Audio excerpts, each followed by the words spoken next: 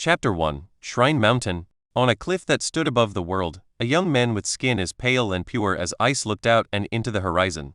The beautiful yellows, reds and oranges of the morning sky shone without hindrance, dancing over the pristine white clouds below his feet.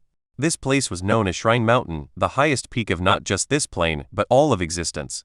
It stood so tall that the sun called it friend and even the clouds could only hug its feet. Throughout the lower planes, millions of geniuses were born every day, each with the dream of standing at the pinnacle of the world, each with the dream of sitting in this young man's very place. However, this young man remained indifferent. His silver, sometimes pale blue, eye seemed to pierce through all things. To call his brows sword-like was to sell them short, to describe his demeanor as being that of an emperor was to insult him, to define him as handsome was to call him ugly. The cool morning wind blew his long white hair gently, yet not a speck of dust could be found within it. Or, maybe nothing dared to blemish him in any way. 1,000 years. The young man thought to himself, devoid of emotion. Today was his 1000th birthday, a happy occasion for lack of a better descriptor. Kings, emperors, queens and empresses would all converge today, all to pay respects to him. It wasn't very much of a surprise considering who his parents and grandparents were.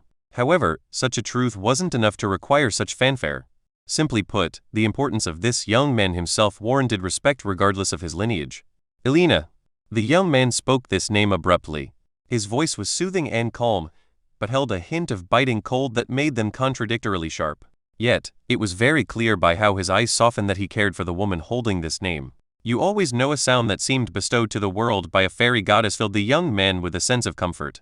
The beauty floated to his side, descending onto his lap. Her violet dress wafted a heavenly fragrance toward him with its every flutter, matching his black robes to perfection. Holding onto her slim waist, the young man's nonchalant attitude toward the view resented as a light smile played his perfect features. His hand reached upward, caressing the beautiful strands of diamond pink hair that cascaded from Elena's head. She couldn't help but rest her ear to his chest in response, breathing in his scent. Ryu, what kind of gift would you like? A slight chuckle escaped from the lips of the young man. It was a laugh filled with warmth, but one he rarely showed anyone. Other than his parents and grandparents, Elena was the only other to have heard this laugh. This isn't proper etiquette, no? Elena pouted adorably, a sight that would have shocked the billions of subjects she ruled over. The heiress of the Holy Wing clan, behaving like nothing more than a little girl. I have everything in the world, do I not? Ryu sighed. The shrine plane dances at the palm of my hand, my woman is an unrivaled beauty and genius, my parents love and dote upon me, what else could I ask for?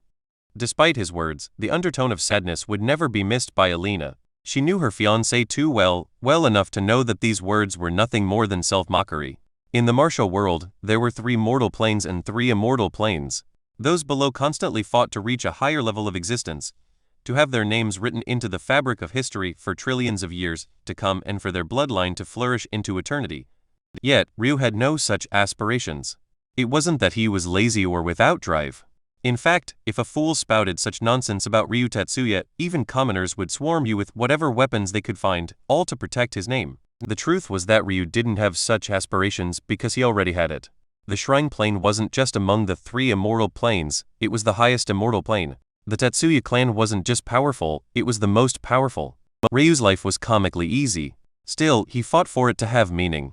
He delved into the world of archaeology, prying out secrets long since lost from ruins many clans had given up on. He studied botany with a passion few could match, even breathing life into long-extinct species. He even mastered arts of feng shui, applying them to create some of the most beautiful works of art and architecture to ever appear in the martial world. This was Ryu's life. He found meaning where there was none. When others would have resigned themselves to an existence of meaningless comfort, he sought for something more. At this point, one might think Ryu ungrateful. To be saddened when everything in the world was given to you on not a silver, but gold platter. However, there was a reason that despite having been betrothed to Elena for more than 600 years, they had never married. Ryu, a man who had everything in the world, a man who could command the waves with one hand and the sunset with the other, couldn't cultivate. His fiancée would live for billions, even trillions of years given her talent. But he, even with so many priceless treasures sustaining his life, would be lucky to live 1,000 more. Chapter 2 Yuri. How could Elena be unaware of how Ryu was feeling? Although they hadn't completed the traditional ceremonies and melded their souls together as husband and wife, Elena still felt like she could read her fiancé's mind just by looking into his eyes. In her mind, she would rather a few hundred years of bliss with her love than a few billion years of emptiness. Elena was a very pragmatic woman. While Ryu only reached his 1000th birthday today, it wouldn't be very long until her millionth year of existence. Unlike Ryu, she was very much aware of how rare it was for her heart to be swayed. So what if you can only be by my side for a fraction of my life? These are moments I'll never forget, Elena thought to herself. Matching her thoughts, Elena didn't dwell on sadness. Today was meant to be a day of celebration. How about I allow you to take a concubine? Aren't I magnanimous? Elena said with a naughty grin. Ryu nearly choked on his breath, shattering his elegant demeanor. He had known Elena since he was born, yet he still couldn't combine her public persona with her private one. To the world, Elena was a holy princess, lofty and beyond mortal impurities.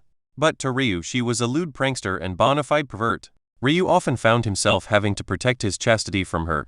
It was almost depressing. Ryu could still remember the day Elena decided that she fancied him. She infiltrated his room at night and stripped down naked. Without any cultivation to speak of, how could Ryu have stopped her? Then, standing proudly without a hint of shyness on her face, she said, "You're the first man to see my everything, now you have no choice but to take responsibility. Come put a child in me." Cold sweat matted Ryu's back when he recalled the memory. He still had no idea how he managed to weasel out of that situation. Still, in the end he took her as his fiancée. It had already been 600 years since then. There are many beauties comparable to me in the Shrine Plains. In fact, there are many with outstanding potential that we could pluck from the lower realms as well. Elena continued to rattle on as though Ryu's opinion didn't matter. My holy shrine alone has 3 subordinate clans and sects within the Blossom Plane who each have 8 or so more extensions within the Pedestal Plane. If I recall correctly, there are 9 holy winged saintesses born to them within the last 100,000 or so years. They have great potential. Ryu frowned. 9? That many? Now that you mention it, 9 is quite a lot.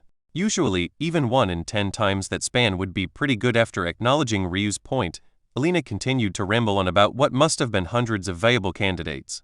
While Elena spoke, Ryu looked up at the receding night sky, the faint flicker of stars just barely visible. His eyes flashed with a fierce light.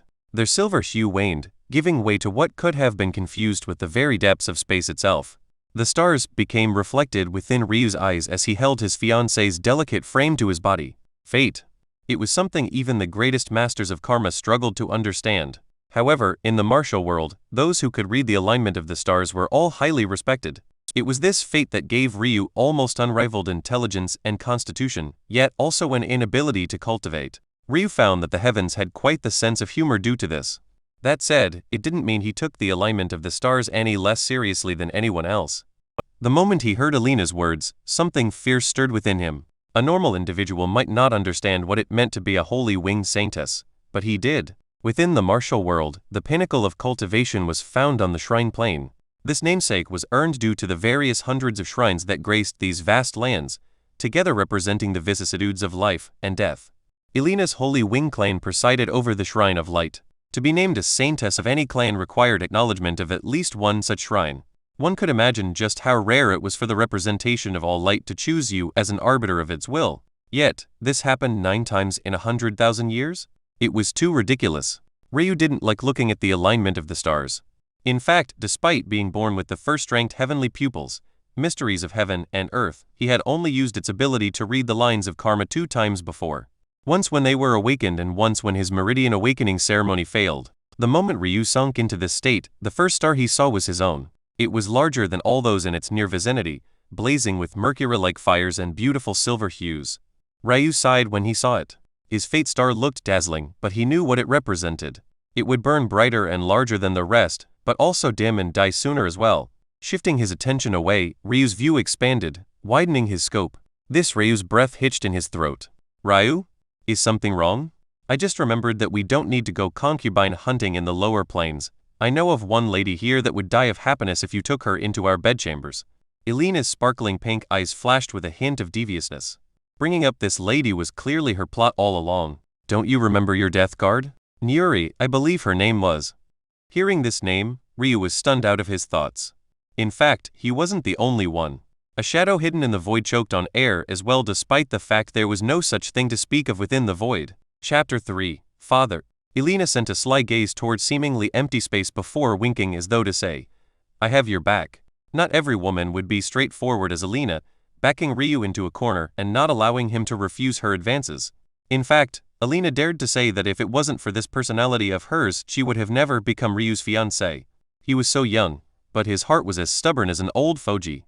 Of course, Yuri's presence couldn't be hidden from Ryu. Although he couldn't cultivate his body, his mind had reached a state few could match. In fact, his grandpa Kanan had once said a tribulation cloud could vent all of its anger within his mental realm yet still come out on the losing end. If others said it, it wouldn't mean much. But considering his maternal grandfather was the priest saint of the Lightning Shrine, no one dared take his words lightly.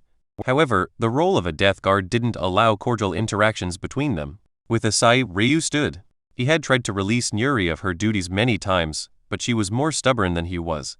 Alina defiantly dove into his arms, insisting that he carry her despite the weakness of his body. It was lucky that she was as light as a feather, otherwise Ryu would have collapsed.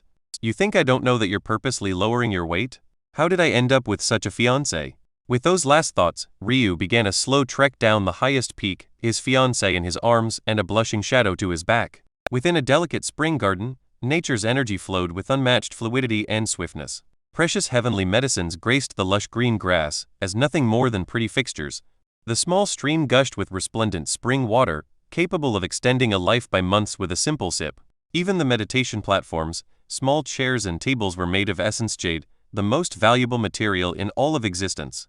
Blending into the grace of this garden, a heavenly couple leisurely reclined. A man of bold presence sat on a high meditation platform, his every inhale and exhale seeming to match the breath of existence itself. His robes were a blazing red, matching his hair and eyes that danced with heavenly flames. His features were handsome beyond compare, looking like nothing more than a 30-year-old man despite having lived for billions of years.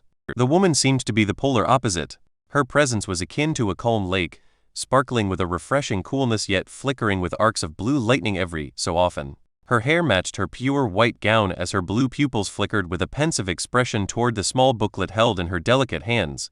If one said that she was the #1 beauty in the world, no one would dare to deny. Even the beautiful Alina and shy Yuri fell several levels short.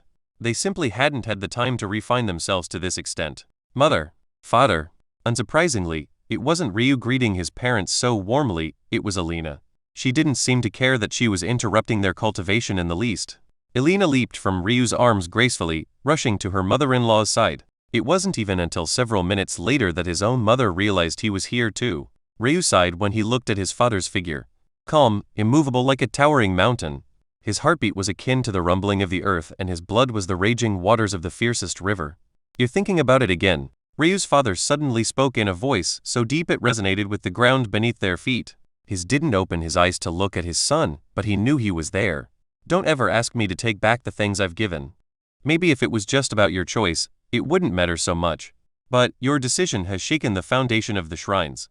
Ryu's voice was cold. If it wasn't for the slight affectionate glint in his eye, no one would ever guess that he was speaking to his father. Ryu's father snorted. No one can tell me what I can and cannot do. If I could not gift my own flesh and blood treasures as a pleased, what was the point of my years of cultivation? It would mean nothing more than dog shit. In the end, Ryu decided not to respond. Those who wondered where his stubbornness came from only needed to take one step down his bloodline to find his father. Titus Tetsuya was a man who really dared to do anything. His birth was a product of an alliance between the Emperor Fire Dragon clan and the Fire Phoenix clan. He embodied fire itself without remorse and left carnage in his path. Even if it was an elder of the Fire Shrine who dared to raise a word of complaint, Titus Tetsuya would kill him without blinking an eye. However, this time, Ryu knew his father had gone too far. Maybe he wouldn't place such seriousness on the matter before, but the alignment of the stars truly worried him. Ryu silently laughed at himself. Hadn't he resigned himself to fate long ago? Wasn't that exact why he, a man with everything, was still so scared of this enigmatic something? Since fate told him he would die, he would die. And now that fate told those around him might suffer, wouldn't he just have to accept that as well? Chapter 4, Third Phoenix Clan. Later that day, guests began to slowly arrive, filling Fire Shrine with a lively atmosphere. Ryu, however, was content to continue to spend time with his family. Look at you, you've grown more handsome since Grandma saw you last. A beautiful woman who seemed to about in her late 50s lovingly caressed Ryu's cheeks. Despite her age, her looks could still topple a nation. Everything from her pure white hair to her demeanor was refined to an extreme. Tell me, has that little vixen vexed my little boy? Ryu smiled lightly, taking his maternal grandmother's arm as they strolled through the palace. Of course not, grandmother. Elena is lovely. HMPH. Those holy wing tramps are no good. My grandson deserves better. There are many nice young ladies in Grandma's Ice Phoenix clan. Grandmother will introduce you to them all today. HMPH, HMPH. Ryu knew quite well that this grandmother of his wasn't venting her hatred for Elena, but rather, Elena's own grandmother. The two of them had been rivals ever since their youth. It was their worst nightmare for their grandchildren to be bonded in such a way. Those of the Holy Wing clan weren't supposed to marry. Much like ancient-era Amazonians, they used men like tools to continue their lineage. If the child was a boy, he would become the property of the father. If the child was a girl, the Holy Wing clan would take her in. In the past, Ryu's grandmother and his grandmother-in-law were love rivals. The result was his maternal grandfather choosing his grandmother. However, in a very domineering fashion, his grandmother-in-law cornered his maternal grandfather and poisoned him with a potent aphrodisiac. In the end, the result was a female child that she subsequently barred Ryu's maternal grandfather from seeing. This child was the current priest-saintess of the Light Shrine. Luckily, this child wasn't Elena's mother, or that would make Ryu related to his fiancée by blood. Elena's father was actually unknown to her, or anyone, for that matter. For some inexplicable reason, his grandmother-in-law refused to tell anyone, something that was a far cry from her usual domineering openness. This aside, for obvious reasons, these matters sent his usual lovable grandmother into a rage whenever she thought about them. Such a culture was the darkest secret of the Holy Wing clan. On the surface, they were maidens of the light, unblemished by worldly affairs. But, in the dark they were suffused with ancient and outdated practices. Ryu only smiled, continuing to accompany his grandmother. Speaking of the clan, grandmother, I found some clues about that ruin you asked me about. Oh? The mistress of the Qilin family, Vorna Qilin, sighed. The ice flame has been in decline for a long time, yet the Holy Wing clan seems to pump out a new saintess every year. Grandma really might die of frustration. The heavens really don't have eyes. Ryu didn't need to meet his grandmother's gaze to know that she meant more than what it seemed by her last words. By all rights, Ryu had the perfect constitution for cultivation. Yet, his meridians lay dormant. If one couldn't say the heavens were blind because of this, then when could you? This ruin should have a small spark of hope. Ryu spoke with an eerie calm. It's actually not an ice flame ruin, but rather a phoenix ruin. A phoenix ruin? Mistress Qilin responded in surprise. Ryu nodded, his eyes lighting with passion that was completely out of place for his usual apathetic appearance. Mistress Qillin's heart warmed when she looked toward this grandson of hers. He was usually so cold, but it all seemed to melt away when he spoke about his hobbies. Ryu's comprehension of archaeology had reached a level that could no longer be properly classified. He put those ruined master old phobies to shame. As you know, Grandma, I have ice phoenix, blood from mother, and fire phoenix, blood from father running through my veins. But, according to a few historical documents I've pieced together, there was a final, third species of phoenix that have been long forgotten. A third? Usually, the elements are the simplest of heaven's laws to comprehend. There are only two exceptions to this rule: lightning and fire. Ryu nodded. Right. The flame, in particular, is quite enigmatic. It's the root of all life, however it's also the root of all death. Mistress Qilin fell into a contemplative state. Her Ice Phoenix clan controlled the Ice Shrine and the Life Shrine. This was entirely due to the special characteristics of their ice flame. At the same time, Ryu's paternal grandmother's Fire Phoenix clan controlled the Reincarnation Shrine. If it wasn't for Ryu's paternal grandfather's Fire Dragon clan controlling the Fire Shrine, they would also monopolize it. Simply put, while their flames were known for the cold and heat respectively, their true root was control of life and reincarnation. The strongest flames in the world would always preside over such lofty quintessence. This was the secret behind the power of the Tetsuya clan. Their marriage alliance with the Qilin clan brought not just 2, but 5 shrines into a single family. While a single clan might not even control a single shrine, the Tetsuya and Qilin clans controlled the fire, ice, reincarnation, life, and lightning shrines. So by death you mean yes? Ryu said with a slight coldness. A dark phoenix clan once existed. Chapter 5. Dormant Shrine. In the martial world, high-grade beasts had long since gone extinct. What many knew as beasts today were unintelligent and savage creatures without scruples and inhibitions.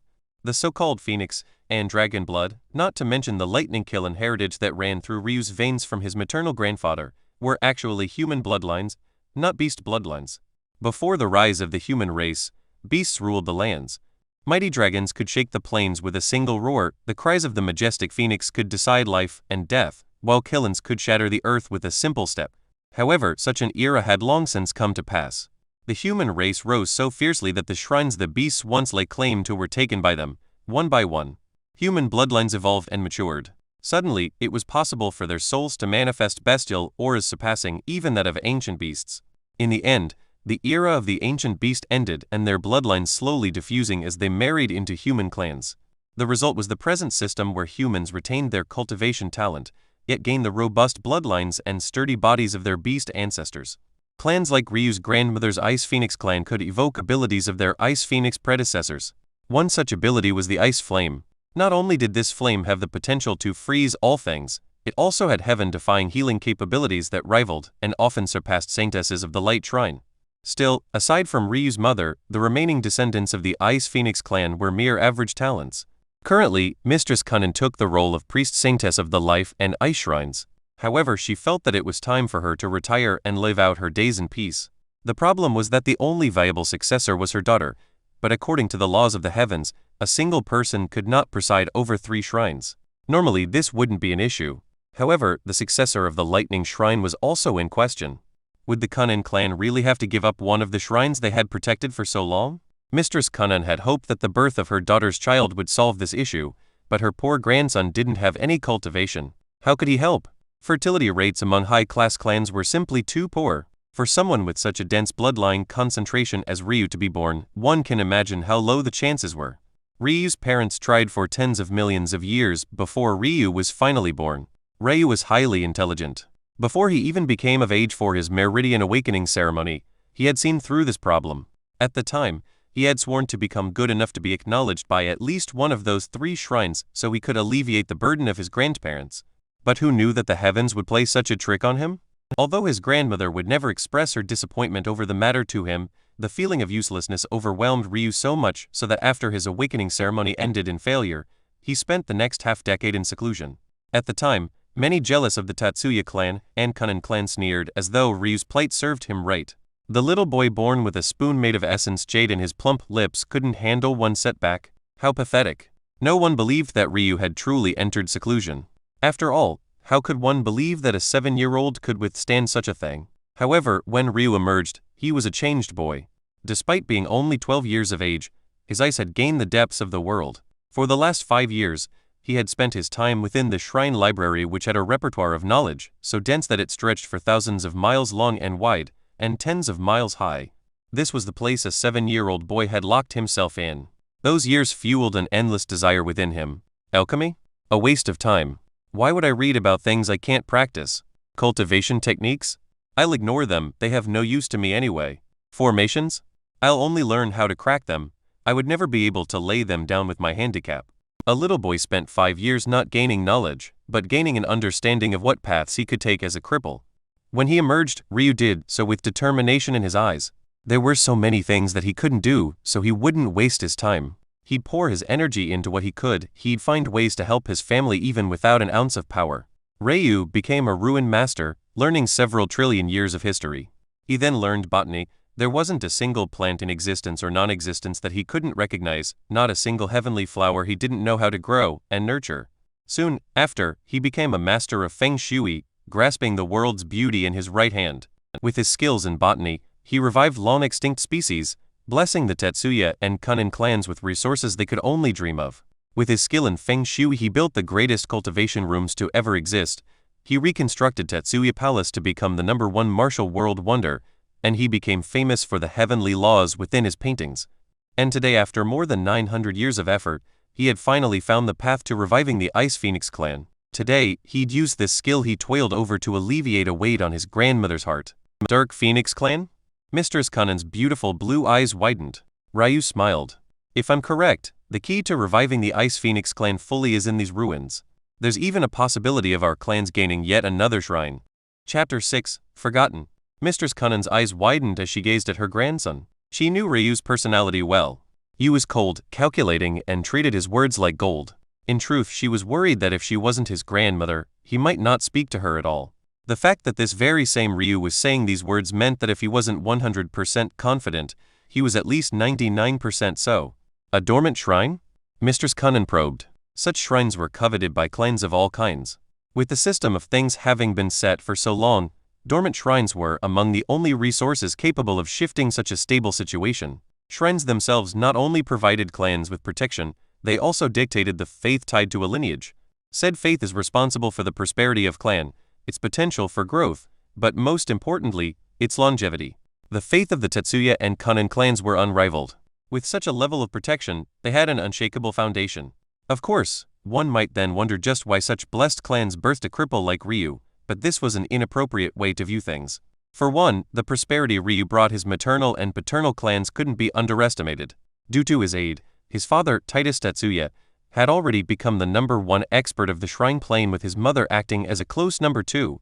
Secondly, if one analyzed Ryu's body, you'd be shamed if you dared to say he wasn't a blessed young man. Not only was Ryu born with a perfect balance of 4 ancestral grade bloodlines, he awakened the #1 ranked heavenly pupils. And although his Meridian awakening ceremony failed, he was also born with ancestral grade Meridians. How could a young man born with so much talent be classified as anything other than blessed? Ryu retracted the excited glint in his eye, his expression darkening slightly. Our next movements have to be extremely calculated. Do you sense something? Ryu looked off into the distance, gently holding his grandmother's arm. We have the most accumulated faith in the martial world, yet it seems that other clans are surging while ours have stalled. Something is amiss. Have you? Mistress Qilin hesitated. She knew quite well what abilities of her grandson's eyes. Oftentimes, elders of their Qilin and Tatsuya clans would attempt to exploit Ryu's abilities, but his grandparents and parents never had. They understood quite well how much Ryu hated reading fate, so they never forced him to do such things. However, judging by the way he was speaking, after what father did yesterday, I felt uneasy. Ryu replied seriously. If it's for the sake of my family, any discomfort is irrelevant.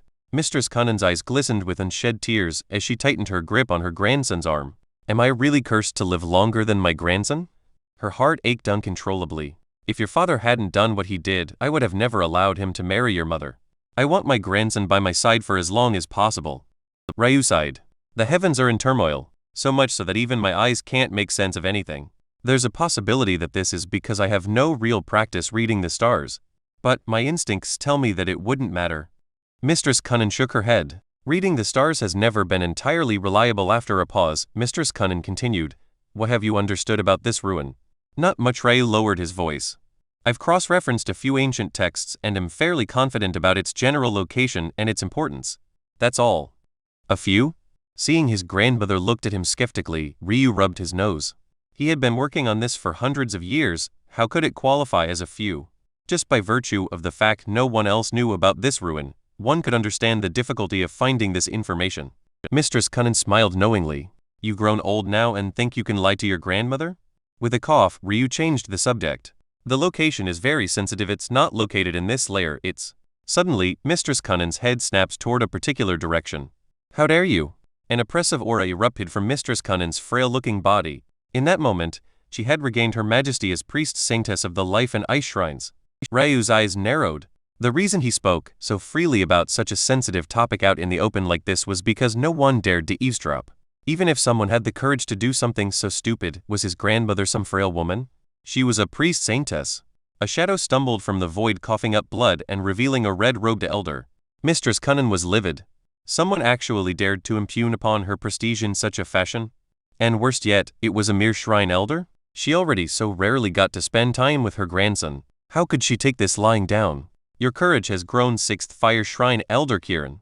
Elder Qilin smiled wryly. It's Priest Saintess Qilin. My apologies, I was simply in a rush and happened to encroach upon your void domain. The mistake is entirely my fault.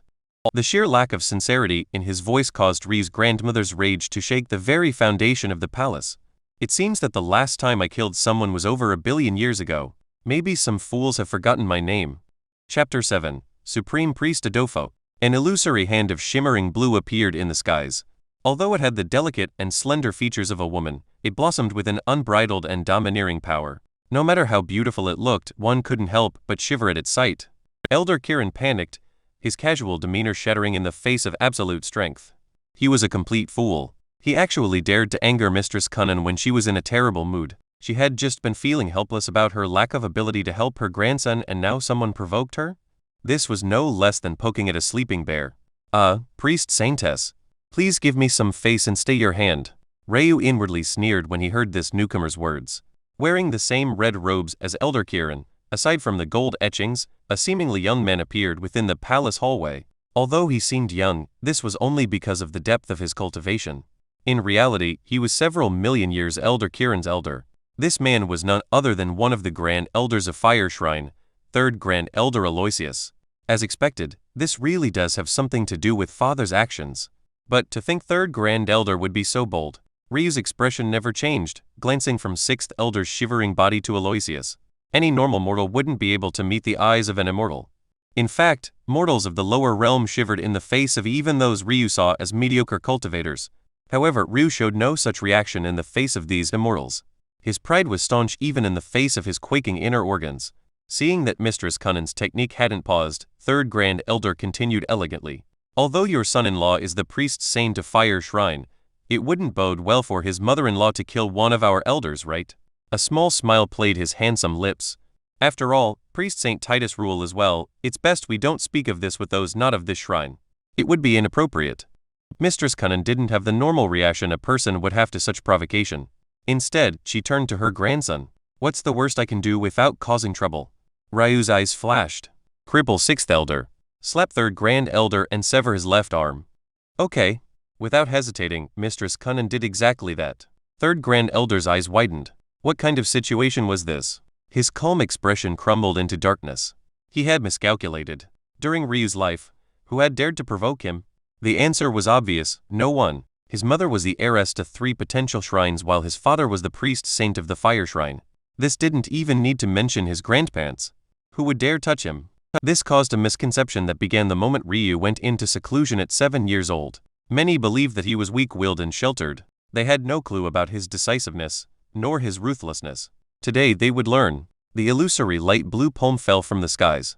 No, no please. I was wrong. 6th Elder screamed almost incoherently. He couldn't believe what was happening. His only job was to probe Ryu. Maybe if they could make the son give up what his father had given him, then the father would say no more. Yet this resulted in him being crippled?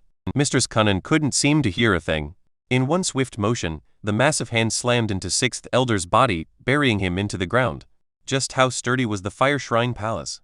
It was made of some of the greatest and strongest materials known to the martial world. Yet, it blasted apart like wet cardboard in the face of Mistress Qilin's strength. 6th Elder convulsed on the ground, unable to stop the cold energy from seeping into his body, freezing his meridians and shattering them one by one. His spiritual foundation shook in indignation, unwilling to leave the world so soon. But with its tether to the living plane severed, it faded into non-existence. 3rd Grand Elder eyes contracted. The faith a priest saintess of 2 shrines could maneuver was too fierce. Even if he was in his home territory, it wasn't enough to fend off Mistress Qilin. Entering the private property of the Tetsuya clan without permission. Showing disdain for the heir of the Tetsuya clan. Insulting the ruling priest saint. Eavesdropping on council-grade information. Ryu's voice was akin to the surface of an undisturbed lake. But beneath its surface, it was clear, so devoid of life that one could see clear through to the bottom yet remain unable to fathom its depth. This was Ryu. 3rd Grand Elder shivered when he heard council-grade information. The council referred to the highest order experts of any given shrine. The lowest acceptable rank for a member of the council was priest. A Grand Elder was still 2 ranks from such prestige. Lies. 3rd Grand Elder lost control of his emotions, uttering something he never should have. You can cripple him now too, grandmother. Ryu said casually as though he was speaking about the weather. Mistress Qilin smiled lightly, raising her fallen palm and slamming it into the aggrieved 1st Grand Elder. In the next instant, one elder lay unconscious on the ground while the other became stuck in the wall. It was a truly pitiful sight. His father will be quite unhappy. Mistress Qilin spoke gleefully. Supreme Priest Adolfo should have taught his son better, then. Chapter 8. Old Monster Couples. As the evening set upon the shrine plain, the central pavilion of Fire Shrine was bustling with countless guests. Not only had the various clans of the Fire Shrine coalesced, masters of the wind, earth, water, and wood shrines had also made appearances along with many others. Aside from the bosses of shrines, guild leaders and sect patriarchs also attended. Alchemy gods not seen for millions of years resurfaced, formation masters of ancient times left their dens, and even cultivation experts, after being in seclusion for countless years, had come to remind the world of their existence. Many of these individuals hadn't even seen or heard of this Ryu before. After all, this was Ryu's 1000th birthday, a time that was a mere blink of an eye for these old men and women. Still they came. The call of the Tatsuya clan wasn't something that they could ignore. At the head of the pavilion, a domineering roar of laughter shook the foundation below their feet. Yet, the party continued as though the guests had heard nothing. They were too used to powerful experts like this involuntarily influencing their surroundings. My grandson did that? Truly me boy. An older man who looks to be in his 50s roared with laughter. His head of hair was a fierce blue, shimmering with a lightning so powerful that it sometimes appeared white due to the blinding light. This man was none other than priest Saint Qilin, Ryu's maternal grandfather. Decisive and ruthless, just like his grandfather. An older woman of about the same age side. Her hair flickered with the embers of an undying fire, making her already red hair even more valiant and awe-inspiring.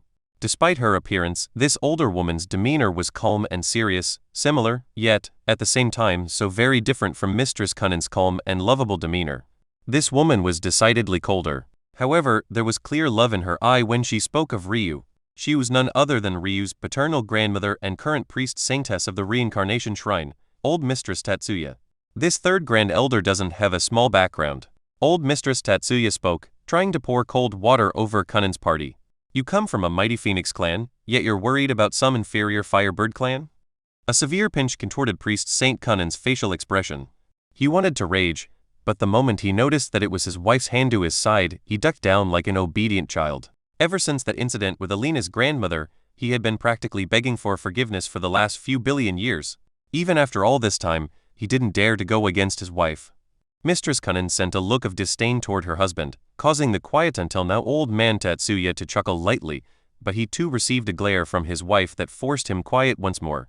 The Scarlet Clan isn't a normal inferior Firebird clan. Many ancient texts place them above the Phoenix among the Firebird species. Old man Qilin wasn't convinced, although he remained quiet. The Scarlet Clan were the descendant of the Scarlet Sparrow. It wasn't that they were weak, he knew well that they were very strong.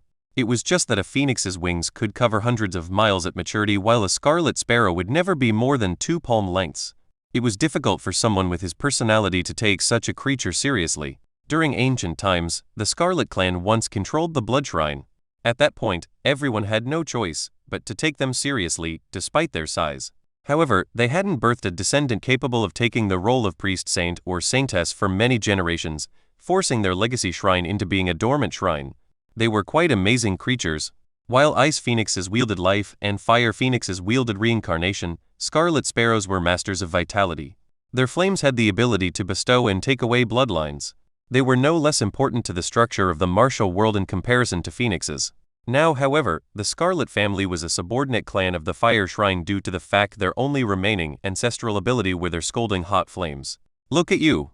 Mistress Qilin frowned, reprimanding her husband. Didn't your Qilin clan lose the Tribulation Shrine? Just like the Scarlet Clan, you haven't birthed any descendants who can take it over. Why do you look down on the Scarlet Clan for a plight you yourself have? But, no buts. Mistress Qilin continued. I know you want to say that little Himari can gain the Tribulation Shrine's acknowledgement. But how is our little girl going to preside over 4 shrines? Aren't you a little too useless? Old Mistress Tatsuya glared at her own husband as well. What are you snickering for? I'm still not satisfied with the fact you handed your duties to little Titus so soon. You're his father, you should have bared the burden for longer no matter how talented he is. But all you dragons are so lazy. You wanted to do what he did for little Ryu, but you didn't want to bear the headache, so you passed of your duties on him. What kind of father are you? In the distance, Mistress Tatsuya and her husband Priest Saint Tatsuya coughed awkwardly as they watched their parents bicker, not daring to get in the middle of it. Even for experts of their caliber, billions of years of marriage wore on them. It would be impossible to find any couple that had been together for so long that weren't like this. You won't ever treat me like this, will you? Titus looked toward his beautiful wife, but only received a mysterious smile. Still, it made his heart flutter. Will everything be okay? Himari suddenly asked, changing the subject. Titus snorted. Since I've decided to give my son the origin flame, even the sky gods themselves can't stop me. Chapter 9, Loss. Introducing the heir to the Tatsuya clan and his fiancée, Saintess Alina. A loyal servant of the Tatsuya clan happily introduced Ryu and Alina. In that moment, thousands of gazes have fallen upon the heavenly couple. Although Ryu preferred black robes, today, he wore traditional Tatsuya warrior garments. His robes were split into 3 layers, starting with an underlayer of golden cloth, partially covered with pristine white fabrics, before finishing with a fierce embroidered red. The design was simple yet exuded an air of majesty only a young man with the world in his hands could replicate. To his side, Alina's beauty was beyond words. Her diamond pink eyes sparkled with happiness, reflecting everything good about the world. Her hair shimmered like crystals, sometimes appearing as a soothing lavender, and at other times like a gentle pink, yet it flowed like calm stream. She was dressed in traditional Kori clan robes, representing the clan of Ryu's maternal grandmother. The elegant gown shimmered with light blues and pristine whites, exuding a graceful and comforting air.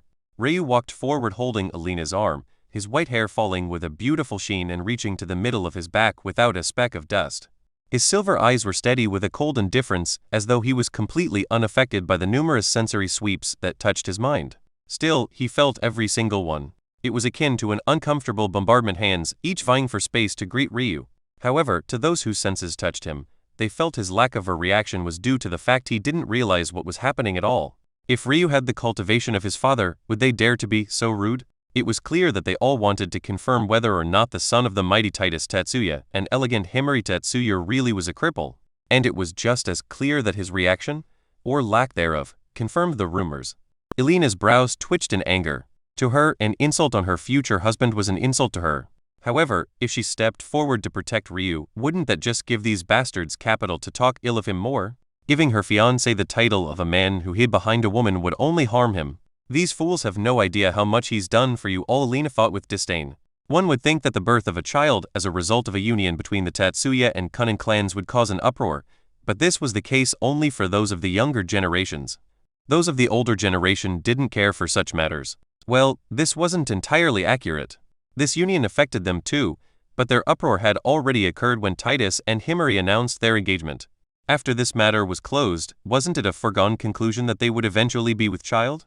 Such a child wouldn't be worth the older generation giving a second glance to until he grew through several millennia. It wasn't too much of an exaggeration to say that of the older generation, only Ryu's grandparents had been aware of his birth.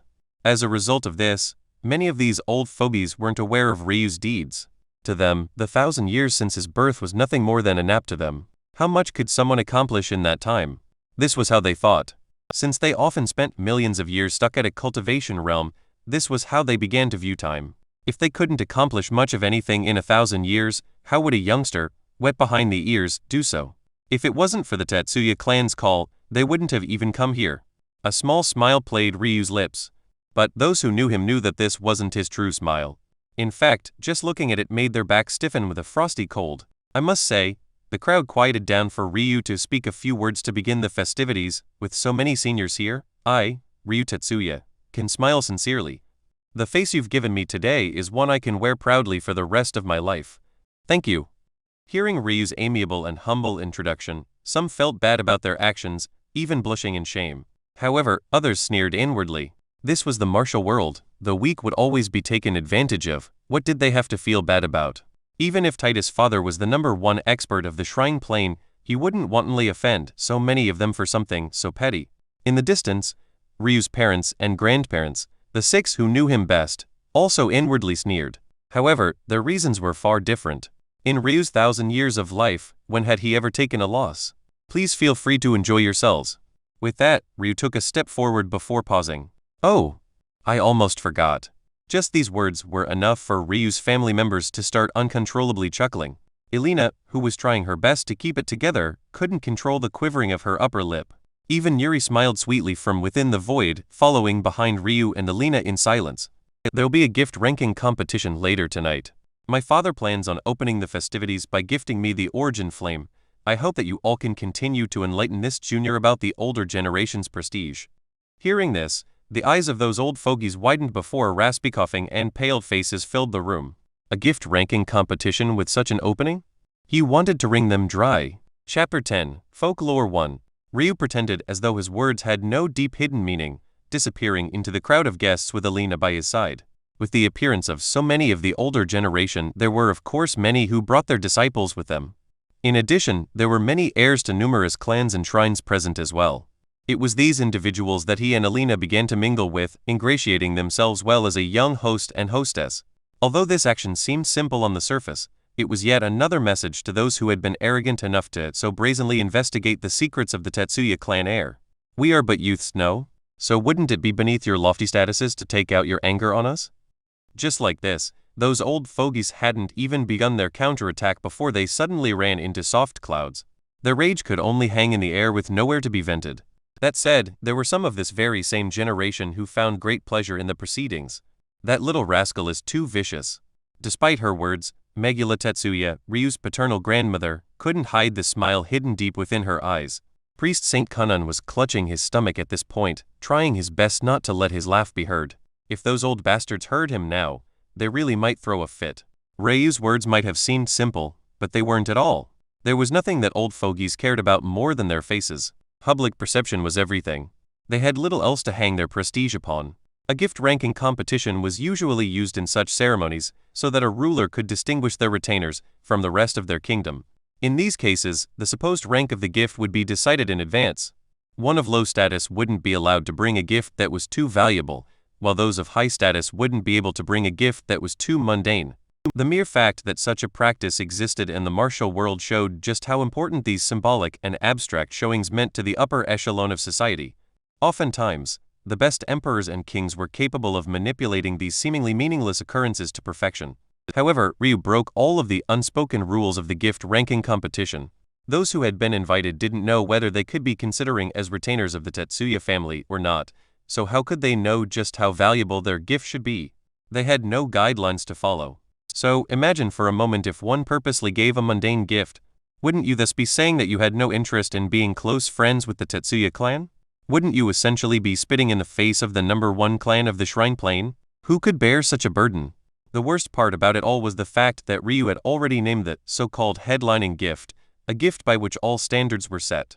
Whether a gift was valuable or mundane was decided by this headliner. Yet, this headliner was among the most valuable treasures in all of existence.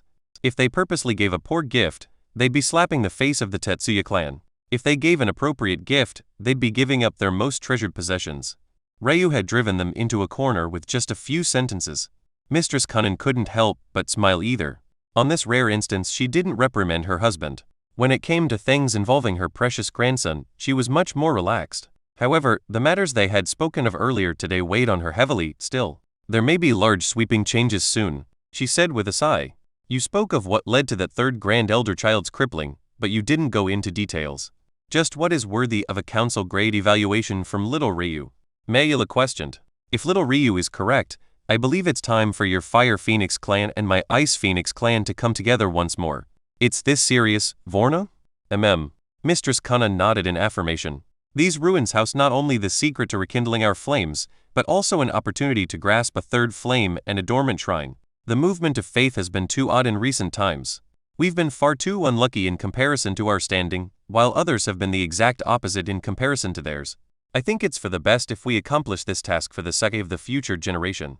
The two clan mistresses spoke seriously while their husbands stood on the sidelines. Although they were married, when it came to matters of the Phoenix clans, they were obviously handled by their two clan matriarchs.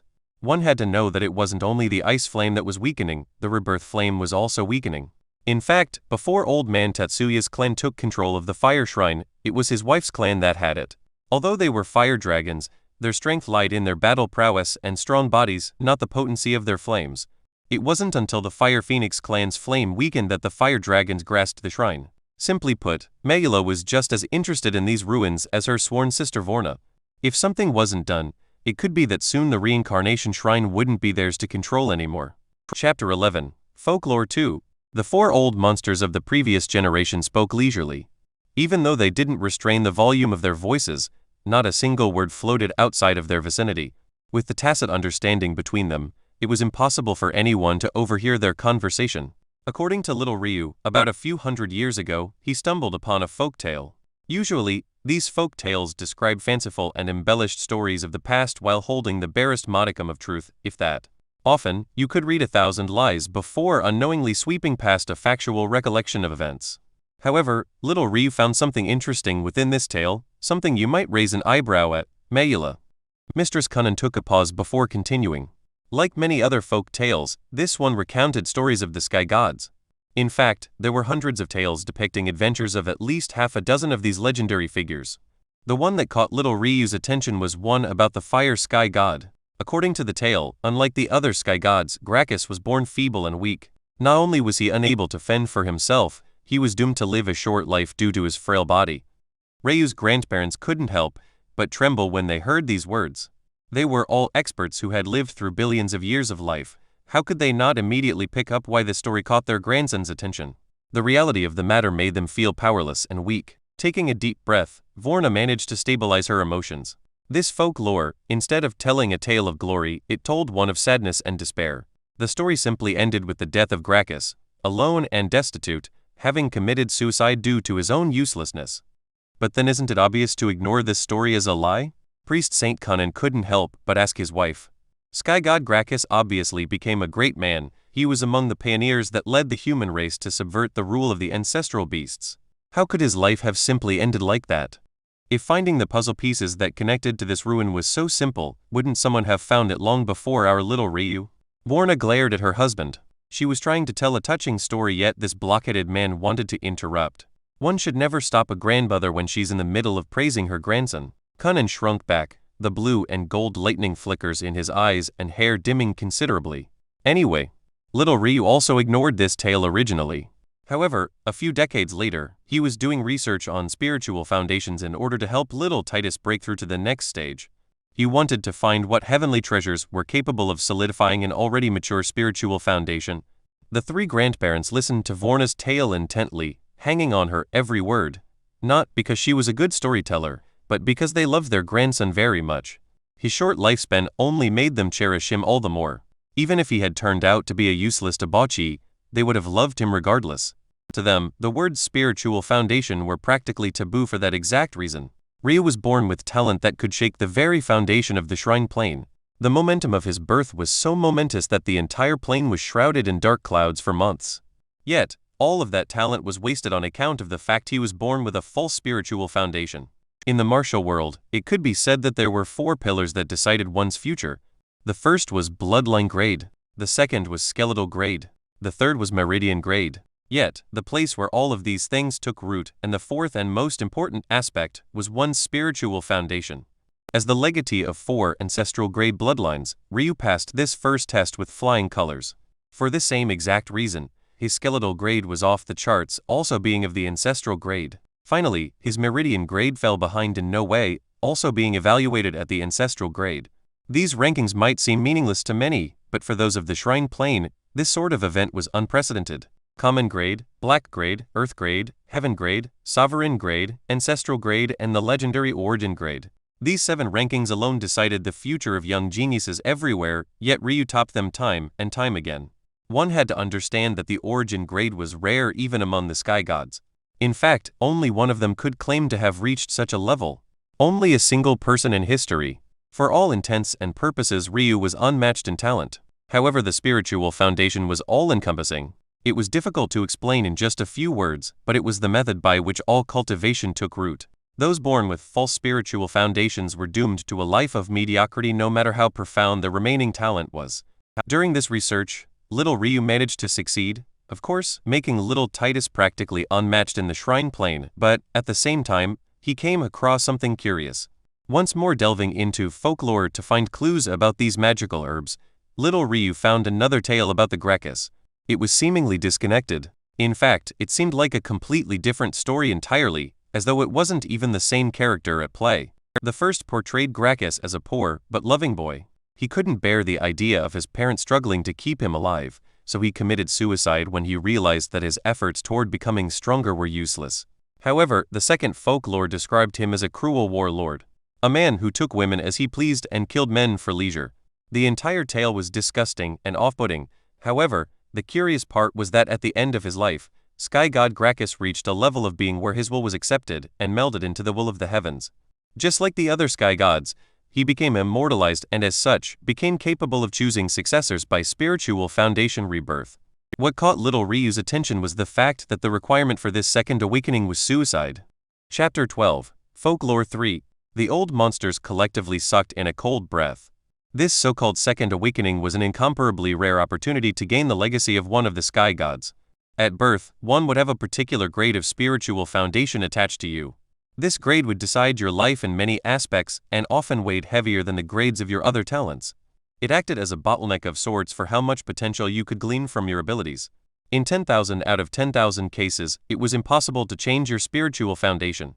The herbs that Ryu found to improve his father's foundation didn't directly raise the grade of Titus' spiritual foundation. Instead, it increased the strength of the cultivation he built atop of it, deepening their roots and allowing Titus to build higher. However, in very rare instances that only occurred once every several epochs, one would successfully undergo a second awakening, causing a qualitative change in their spiritual foundation. After this person would come to be known as a sky god descendant, gaining access to a door holding the understandings of their sky god. According to ancient texts, there were two facets to this second awakening. The first was to have been lucky enough to be chosen by a sky god. The second was to successfully complete the trial set out by this sky god. As for what these trials would be, there were numerous possibilities, most of which were lost in time. However, they all shared the characteristic of being mind-numbingly difficult. Even the number one expert of the Shrine Plane, Ryu's father, wouldn't dare take on these trials lightly. This said, there were a few trials that had survived the test of time. The lightning sky god required one to bathe in the highest form of tribulation lightning, white lightning. The wind sky god required her successor to breathe in the heavenly north, south, west, and east winds located at the end of existence. In fact, the fire sky god's trial was thought to have survived as well. According to ancient texts, one was meant to immerse themselves in the core flames of an immortal plane. What was truly troubling about these trials, aside from their high fatality rate, was the fact that one wouldn't know if they were chosen until after completing it. Many had been forced to cast aside their lives on a simple gamble. I know what you're all thinking. The fire sky god's trial is well documented. There are even records of the last legend to successfully undergo a second awakening. However, this is where things become interesting in this tale. Although they also referred to this sky god as sky god Gracchus, instead of being known as the fire sky god, he's known as the phoenix sky god. When Vorna reached this point, Mayula unconsciously trembled. The phoenix sky god was an absolute existence, transcending the elemental sky gods and reaching a plane beyond. Sky gods who took on the namesakes of ancient beasts were the true rulers of their time. Whether it be the dragon sky god, the Qilin sky god, or the numerous others, they could only be matched by the sky gods of quintessence that embodied heavenly laws. The reason the phoenix sky god was so special was because he or she was both. Not only did the phoenix sky god embody an ancient beast, he or she also embodied the three pillars of existence: life, death, and reincarnation. Whether it was the Ice or Fire Phoenix clan, they knew very little about this entity, but worshipped them regardless. How can this be? Any mention of the Phoenix sky god has long since been taken into our families. How did little Ryu find this? And why is this tale so cruel? Mayula muttered to herself. These old monsters didn't need much prompting. They understood very well how cruel a trial that required you to take your own life was. Since you had no idea whether you were chosen or not beforehand, how many people had sent themselves to death in vain? Although the other trials were difficult, at least there was a sliver of a chance for survival. The Phoenix sky god's trial had no such backdoor. This was what little Ryu had to speculate about. Vorna explained. The words Phoenix sky god were never explicitly stated. Then how did little Ryu know? When he explained, this old woman couldn't help but hold her grandson in awe. It was truly too shameful. Despite her self-deprecating words, Vorna's smile was so wide you'd think she had just received a compliment. The first folklore was written in the sky god era, but the second was written in the shrine era, several trillion years apart, and the ancient characters were several dialects apart. In the first folklore, Gracchus was spelt with the ancient characters for pitiful and weak. However, in the second folklore, sky god Gracchus was written with the characters for life, death, and reincarnation. Little Ryu speculated that this was an embedded clue, so he began to cross-reference words that were similar between the two folk tales. Over time, he came to find that these weren't just two connected stories across eras, but exactly 9 of them. 9 tales. All about the same man. Written across 3 different eras. The Sky God era, the Shrine era, and the Blossoming era. What all 9 of these ancient texts had in common was that they didn't just detail 2 Phoenix clans, they detailed 3 of them. The Ice Phoenix clan, the Fire Phoenix clan, and the Dark Phoenix clan. Little Ryu believes that he's found the Death Shrine.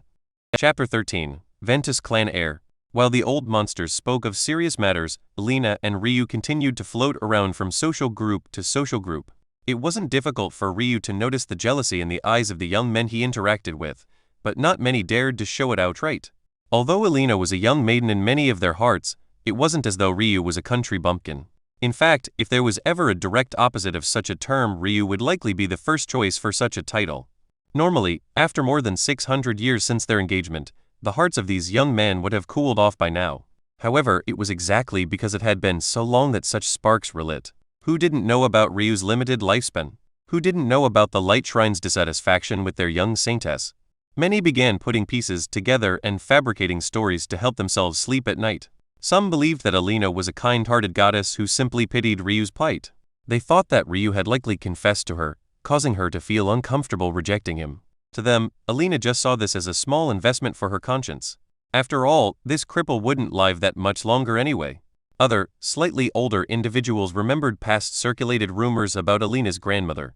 According to these stories, Alina's grandmother had forced Ryu's grandfather into a corner utilizing a potent aphrodisiac even after he had married Mistress Qilin. As the theory went, they believed that Alina wanted to repay the debt of pain her grandmother had caused to Ryu's family by promising herself to Ryu. Although these beliefs were somewhat reasonable, there were obviously foolish reasonings among them as well. For example, some thought that Ryu's parents, being blindly despondent with their poor son's plight, were willing to use their influence in evil ways. So they had pressured the Holy Wing clan and the Light Shrine into betrothing their saintess to their son on threat of war. The worst of these conspiracy theories were always centered around Ryu being a good-for-nothing who only relied on his parents since he couldn't build up any power of his own. These foolish individuals didn't even realize that if the Tetsuya and Qilin clans were even a tenth as despicable as these rumors claimed, anyone even thinking these thoughts would be grinded to dust under their rage. Well, if it isn't Sister Alina and Brother Ryu, I have to say, you two truly match the image of a heavenly couple. This poor Wind Shrine heir toasts to you too. A young man with light green hair reminiscent of distilled tea bowed slightly toward the couple, his handsome features gleaming with arrogance. To his left and his right were two close friends of his. The young man himself was the leader of the current generation of his Ventus clan, Gale Ventus. As for his friends, one was the heir of a subordinate clan of the Ventus, similar to the relationship the Tetsuya clan shared with the Scarlet clan, the Eurus clan's Zephyr Eurus. The other had status equal to that of Gale, having a family that controlled the Water Shrine, the Unda clan's Lacus Unda. Ryu emotionlessly looks toward the three young men before him. Although they could be considered members of the younger generation, they were several million years older than Ryu. Truth be told, someone Ryu's age wouldn't normally be allowed to come to such events as they spent much of their early lives training. But, for obvious reasons, Ryu couldn't do this. The short of it was that these young men essentially grew up along with Alina, so the reason for their clearly fake smiles was evident. That said, Ryu didn't care about this. What he was actually noting was the arrogance of this young man. One had to understand that naming yourself the heir of a clan and naming yourself the heir of a shrine were two wholly different concepts. The fact this Ventus clan heir dared to say that he would inherit the Wind Shrine, and in front of one of his competitors, Zephyr, made this young man's personality clear and obvious. Calling himself poor before directly contradicting this statement mere syllables later to raise up his status, so high this young man liked to lay traps within his words. I see Ryu spoke slowly. I have long since heard the name of the Ventus clan's young rising star. I believe it won't be long before you surpass your elder brothers. A great talent indeed. It's unfortunate that I won't be alive to see you sprout your wings fully. Although Gale's face remained neutral, there was a clear flash of anger in his eyes. Not only did Ryu diminish his role to rising star of the Ventus clan, he even mentioned his elder brothers and making it clear that his road wasn't easy by any stretch. Then, to top it all off, Ryu removed the best counter Gale had available to him by mentioning his inability to cultivate outright. At the same time, this implied that Gale was very far away from succeeding in his ambitions since Ryu wouldn't even live to see it. How could there be such airtight words? Alina smiled lightly as he looked toward this fiancé of hers. Getting into a war of words with Ryu? It was like attacking an impenetrable empire from their strongest point. Nothing but the epitome of foolishness. Of course, Gale didn't see it this way. After all, to him Ryu was not only a cripple, he had barely lived a millennium. Gale himself had already lost count of the sets of thousand-year spans he had lived through. How could he take Ryu seriously? Yet, it was clear to everyone that he had suffered a loss.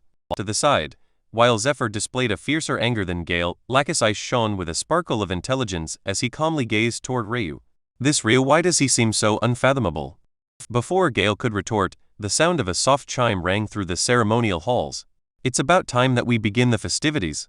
Titus Tetsuya stood out grandly, the beautiful Mistress Tetsuya by his side wearing an unblemished white gown. First, we eat. And then, I'll present my gift to my son and sole heir. Chapter 14, Unfilial Grandson. How is it? This voice floated through the hall seamlessly, completely undetected. It had been several hours since exotic delicacies the likes of which even these immortals had yet to see began being served, so the atmosphere was very lively and warm. No one had time to pay attention to such trivial secret conversations, because there were easily hundreds occurring just like this one.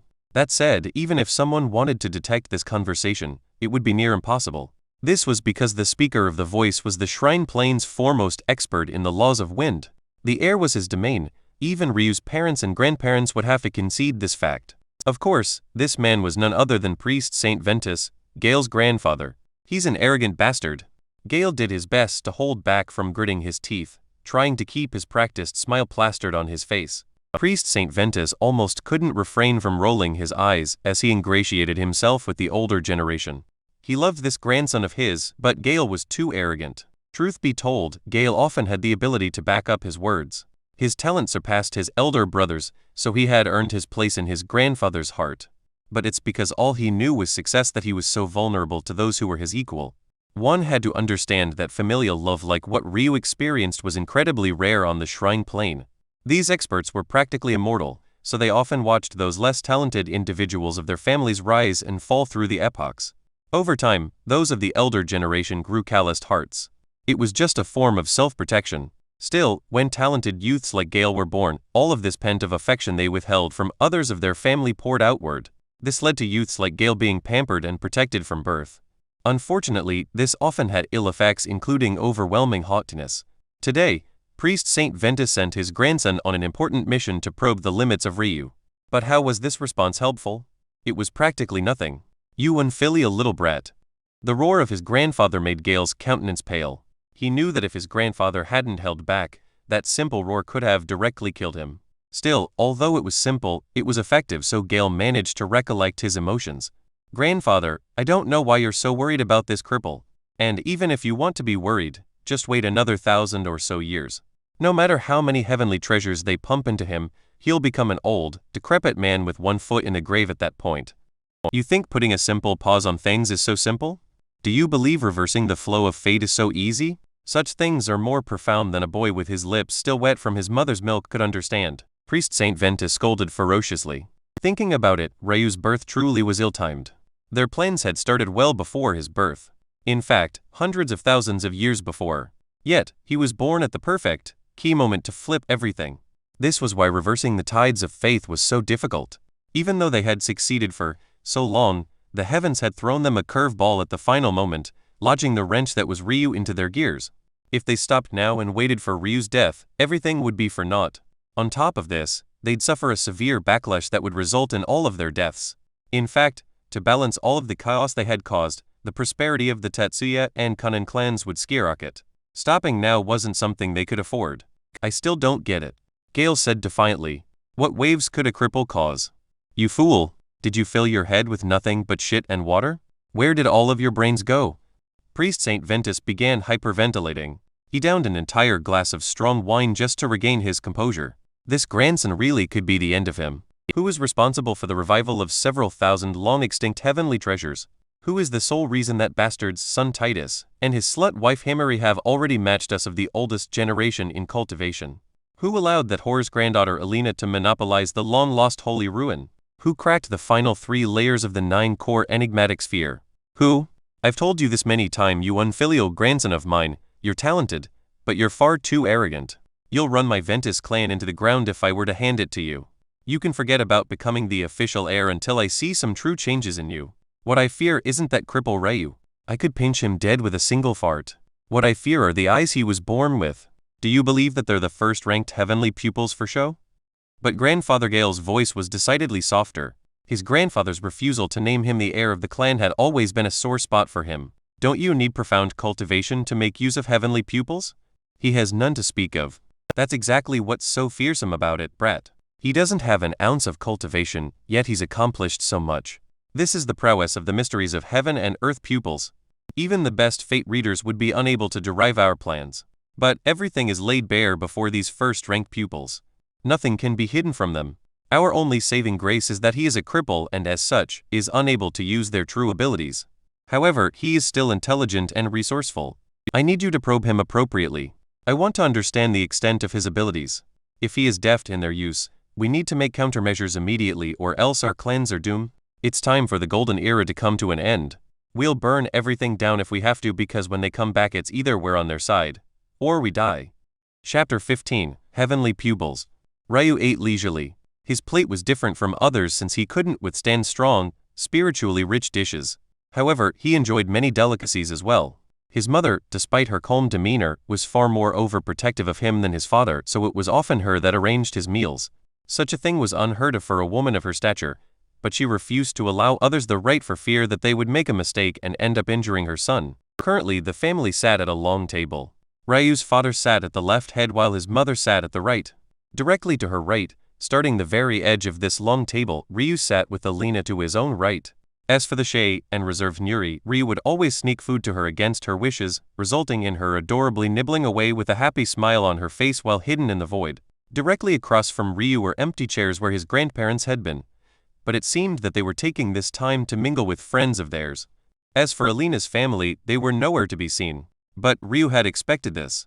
Maybe only the Holy Wing clan would dare to reject a Tetsuya clan invitation. Little Ryu, do you have something on your mind?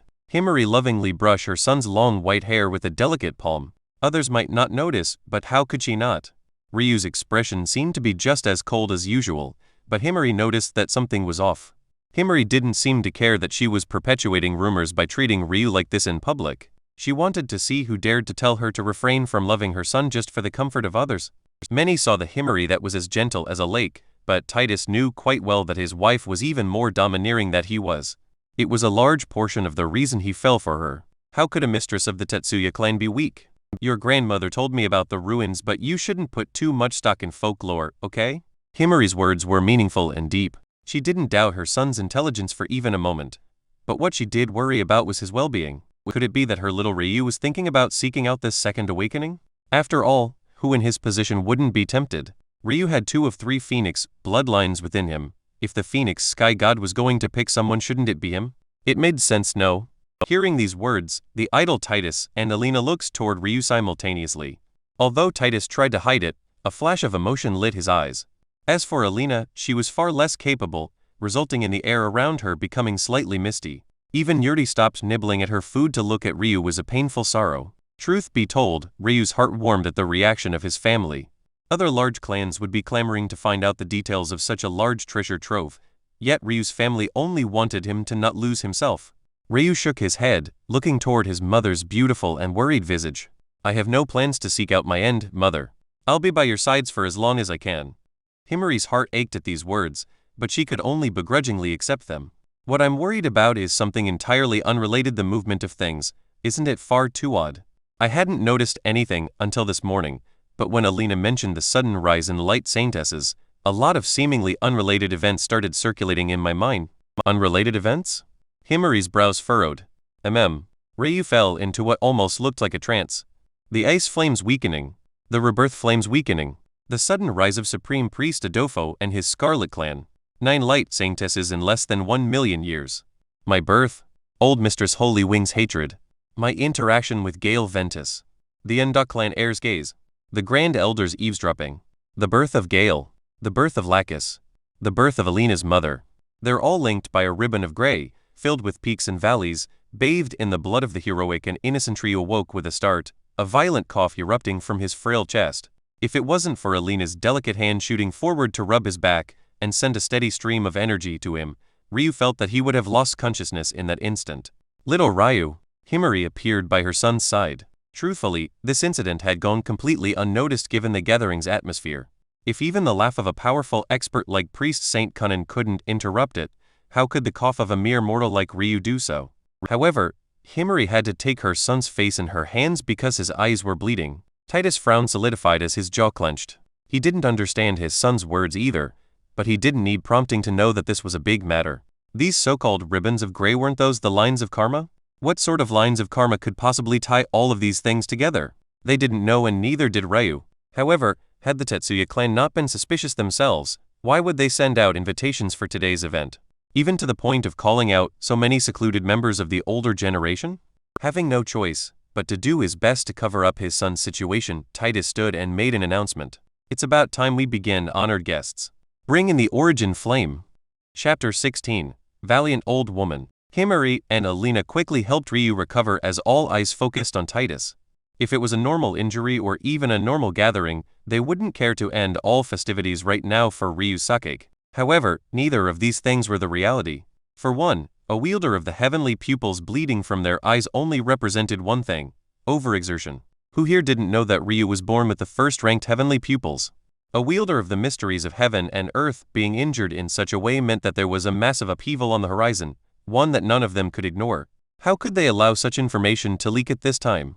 Secondly, this event was put together by the Tadassia clan to probe the current Shrine Plains situation and solidify bonds. They all understood the importance of this. Whether it was for familial love or practicality, Ryu had to hold it together. I'm sure that many of you are wondering why the Tatsuya clan issued this summons. Truthfully, it isn't because this old man believes his son's birth date is so important. The matters of the younger generation are trivial and are unworthy for such esteemed and honored guests to be involved in. Rather, I called you all here to witness a moment in history and to benefit from this rare opportunity. Titus' words alleviated many of the doubts and pent-up frustration many there had. Honestly, they had forgotten this anger after seeing friends of old. However, Titus' words reminded them that these theatrics were actually all for a boy with his mother's milk still leaking from his lips. This said, the fact Titus was admitting all of this himself made them feel inwardly comfortable. Before, they had no choice but to come for fear of offending this powerful clan, but now it could be said that they were happy they came. It was clear that Titus had the charisma of a leader. After collecting himself, other than slightly reddened eyes that ached with, he looked at the light. Ryu was fine. He couldn't help but look toward his father with a hint of pride in his eyes. Ryu was well aware that he didn't have the disposition of a leader. He was too cold, too calculating, and completely unsociable. So he had always admired his father's leadership talent. You may have all guessed reason since that silly brat of mine let the cat out of the bag. But today the Tatsuya clan will allow you all to be witness to the bestowment of a treasure we've kept for generations, the Origin Flame. As legends would have it, the Origin Flame is a source of enlightenment. Many tales claim that in the moment it chooses a master, it will release a wave of heavenly law, making comprehension of higher realms far easier. Titus smiled lightly, allowing the weight of his words to build up. He didn't have to fabricate these tales. These were truths everyone who had heard of this flame knew. The Origin Flame was a miracle of the heavens. It had the ability to bestow enlightenment to those in its presence, making resonating with the natural order far easier. The master of these flames would be the greatest beneficiary of this, allowing them to see through the essence of all things. This flame was by no means the greatest offensively. Such a title was reserved for core flames. This flame was also not the best for alchemy or blacksmithing. Such an honor was harbored by earth flames. It didn't have any special healing abilities either. Such a thing was exclusive to holy flames. Not only could this flame not harm a fly, it was completely docile. However, what it did have was absolute control and sovereignty. Raging energies became as calm as a peaceful rivers. Impossible to comprehend concepts slowed before your eyes, awakening within your mind. Nature would grow fond of you, causing rampaging beasts to bow and heavenly treasures to present themselves. Origin flames were the last sparks that remained from the beginning of all things. Whether these rumored abilities were true extent of their capabilities, even these immortals were unaware. But, wasn't coming out of their secluded practice worth it for just the possibility? Our Tatsuya clan could have taken advantage of this moment alone, but the golden era of our Shrine Plain wasn't ushered in by selfishness. The foundation of this era is camaraderie and brotherhood. It's because we come together that the state of affairs today is so harmonious and peaceful. I share this opportunity with you all to continue facilitating this culture. The Tatsuya clan will never treat you poorly, so I hope that you take care of us as well. Those here were moved by Titus' words. They almost simultaneously hung their heads in shame for how poorly they reciprocated this kindness. Those who gone out of their way to humiliate Ryu earlier in the night felt even worse. None doubted Titus' word. Even if he was lying, they were certain that there weren't any malicious intentions behind his true purpose. Thinking to this point, those of the older generation who had been stuck at bottlenecks for an ungodly number of years couldn't help but sit up straighter. Servants with cultivation so profound that many raised eyebrows glided into the room, holding a box so black that it reflected no light whatsoever. This box was quite larger, requiring 6 such servants to hold. Yet, despite the number of them, the strain on their features was clear. Neutron Star Core. Those of the weapons forging guilds all but fainted in shock. The material this box was made out of was none other than the densest and hardest mineral in existence. A single cubic centimeter weighed millions of jin. Who could even imagine how heavy this large box was? However, to hold the Origin Flame, such measures weren't just warranted, they were necessitated. Haha, I hope I'm not late. Just as the black box was placed before Titus, the domineering voice of a valiant middle-aged woman shook the hall. Everyone could only look over to find old Mistress Holy Wing standing in gold, silver, and pink diamond armor, a short sword to her hip. She strode forward as though she was walking into her own home, a domineering sneer hanging from her well-maintained cherry lips. Chapter 17, Old Mistress Holy Wing 1. Old Mistress Holy Wing was indeed valiant. Although she had retired from her position of priest saintess, handing it down to her daughter, Alina's mother's half-sister and Ryu's half-aunt, she was no older or less powerful than Ryu's grandmothers. Her beauty was clear. Despite looking about 50 or so years old, her skin was soft and supple, not to mention healthy. Her hair still swayed with a shimmering crystal light and her pink eyes pierced through the very air itself. Seeing her rival walk in, Mistress Qilин's eyes flashed with anger while Priest Saint Qilин's became filled with a complicated light. At one point in time, he had loved this woman as well, but he chose his Vorna instead. However, instead of respecting that decision, old Mistress Holy Wing forgot all boundaries and realms of etiquette to forcibly take his seed. As a result, he had a daughter in this world. He could count on a single hand the number of times he had seen a daughter he had never even held in his arms. This sort of pain bore a hatred for this woman deep in Priest Saint Qilин's heart. All tethers of love had been shattered by her eons ago. If it wasn't for that fact she was still a mother of his child, Priest Saint Qilin would have drawn his weapon and cleaved her in two. As for Mistress Qilin, she understood the feelings of her husband well. Although she gave him a hard time, these were wounds she would never tread on. She despised this woman to the depths of her soul. If it wasn't for her love sake, she too would have cleaved this wench in half. Titus showed no obvious reaction to old Mistress Holy Wing's entrance. His eyes were calm, but the slight swaying of his flaming red hair told anyone who knew him that he was truly angered. "Veilska, what brings you here?" Titus asked apathetically. Old Mistress Holy Wing tilted her head. "Little boy, you're still 10 billion years too young to address me in such a way." "Grandmother." Elena stood with a rage deep in her eyes. "Must you do things this way? Grandmother? You still have the face to call me by that title when you've spit in the face of everything I've built? You're no granddaughter of mine." Who didn't know the teachings of the Holy Wing clan? Marriage was forbidden. Men were to be used, not fallen in love with. Their doctrines were so simple to remember that only a fool would forget. Yet, one of their saintesses ignored these rules entirely, rules that had been in place for several eras. If it was up to old Mistress Holy Wing, she would have tied Elena up and locked her away until that little bastard cripple Ryu died a rotten death. But Elena was too intelligent and the Tadisia and Qilin clans were too powerful.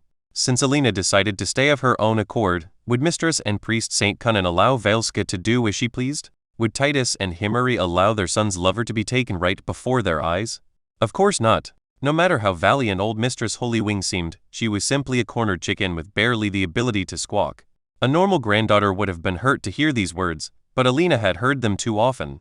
Even the greatest of insults fell on deaf ears when used to impunity. Elena only felt a deep-seated disgust for her grandmother's ways. The truth of the matter was that this was more serious than it was made out to be. When a clan was formed, there were a few things it needed. The first was a holy land, the second were founding members, and the third were clan texts. The Holy Land was simply a place adequate enough to birth a prestigious clan. They were usually areas of resounding feng shui or markers of auspicious events. The founding members were even simpler to explain. They were the core members of the soon-to-be-formed clan. The more powerful they were, the more binding the clan texts would be. Then there were the so-called clan texts. These were ancient rules put in place by the clan's founders and a proxy by which the standards of the future generations were measured. They were also the means by which core teachings or techniques of a clan could be stored. What did the act of Elena's defiance mean? It was no less than slapping the faces of these founding members. If it was a small clan or if Elena was an insignificant branch member, this would hardly matter. But the fact that the Holy Wing clan was a founding clan of the Shrine Plains and Elena was a saintess of their ranks made this problem massive. When the clan texts are disobeyed, the fate that the founding members provided takes a hit. If these rules continue to be violated, there will be a time that this ancient fate will cease to recognize its current generation members entirely. If this were to happen, the ability for the Holy Wing clan to protect itself and birth future talents would take a major hit, one substantial enough to cripple and even destroy them. Simply put, while Elena found these rules barbaric and disgusting, old Mistress Holy Wing saw them as necessary for the survival of their clan. One could debate about what fools the founding members were all they liked, but the clan texts were set in stone several eras ago. It was then the obligation of the current generation to either fall in line like old Mistress Holy Wing, or destroy it all and start from scratch. It might sound valiant and noble to choose the latter, but how many could really afford to do so? It simply couldn't be helped that the values of the past generations wouldn't be in line with that of those today, but without the protection of these past generations, a clan's only option was to become a subordinate to others or risk destruction. Seeing that her granddaughter only sneered at her comments, old Mistress Holywing's gaze turned cold before snapping away entirely. "I've simply come to partake in the festivities. You wouldn't turn this old woman away, would you?" Chapter 18. Old Mistress Holywing 2. Ryu suddenly stood, his eyes closed and his hands clasped behind his back. In that moment, he inexplicably became the center of attention. This was a dispute between the strongest cultivators of the highest immortal plane, yet a mere mortal took center stage. His footsteps were deliberate and slow, resounding through the hall steadily.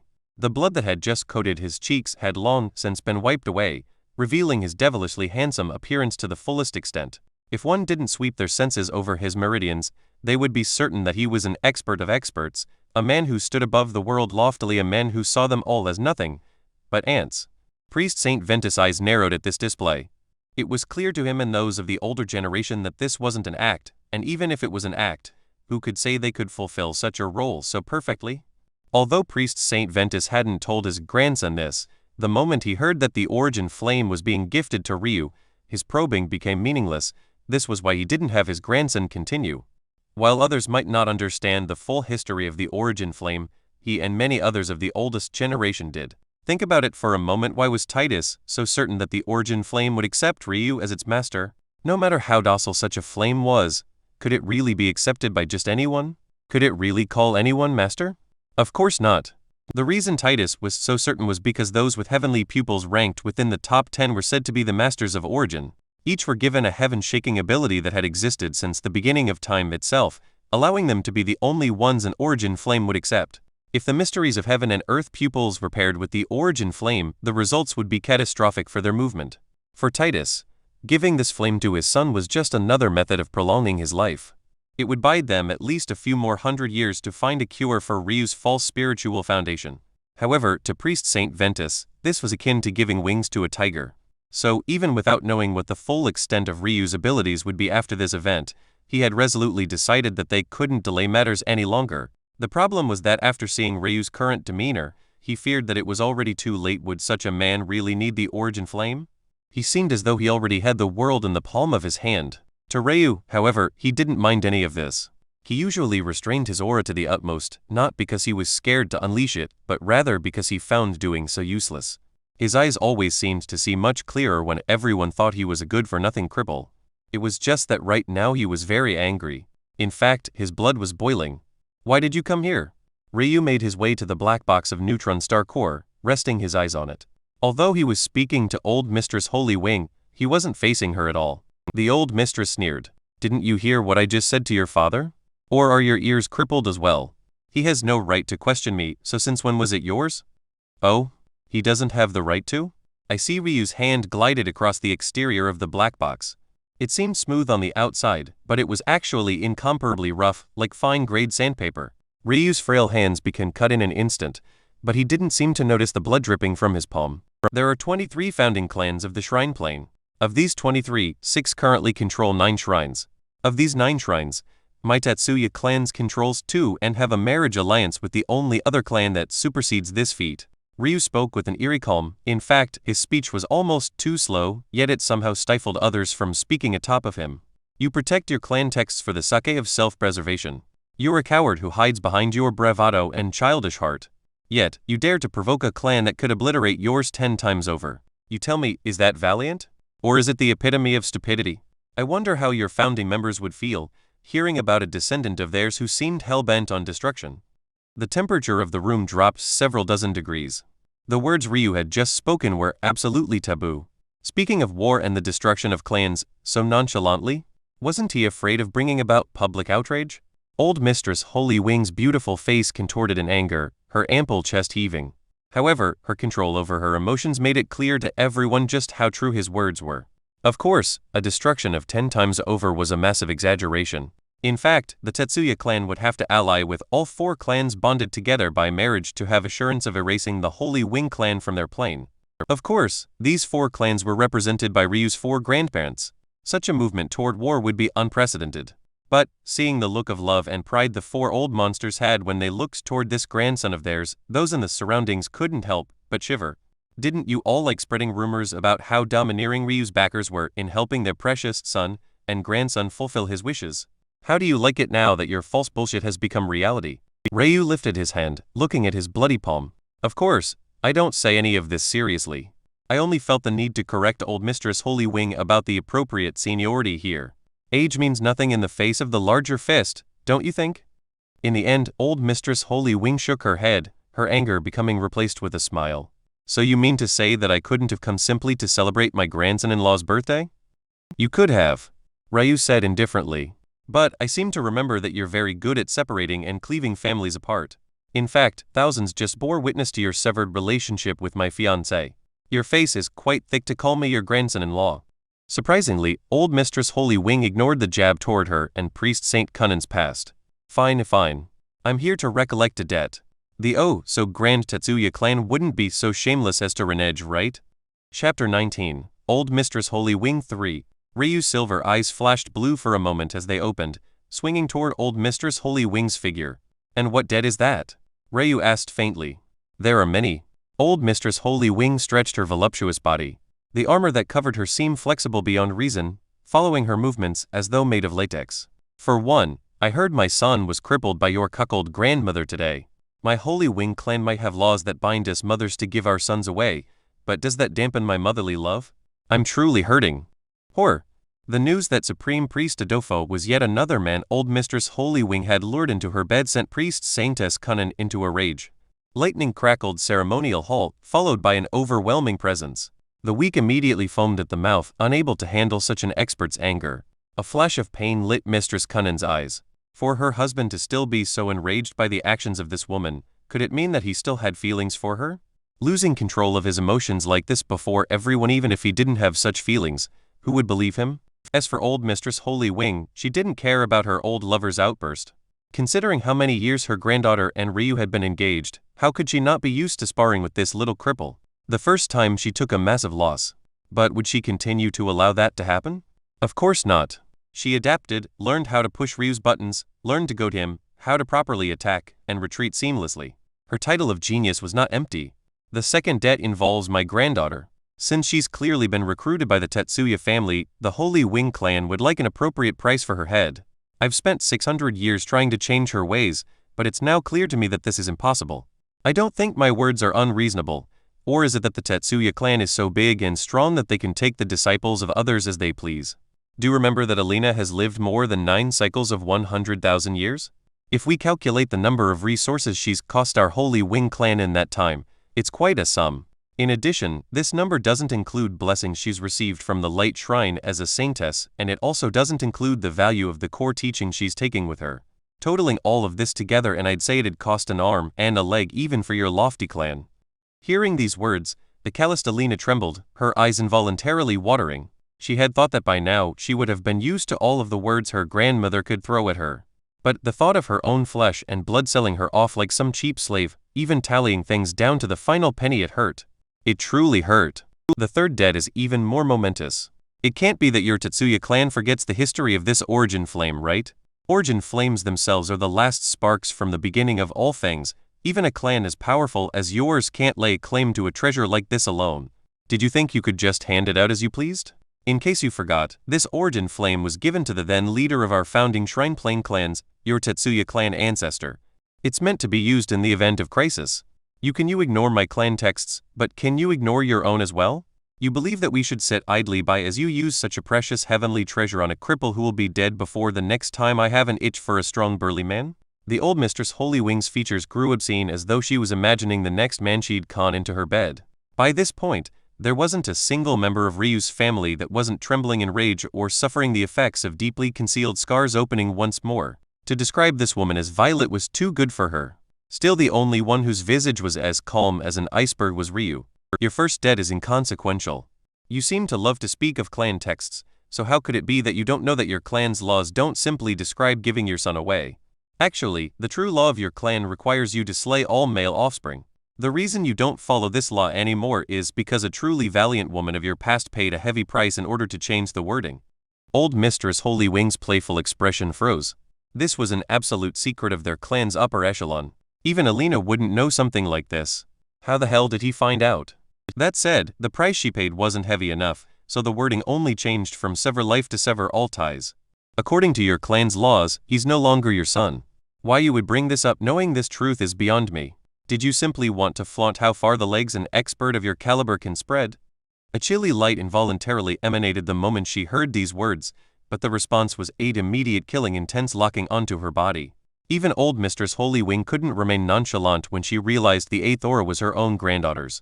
Your second debt is even more shameless. I seem to remember Alina selflessly sharing the holy ruin I found for her with your clan. In case you forgot, it was an origin grave ruin. I hadn't sought any remuneration because I had thought that we were family. But, since this is apparently not the case, after deducting the resources the Holy Wing clan poured into Alina, I believe you are the one who still owes us the astronomical price, no? Of course, this doesn't include my personal expert's fee as the highest-ranked ruins master of the shrine plane. Old Mistress Holy Wing's features distorted. But, in the end she gritted her teeth. She had only brought up the first two debts in order to anger Ryu's family. She had never expected to get any real compensation for it. But the fact Ryu answered to them seriously made it feel like he was belittling her, like she was the cripple and he was the supreme expert. However, her hopes in the third debt came crashing down in the next instant. As for your third debt, unfortunately for you, this origin flame isn't the same one you speak of. That origin flame is mature while this one is a mere embryo. This was found, once more, by my hand, and it was by my father's prowess that it was collected. To claim it as the work of your vile ancestors, aren't you too shameless? Chapter 20, Inner Devil 1. In the beginning, those few thousand guests who hadn't dared to make a sound until now were wondering why it was that the lofty Tetsuya and Kunin clans were allowing a little boy to handle their problems. Weren't you powerful clans? Weren't you the number 1 and 2 existences on this plane? How could you allow a baby to do your bidding? However, the more Ryu spoke, the more shocked those in attendance became. Even someone as experienced and intelligent as old Mistress Holy Wing was pushed into a corner in just a few moves. It wasn't just that Ryu had won a battle of words, but he also understood propriety in his measured attacks. He never went forward too fiercely, but he also didn't hold back too much either. For instance, Ryu revealing the dark and disgusting past of the Holy Wing clan could be considered a severe punishment. In fact, many began to look upon the Holy Wing clan with contempt. It was one thing to hand baby boys to their fathers, but to kill them? How inhumane! Did your vile ancestors really hate men so much? It wasn't as though the Holy Wing clan practiced techniques of lovelessness or abstinence. If they had, they wouldn't choose men at all. Instead, they would recruit young women from society and become a sect. However, they didn't do this because there was no need to. What did this mean? Didn't it mean that the founding members of the Holy Wing clan were simply immoral deviants of society? What was the difference between them and a cursed cult? And they actually dared to take the namesake of holy? Did they believe that their shit smelled of roses and lavender too? It could be said that this was a heavy blow for the Holy Wing clan. Whether it be prestige or secular fate, both would take a substantial hit, all because of Ryu's words. Still, this wasn't so far that it caused irreconcilable hatred. This was why Ryu's attack could be considered to be measured. Didn't old Mistress Holy Wing dare to call his grandmother a cuckold? Dare to call him a cripple? Dare to sell off her granddaughter like a slave? It was clear to everyone here that Ryu's counter was what she deserved. At the same time, this meant that if the situation escalated, the moral high ground would still lie with the Tetsuya clan. These sort of trivial nuances about moral superiority and equivalent exchanges might seem meaningless to normal society. But in an era where fate was the most important commodity, and public image was something it was heavily reliant upon, these things were necessary. At the same time, Ryu's family members suddenly felt incomparably comfortable, as though all of their grievances had found a debt and debtor all at once. Their Ryu had protected not only their honor, but he had desecrated the honor of this vile woman. Since the debts have been laid out appropriately, why don't you tell me the real reason you came here today? Ryu watched as his once bloody palm dried, flaking with red and white before revealing a completely healed hand beneath. After eating so many heavenly treasures, it was quite easy for Ryu's weak body to heal. Ryu's words made those who heard them tremble. He's still unwilling to let her go? Isn't it obvious that she came to make trouble about the origin flame? Since you've already exposed the hoax, is there a need to continue? You'll just embarrass her more. Anyone with intelligence could understand Ryu's meaning. It can't be that someone of your stature came here to make trouble about something so trivial, can it? Go ahead, tell me the real reason you came. Ryu was pretending not to understand her true purpose, But if old Mistress Holy Wing admitted that this was all she came for, wouldn't she be slapping her own face? Old Mistress Holy Wing's face shook violently, but she didn't have a response. She could only feel the several thousand gazes on her as her skin flew through all the colors of the rainbow before settling on a deep black. She didn't want to take a step back, but at the same time she didn't want to take a step forward. Had she really lost to a cripple again? However, that was when her eyes lit with a disgustingly contorted light. Young Master is correct. I have been quite shameless and thick-skinned today. Your third Grand Elder can't be considered my son. I've cut ties to him. I also concede that you are an outstanding Ruin Master. I don't doubt for a moment that your words are the truth. Truly amazing, to actually find an origin flame on your own. I must say that I'm very impressed. Many felt like cleaning out their ears. Were they hearing all of this properly? Had she lost her mind? Or was she truly taking a step back? And finally, I lost my mind in anger. My precious Alina will always be my little granddaughter. It was I who held her small body in my arms. It was I who nurtured her and watched her grow. How could I ever sell her off to another family? Black lines grew on the faces of those watching this spectacle. She was clearly only saying all of this so that she wouldn't have to reimburse Ryu for the holy ruin. I apologize. I've never been very good at tempering my mental realm. In fact, it's a terrible weakness of mine. You're right, I did forget my true purpose in coming here. About 6 or so cycles of 100,000 years ago, I had a meeting with Priest Saint Ventus. Of course, this was before I abdicated my position to my lovely daughter and Alina's mother, so we spoke as equals then. At the time, young Gale had just completed his core training and little Alina was just about to exit hers. Back then, we had decided little Alina's first male partner. Old Mistress Holy Wing paused.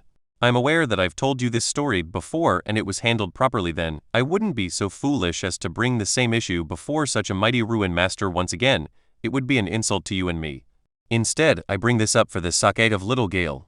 He's given way to young Master Ryu already, allowing a lady he saw as his own to be taken away, but the affair left a dark shadow over his heart, making his cultivation slower than it ought to be. Would the esteemed Tetsuya clan would allow this young man the chance to remove his inner devil?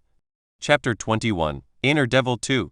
Hearing these words, even Priest Saint Ventus was caught completely off guard. It was true that Alina's first partner was slated to be Gale, but the last time they raised an uproar about this, Ryu had shamed them to no end. Although today was the first time Gale had met Ryu, his anger toward him had been brewing from long before. This so-called choosing of the first partner was a tradition of the Holy Wing clan. Back in old Mistress Holy Wing's day, her elders had chosen Priest Saint Qilin as her first partner. However, he chose Vorna, causing her to have to take matters into her own hands. Weren't you just a measly man? Why do you care how many women you bed? Why are you suddenly being such a prude? Could it be that you're actually a woman? These were just some of the distorted and depraved thoughts old Mistress Holy Wing had had back then. She felt enraged and embarrassed that a man had actually turned her down. After learning from her birth about just how horrible and vile men were, how could she not feel embarrassed? One of those lowly creatures actually believed himself to be her better. As for the end of that story, everyone already knows it. This was the reality of this tradition. Since every Holy Wing clan woman before her had had her first partner chosen, Alina was obviously no different. This first partner was incredibly important, because the first daughter had a special status, and as such had to come from good pedigree. So, the talented Gale was chosen for Alina. Of course, even as a cripple, Ryu's pedigree was far better than Gale's. It didn't matter that he couldn't cultivate, he still had 4 ancestral grade bloodlines within him. In fact, it was this argument that Ryu used when this was last brought up. It was irrefutable. Back then, old Mistress Holy Wing had countered with the fact that this was no longer a matter of pedigree. After all, the agreement had been decided upon. You couldn't just switch out when you found a better candidate. Wouldn't that stain the reputation of their Holy Wing clan? However, this matter was irrelevant now. All that was important was the fact that old Mistress Holy Wing suddenly used a different approach entirely, one that played on the sympathies of everyone. Wasn't Gale the truly pitiful one here? It had to be said that not every member of the Holy Wing clan had multiple partners like old Mistress Holy Wing. Many only have a single partner for life. It was just that old Mistress Holy Wing went out of her way to anger Priest Saint Qilin. This was all to say that Gale technically had the right to see Alina as his woman in name, although it wasn't exactly like that. In fact, many men here had been chosen as the first partner of a young mistress of the Holy Wing clan. They understood the ins and outs well. Gale's face turned several shades of red, white and black. Would someone as arrogant as him agree to be portrayed as a pitiful lovesick puppy? Of course not. Yet that was what was happening. Even his grandfather had grown angry. What is this whore doing? Involving my grandson is such nonsense? I'll have her head on a platter. However, neither he nor Gale had anywhere to vent their anger. If Gale or his grandfather called out old Mistress Holy Wing for her antics, it would come off as trying to hide behind their anger. Even if her words were untrue, many would start believing them simply because of their reaction. They had been caught between a rock and a hard place, and it was all this wench's fault. She wanted to save her own face so badly that she decided to throw them into the fire with her? With nowhere to aim his anger, Gale stood, an eerie calm having taken over his features. Old Mistress Holy Wing is correct. This matter has been weighing on my heart. Although I have no romantic feelings or tender love for Alina, it's difficult for a man to forget a woman that should have been his first. I agree that the clans that back me aren't as powerful as young Master Ryu's.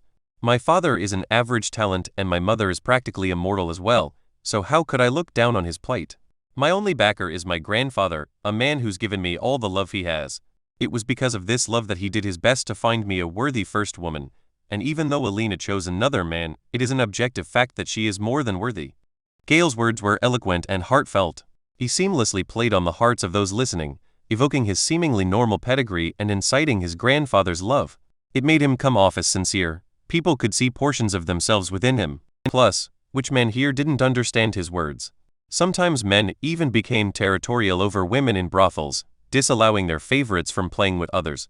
They'd probably go on a murderous rampage if they ever found their favorite prostitutes in bed with another man. Compared to this, a young man's first woman was on an even higher pedestal. However, even with all of these pent-up feelings, I didn't dare to bring them up and only remained quiet. I hadn't expected that old Mistress Holy Wing would come for such a reason. However, she and my grandfather have been close for a long time. They could be considered childhood friends. So, in a lot of ways, she treats me as her grandnephew. Gale bowed gracefully before the Tetsuya family, having reached a single step ahead of old Mistress Holy Wing, facing Ryu. I hope that the Tetsuya family will be magnanimous in forgiving my grand aunt for fighting for her grand-nephew. Gale rose with a slight, amiable smile. His features were warm as his light green hair and eyes twinkled. Ryu watched their theatrics emotionlessly, allowing Gale to finish his speech to completion. So, what are your plans here? Ryu finally asked, his voice calm, but filled with a biting chill. I'd like to find out once and for all who among the two of us is better. Gale said straightforwardly. Obviously, I don't mean in combat. Whether I win or lose, Alina will remain your fiancée. After all, she's made her choice. However, I would like to wager something so in the case that I do win, I could receive something back as a token of my victory. In this way, my inner devil will finally disappear. Chapter 22. Inner Devil 3. Although those around him showed astonished expressions, Ryu didn't have much of a reaction himself. He may have evaluated Gale as too arrogant, but how did others see Ryu?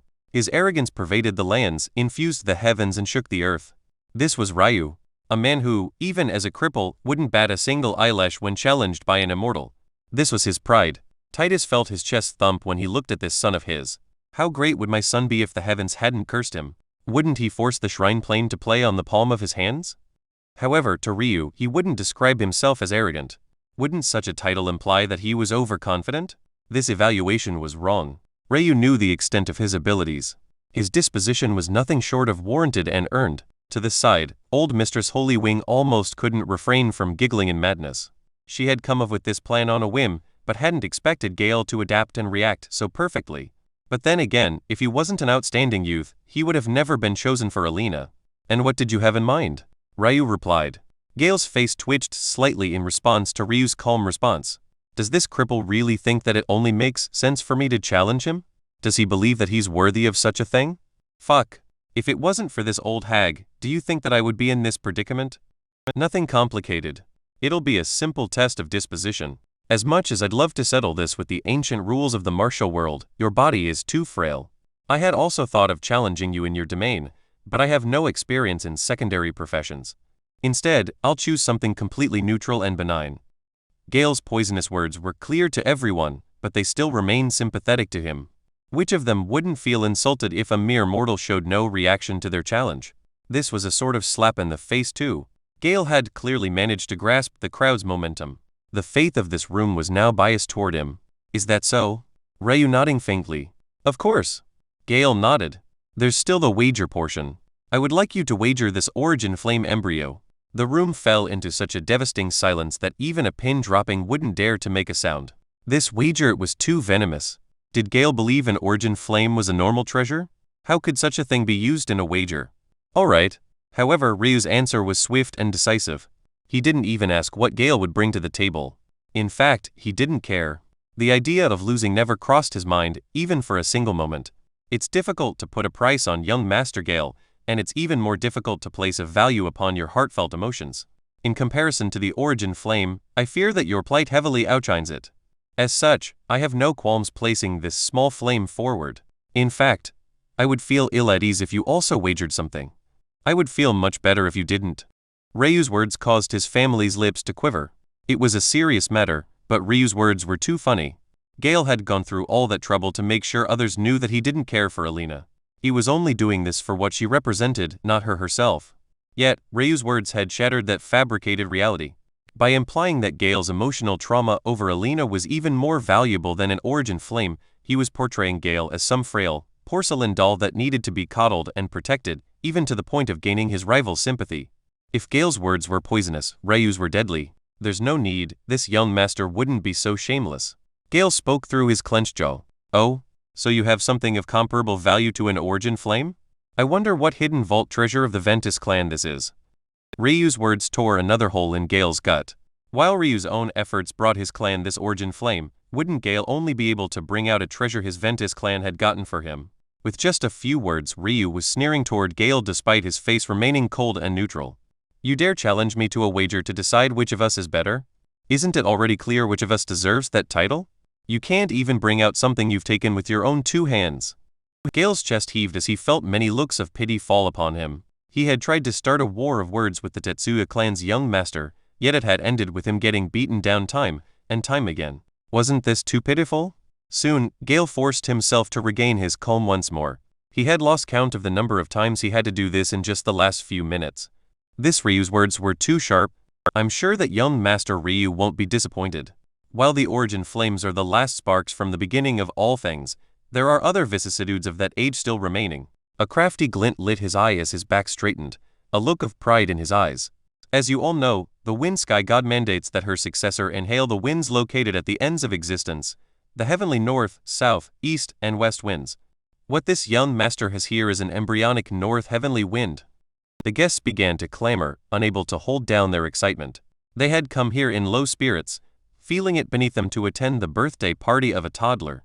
But to think that they'd see so many great things. This was unprecedented. An origin flame and a heavenly wind? These 2 treasures were indeed comparable. Although the origin flame was actually a few tiers higher, when all 4 heavenly winds were combined, they wouldn't lose out in any way. This was truly a worthy wager. Chapter 23, Inner Devil 4. Not only did Ryu understand the significance of a heavenly wind, he likely knew more about them than almost anyone else. This was because the name of Alina's Holy Wing clan wasn't for show. They were descendants of a heavenly bird race and as such, were well known for their speed. Through his research, Ryu was able to find a lesser wind for Alina to incorporate into her spiritual foundation, causing an explosive increase in her sky dominion. Each heavenly wind had an earth-shattering ability the likes of which were rarely seen. Many of these so-called lesser winds attempted to replicate these abilities in part, but couldn't do so perfectly. Still, these lesser winds were highly sought after. Since this was the case, one didn't need to explain just how much value a true heavenly wind had. The East Heavenly Wind was known as the Wind of Sharpness. It was among the most dangerous of the 4, falling short to only the West Heavenly Wind. One wielding this heavenly wind would gain a sharp and defined aura, not to mention a special dominion the likes of which those who devoted their lives to an edged weapon would kill over. The West Heavenly Wind was the most violent, earning the Wind of Tribulation namesake. This was the most dangerous wind, and it was the combination of this wind and the East that made the Wind Sky God's trial almost impossible to complete. One wielding this heavenly wind would gain control over the weather, able to call down destruction with a single roar. The dominion gained from this wind would explosively increase one's hand-to-hand combat and was the treasure of tyrannical warlords. The South Heavenly Wind was known as the Breath of Life. This wind was the most docile of the 4 and gifted its wielder near endless stamina. The dominion gained by this wind would be one of healing. Legends say that a master of this wind could fight for an entire epoch without a moment of rest. As for the wind Gale brought forward, it wasn't to be underestimated at all. The North Heavenly Wind was known as the Wind of Natural Order. One had to know that the term natural order was never to be taken lightly. Its definition encompassed the quintessence of heavenly laws. Those who wielded the north heavenly wind would become akin to wind itself. Simply put, their swiftness would be unmatched, their flexibility would be uncanny, and their stealth would be impossible to see through. The dominion of this heavenly wind allows its wielder almost unmatched movement. This was the north heavenly wind. Gale sneered at Ryu's lackluster reaction. He had adapted to his opponent's apathetic appearance and was no longer bothered by it. Instead, he began to sharpen his mind. His Ventus clan couldn't afford to lose this wind. Considering his grandfather hadn't sent him messages scolding him, it was clear that he found this to be a worthwhile risk as well. Why? Because Gale was also a wielder of one of the 10 heavenly pupils. One didn't need to follow the fire natural order to make use of an origin flame. Gaining this would greatly benefit his cultivation. The contest I have devised is simple. We are both wielders of one of the top 10 heavenly pupils. As such, objects of origin have a certain fondness toward us. We'll both release our wager items, you your flames and me my wind. The first to gain acknowledgement of one or both heavenly treasures is the winner. The mouths of those listening nearly dropped. Only a single word rung in their minds. Shameless. Who didn't know that one's heavenly pupils evolved with cultivation? Although Gale's were only ranked 7th, while Ryu's were ranked 1st, the disparity in cultivation more than made up for this. It was no wonder this young master was so confident. At this point, Ryu had his first change in expression. His brows wrinkled into a frown, his handsome features slightly contorting. When Gale saw this, his sneer deepened. It can't be that the Tetsuya clan young master is scared, is it? With the difference between me and you, isn't this the most fair competition possible? Many felt like Gale's words made sense. There were only so many forms of competition a mortal and immortal could undergo. It was impossible for it to be perfectly fair. Since Ryu accepted so easily, shouldn't he have to pay the price for his arrogance? However, Ryu didn't mind Gale's words. Instead, he looked toward Alina apologetically. I'm sorry. Many thought he was conceding when he said these words and couldn't help but sigh. As for old Mistress Holy Wing and Gale, they almost couldn't refrain from laughing uproariously. In fact, Veilska's faint giggle still filled the ceremonial hall. That is, it filled the hall until Ryu's next words resounded. I'll try to find a method to extract it from myself later. After all, it's much more useful to you. Alina smiled sweetly when she heard these words, her heart warming. However, for others, they nearly fell off their seats, suddenly understanding what Ryu was trying to say. Ryu never had a doubt that he would win. In fact, he had wanted to win the heavenly wind so that he could gift it to Alina. However, with the rules as is, it would mean that he and not Alina would become the master of the wind. This was something that was almost impossible to undo once the deed was complete. The easiest way was to simply kill the host, but obviously, Ryu couldn't do that to himself. Let's begin. Gale roared, failing to control his anger once more. Wasn't speaking to this man far too infuriating? How could there be such a man in existence? With one movement, Gale and Ryu shifted simultaneously. Ryu pressed a hidden mechanism on the large black box, unleashing the origin flame embryo in the world. Gale wasn't far behind, his eye dimming slightly as a whirlpool appeared before them, releasing the heavenly wind. The display was absolutely beautiful. The heavenly wind released a fragrance that sent those present to another world. It was as though they had entered a land of fairies, fluttering with a golden and unblemished beauty. The origin flame fell behind in no way. It flickered in reds and pinks, before shifting to blues and violets, before touching upon golds and silvers. Its mere presence forced many into an involuntary state of enlightenment. Just looking at it made one feel as though they were riding atop a soft cloud. Chapter 24. Inner Devil 5. The two heavenly treasures floated into the air, exuding auras of absolute dominance. Lower caliber treasures would attempt to run at this moment, but these origin-grade treasures felt that it was far beneath them to do such a thing. They could sit completely still and still have the arrogance to say that no one could catch them. This was the pride of a heavenly treasure. As for the fact the Ventus and Tetsuya clans had technically done exactly that, this was ignored by them. To such sentient treasures, they didn't consider being claimed by a clan to be akin to being truly captured. To them, the only way to lay claim to them was to become their master. The heavenly wind sparkled with an arrogant gold, fluttering in the air aimlessly. Not to be outdone, the origin flame bared its prowess. Its flame wasn't hot, but it bathed the ceremonial hall in a rainbow of bright colors. Gale's expression became serious. His feet left the ground, allowing him to meditate in the air. Soon, his body seemed to disappear despite the fact one's eyes could clearly see him in the same position. To enter a meditative state so quickly, truly a heavenly genius. Someone of the crowd murmured. The Ventus clan must have done its absolute best to nurture this young man. Similar evaluations spread out amongst the guests. There was no doubt that they were well warranted. However, it could only be expected for someone with cultivation as deep as Gale's to enter this first stage of meditation so easily. Gale silently adjusted his mental state. He felt absolutely no pressure in this competition. He already knew exactly how difficult it was to gain the acknowledgement of these heavenly treasures because he had yet to gain the acknowledgement of the North Heavenly Wind. Why was it that Gale had this treasure with him yet had not used it? Obviously, this ordeal caught him off guard, so he hadn't been saving it for this occasion. The truth was that Gale had been accumulating momentum to gain the Heavenly Wind embryo's acknowledgement for several months now. Every day, he would constantly nurture it with his own Kai. This was exactly why it was stored in his eye's inner world. Of course, this was yet another shameless ploy. After all, Gale had specified that they could gain the acknowledgement of one or both. Those who hadn't become enamored by the presence of the heavenly treasures immediately realized that something was fishy the moment Gale evoked his inner world. This realization caused the anger of the Ryu's family to boil once more, but there was nothing they could do. No matter how shameless Gale wanted to be, it was Ryu who had already accepted the conditions.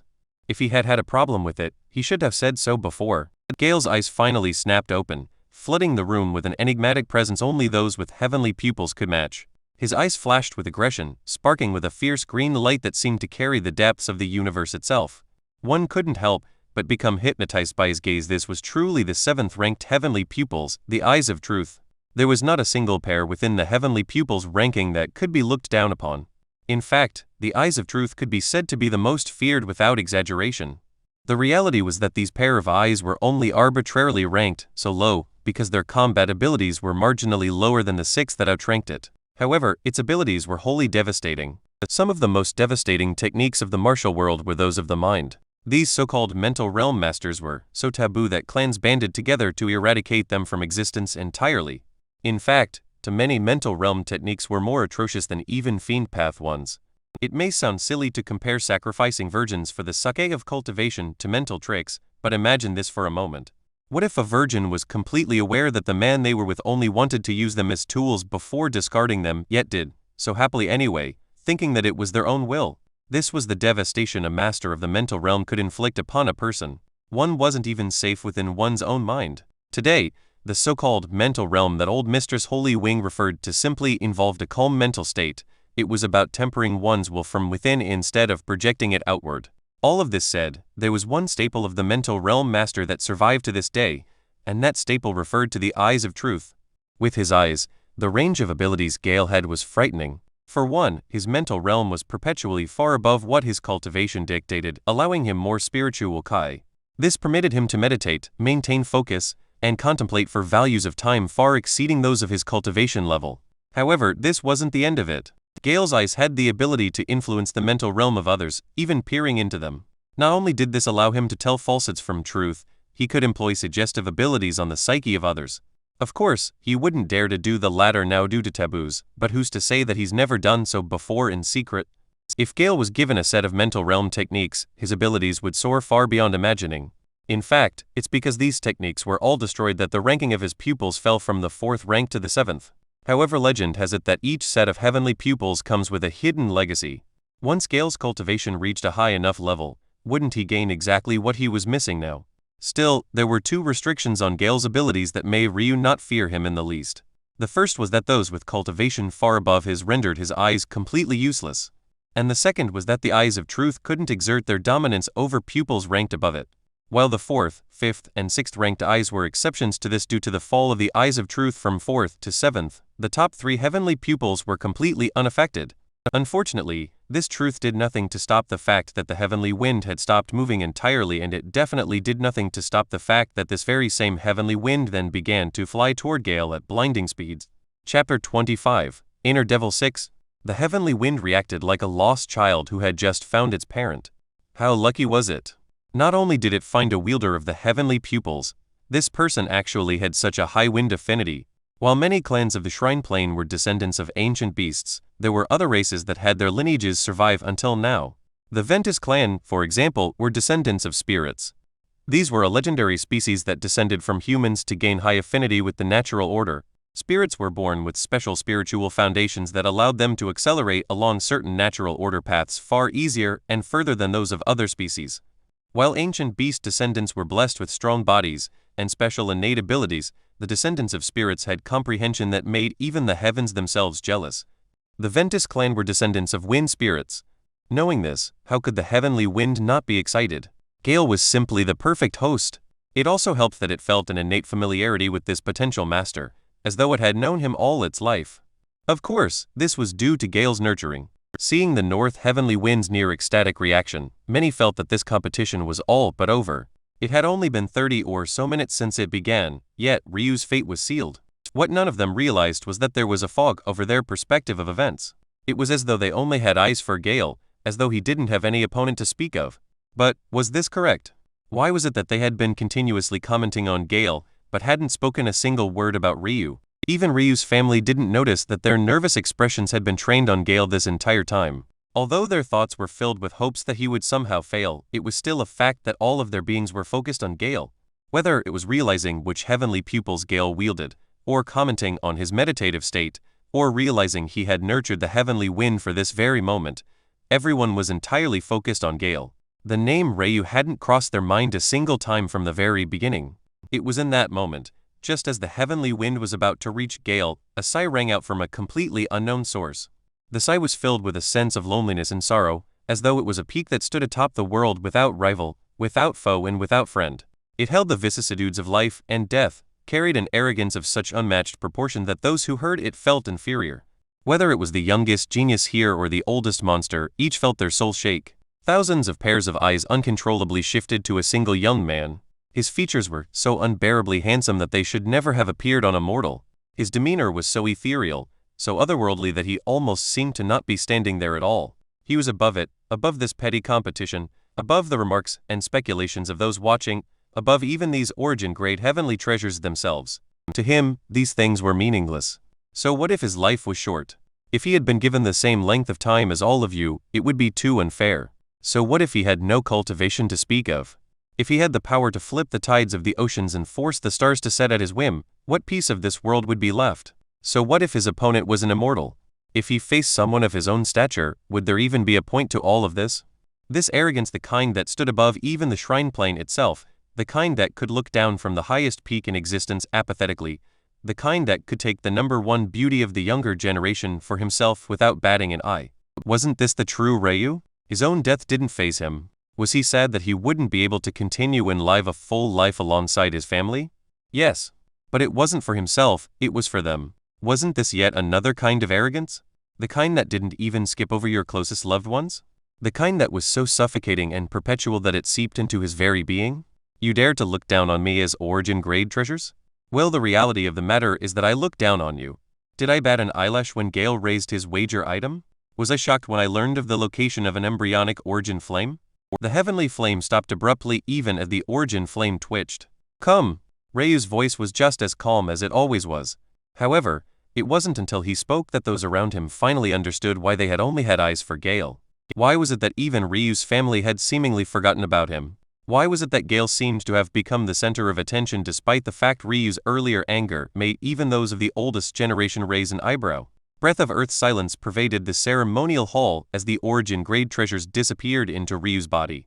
States of meditation had 9 distinctive levels. These levels also came to be known as states of enlightenment. The higher the level, the deeper one's selfless state, and thus the stronger the enlightenment. The issue was that such levels were often only crossed due to fortuitous events.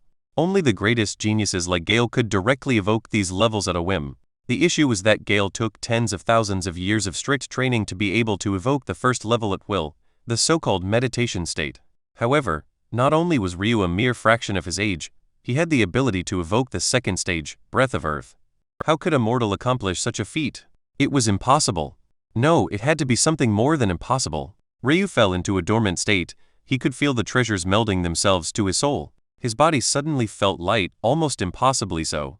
In the next moment, his eyes blazed to life. He could feel the origin flame coursing through the veins of his pupils, dilating them before resting comfortably. Gale looked on in shock, even to the point where he fell out of the air, almost crashing to the ground. At that moment, all he saw was red. The combination of embarrassment and rage was too much to handle. I'll kill you. Chapter 26, Void Beauty.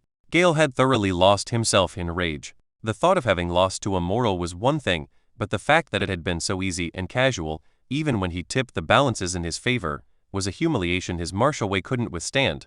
If at the start of all of this Gale's inner devil was fabricated, it was entirely real now. His arrogance crumbled in a mere instant, leaving behind a seething and boiling animosity he didn't have anywhere to place. It bubbled over, causing his eyes to redden with the light of madness. A wave of spiritual Qi erupted along with his aura, pervading the ceremonial hall. Many weaker individuals immediately fainted, unable to handle the assault on their mental realm. At this moment, Ryu was in a trance, a flood of information overwhelming him. A dull ache started slowly, before growing outward. His heavenly pupils seemed primed to evolve, but he simply didn't have the cultivation to sustain such a change. In the end, he hit an insurmountable barrier. The origin flame knew that if this bottleneck was forcefully shattered, Ryu's only path would be death. It was in that instant that a wave of spiritual Qi raged toward Ryu. No matter how talented he was still a mortal.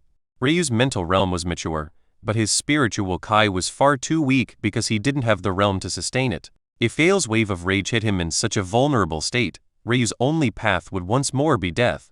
What Gale was doing was absolutely reckless.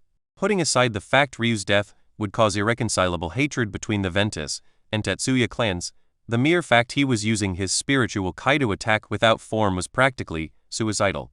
One's spiritual Qi was the most fragile part of one's body. It could only be transformed into a weapon for attack if coupled with mental realm techniques. But such techniques were all destroyed. However, how could Gale care about such a thing? Spiritual Qi was undoubtedly the fastest attack in existence. If he attacked normally, Ryu's family would have far too much time to react. After all, although Gale was talented, he was still a member of the younger generation. Plus, didn't it also help him that no one would expect him to do something so stupid? This wasn't all either. Ryu was nothing but a mortal. Even if he hadn't been in a trance-like state, it was impossible for him to do any real damage to Gale. Even his ability to defend his own self would be nothing but a fleeting dream. In Gale's mind, Ryu was dead without a doubt. The closest individual and the one most capable of stopping Gale's actions was old Mistress Holy Wing. In fact, this old mistress was just a single step behind Gale and had been from start to finish. If she wanted to, she could simply reach out and touch his back. With her cultivation, stopping him would be as easy as thinking it. But would she do such a thing? Old Mistress Holy Wing's eyes flashed with a light of hesitation before becoming decisive. She pretended not to notice anything wrong despite the fact she was the closest. After the deed was done, even if Titus and Himari wanted to declare war on the Holy Wing clan and the Ventus clan, would their various priests, grand priests and supreme priests allow it? Especially for a dead cripple? She sneered when she thought to this point.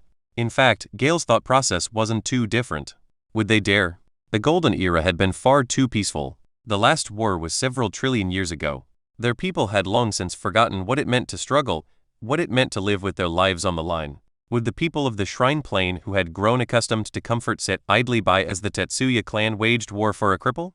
The public outrage would cause a severe drop in their faith. Your life is worth nothing. Die! Gale roared in his mind. However, in all the sinister and vile schemes Gale and old Mistress Holy Wing concocted, they had both forgotten one very important thing. From birth, she had always been by Ryu's side. She was there when Ryu was a bright-eyed little boy with a smile that could light the world. She was there when this smile faded into an unending coldness the day his Meridian awakening ceremony failed. She was there when Ryu entered the shrine library with the determination of an unrivaled expert, and she was there when he exited with the knowledge of one. She was there when Ryu conquered his first ruin, saved his first extinct species, cracked his first formation, even when he fell in love for the first time. She was there for all of these things, so how could she not be here now? A supreme beauty stepped out from the void, appearing before Ryu as though she was nothing but a wisp of heavenly fragrance. Her hair was as black as the night, falling to the small of her back like a calm and steady waterfall. Everything from the gentle slope of her small nose, to the delicate lining of her soft cherry lips, to the shapely contours of her holy body caused the eyes of those who landed on her to shiver. Still, their thoughts remained pure. Even the most perverted, unscrupulous individual wouldn't be able to scrounge up a single obscene thought when looking at this beauty. She was simply an angel, impossible to blaspheme on penalty of death. However, at this moment, this otherworldly beauty's soft features were contorted in anger. How dare these vile individuals attack her Ryu? Her heart wouldn't be able to rest unless they were both dead. Nuri's sky-blue gown fluttered as her aura rose, her face, even contorted and reddened with anger, the epitome of beauty itself. A small grunt of rage escaped her perfect lips, unleashing a torrent of Qi Gale was no match for. Caught completely unawares, Gale hadn't even registered Nuri's appearance before his spiritual Qi was sliced apart with vicious abandon. His face paled, blood flowing from his lips as he collapsed to his knees. His vision blurred, causing him to only be capable of seeing the faint image of the beauty before him. In his eyes, she looked no different from the god of death. Chapter 27. Heavenly Couple. Silence completely covered the ceremonial hall. The gravity of the situation was clear to anyone with half a mind to realize just what had just happened. Although an attack of spiritual Kai was the fastest in all of existence, it also had very clear and obvious markers when so unrestrained. Everyone realized exactly what happened the moment Nuri's figure came fully into view. While some were stunned that Ryu had such a beautiful death guard, others were far more worried about exactly what the fallout of this situation would be. And, maybe exactly due to the gravity of the situation, they didn't need to wait very long for an answer. Elena paled with rage, immediately stepping to Nuri's side to protect Ryu to her back. However, she didn't even get the chance to attack Gale in her rage, because the Tetsuya clan heavenly couple had completely lost their minds at the thought of how close they had come to losing their son. Today would be the day the Shrine Plane learned that as domineering as priest Saint Tetsuya was, Himari Tetsuya was even more so. A flash of blue and red erupted with a rage that shook Tetsuya Palace. Minerals the likes of which were rare even in their society shattered to mere particles of dust. The sky quaked, and the earth splintered as though the heavens were personifying their anger. "Please have mercy." Priest Saint Ventus stood quickly.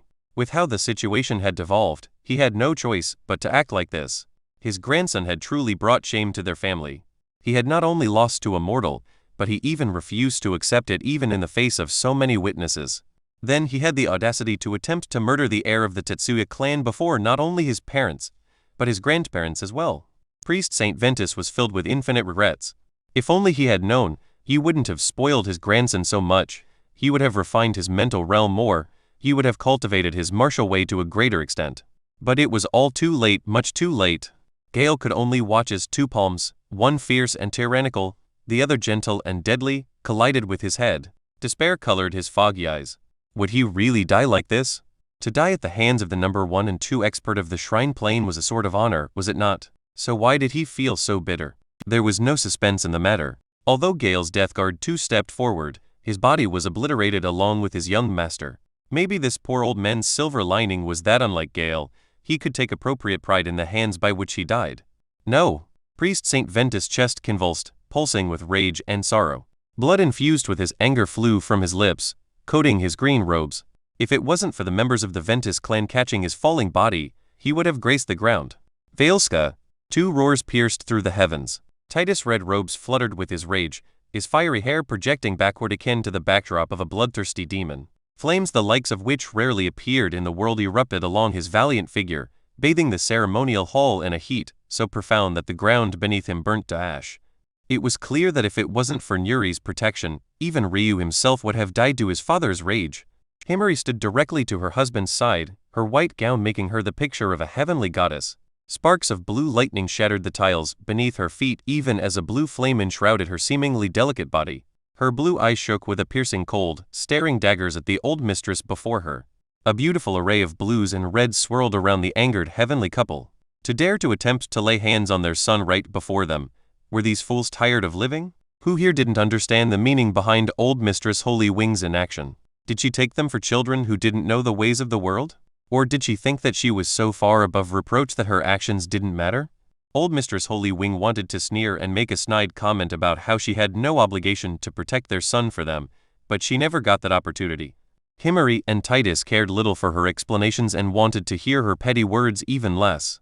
Ryu might have entertained her nonsense, but that was only because his fists weren't large enough to teach her a lesson. However, did they have such an issue? Of course not. Above Himari's fluttering white hair, the call of a phoenix and the roar of a Qilin sounded. In the next moment, a beautiful heavenly bird covered in sapphire flames appeared right beside a sturdy four-legged creature with a majestic aura and shining blue, gem-like scales. To her side, Titus evoked the same call, allowing an untouchable heavenly bird covered in ruby-like flames to appear. However, the roar that coupled it was far more domineering. The presence of the sovereign dragon overwhelmed the ceremonial halls, appearing with it a crimson-scaled emperor of the skies. Old Mistress Holy Wing's pink diamond eyes widened before constricting to the size of mere pinholes. Had the Tetsuya heavenly couple really improved this much?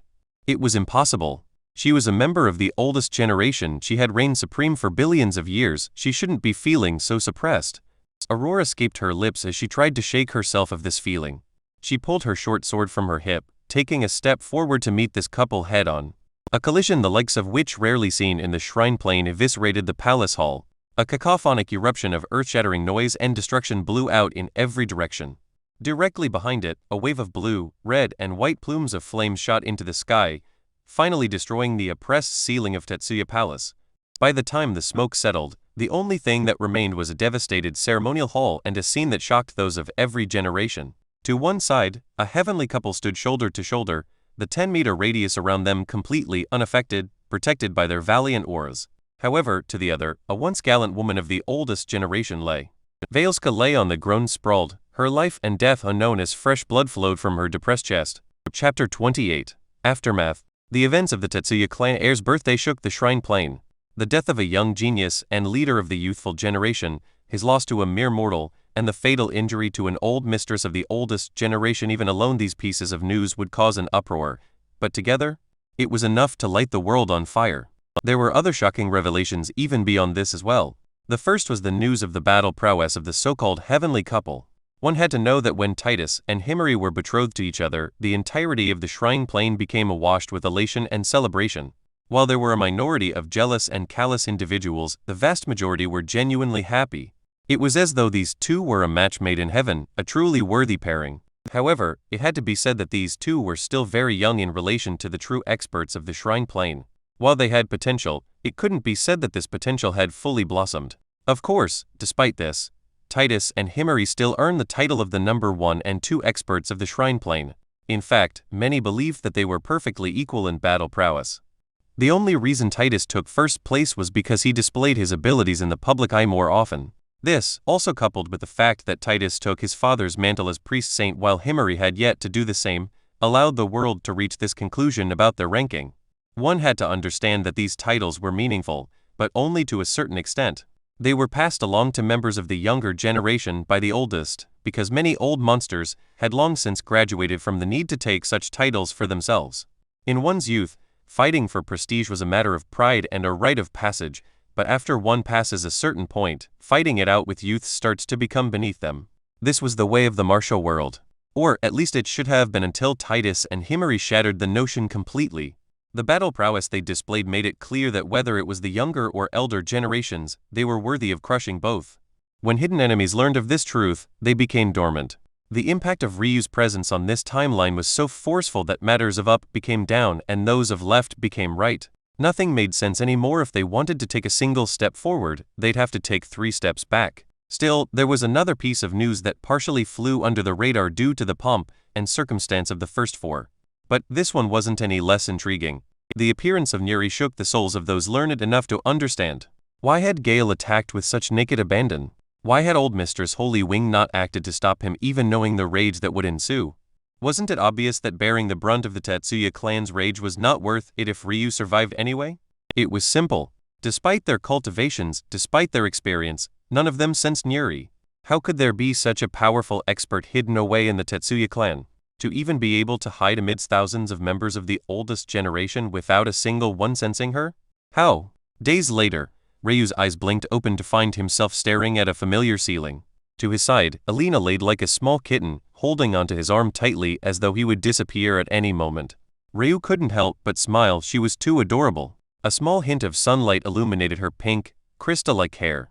To the side of her soft lips, a clear line of drool fell to the pillow she rested her head on. However, maybe the most alluring part was the curve of her body.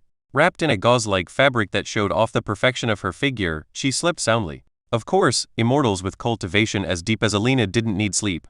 Even if she was required to stay awake for thousands of years, it would be an easy task. But she had gotten into the habit of doing so because Ryu was a mortal who couldn't do such things. Every night, without fail for the last 600 or so years she had slept by his side. Elena shifted in her sleep, stirring awake before absent-mindedly wiping the drool from her face. "Ubby, you're awake." Elena's face lit up with elation, grabbing Ryu's face and kissing his cheek happily. With Ryu's frail body, how could he stop her from doing as she pleased? Even after so many years, Ryu couldn't get over Elena's free spirit, for lack of a better term. She was jumping around so fiercely, but didn't she realize that her bountiful chest was putting him under a hypnotic spell? No matter how cold he was, wasn't he still a man? Must she subject him to such torture? Her gown was incapable of hiding anything. Aside from the beautiful laced underwear that hid her most precious parts, her breasts were practically laid bare to Ryu. Everything from their soft elasticity to the erect pink and healthy point that graced their center, it was all there. Elena covered her lips with a delicate hand, giggling coquettishly. "If you stare so much, I'll blush." Ryu coughed, looking away and rolling his eyes. "The day this woman blushes is the day the world comes to an end and the sun rises no more. If you wanted me to be your nice, obedient little wife, you could have taken me long ago," Elena said with an adorable pout, her waist rippling upward as her arms raised above her head in a long stretch. "What happened?" Ryu asked, trying to change the subject. "Mother and father," Elena spoke, obviously referring to Ryu's parents, "were very angry and taught that old lady a lesson. As for Gale, he's dead, but the Ventus clan has been oddly silent. It seems that priest Saint Ventus suffered a small injury in his anger." I see. Ryu sighed. He had completely lost consciousness at the time, but he faintly understood what must have happened for his parents to react so violently. "The good news is that you received a lot of goodies." Chapter 29, Unique Grade. After Gale died and the old mistress was brought to the doors of death, many in attendance wanted to leave as quickly as possible, but no one dared to do so without making their well wishes known. After seeing the heavenly couple's true battle prowess, they no longer harbored any thoughts of disdain or complacency. So how could they leave without parting with presents for the young heir? Elena giggled. They were all scrambling to see who could curry the larger favor. That coupled with that evil plot of yours and the Tetsuya clan reaped quite a few rewards. Ryu smiled lightly. His so-called evil plot was just something he had said on a whim to vent some of his frustration. He had been planning to let them off the hook after allowing them to squirm a little, but it seems that even if he had been awake to do so, they wouldn't have dared accept his mercy. "Just hand everything to the clan treasurers. I don't need such things anyway. It's better if the clan can make use of them." Ryu's words seemed nonchalant and light, but Elena frowned, catching a double meaning within them. "Are you trying to say that the clan will need such treasures?" Ryu was a bit surprised by how sharp Elena was. Truthfully, he should have long since been used to this by now. Elena had always been a free spirit who lived life as she saw fit, but with that came a deep sensitivity to those around her. She was so in tune with herself that she often reached out to others to share. It was a subconscious dream of hers for everyone to taste the freedom she had. Her heart was simply that large. From the outside looking in, Elena and Ryu should have never been together. To call their personalities polar was inappropriate only because the description didn't go far enough. It wasn't a simple matter of opposites attracting one another, because their dispositions were so different that they couldn't be considered mere opposites. Still, what brought them together was exactly this virtue of Elena's. She saw Ryu as a man who seemingly had everything yet was shackled more than anyone else. While others saw a pampered young master, she saw a frail heir with a shadow over his soul. While for Ryu maybe he was subconsciously attracted to this freedom Elena had, maybe he wanted to understand just what it meant. Ryu was arrogant. He felt that he was beyond this arrogance, believing that he deserved a loftier label. But did he? Wasn't his disposition just as shallow as the 9-lettered title attached to him? How could such a seemingly strong individual could be so weak? Ryu seemed to take pride in his will to fight. He seemed to find light where there was none and victory where there was only defeat. He repeated these feats countless times in his mere 1,000 years of life. Yet, this very same Ryu feared his ability to read fate. This very same Ryu refused to take his woman into his arms and give her the love she deserved. This very same Ryu accepted his mortality without an ounce of resistance. How can both things be true in a single person? How can you claim to be above all things yet have such a profound weakness within you? How can you claim to be mighty when you're really so frail? This was Ryu's life. He was a man without freedom. A man shackled by his own insecurities. A man unwilling to fight. Ryu blinked at Elena's question, his vision slightly blurring. He felt a swarm of enlightenment bombard him. It was as though his life was laid out and its every scene could be easily picked apart by him. The first thing Ryu realized was that his memory was never this good. As a mortal, he had never had perfect recall. Such a thing was reserved for those with the highest levels of cultivation and was also restricted by the complexity of the material being remembered. For example, an expert of his father's caliber could remember a common grade technique with a single glance, but an origin grade technique was something even Titus wasn't capable of memorizing. Is this the origin flames doing, Ryu? Hubby? Elena lay a delicate hand on Ryu's forehead when she noticed his breathing quicken. Could it be that the origin flame isn't as docile as records say? Why else would her fiancé have been unconscious for 3 days yet still react like this? Ryu cleared his throat.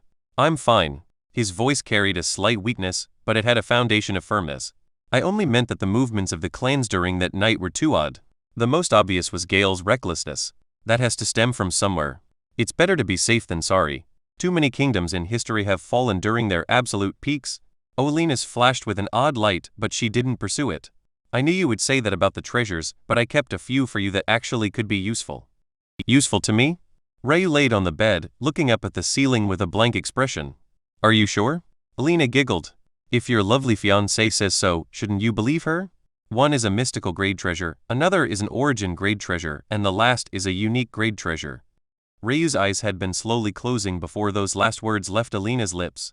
But the instant you registered them, they snapped open with an added vigor. What'd you just say? I thought you weren't interested. Elena looked away, pretending not to notice Ryu's gaze. In the void, Yuri's beautiful laughter sounded before she covered her delicate red lips and blushed. It was truly an odd sight considering no one could hear her anyway. The grading of treasures was very similar to the grading of bloodlines. The only difference here is that the sovereign grade is replaced by the mystical grade. Aside from this, it follows the same pattern. Common, black, earth, heaven, mystical, ancestral and origin.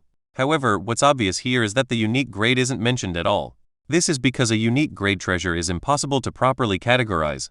It wasn't necessarily more powerful than an origin grade treasure either. In fact, in some rare cases, it wasn't even worth the common grade label. Still, what one could never doubt was that the fact that these were all treasures that existed outside the bounds of heavenly laws. Chapter 30, Black Cloak and Incubator. Ryu smiled bitterly. This fiancé of his truly was far too willful. However, he couldn't say that he didn't deserve it. Even he realized that he neglected her.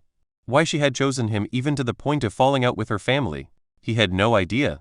There was a small part of Ryu that still believed she was only throwing a small temper tantrum. He would only live for a fraction of her life anyway. By the time he died, she'd have more than long enough to reconcile with the Holy Wing clan. In fact, although such a thought caused a dull ache in his chest, he hoped that it was true if for nothing else but her suck-ache. I'm sorry.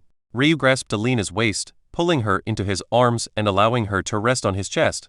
Despite being an immortal, Olena weighed as light as a feather. Of course, this was in part due to her special skeletal structure. It was a simple task for Ryu to lift her even with his frail body. In his life, Olena was the only one who deserved to hear these words from him. Good. Olena harrumphed triumphantly, curling into Ryu. They're all very good treasures, even the mystical grade one. Although its rank is low, its abilities are very interesting.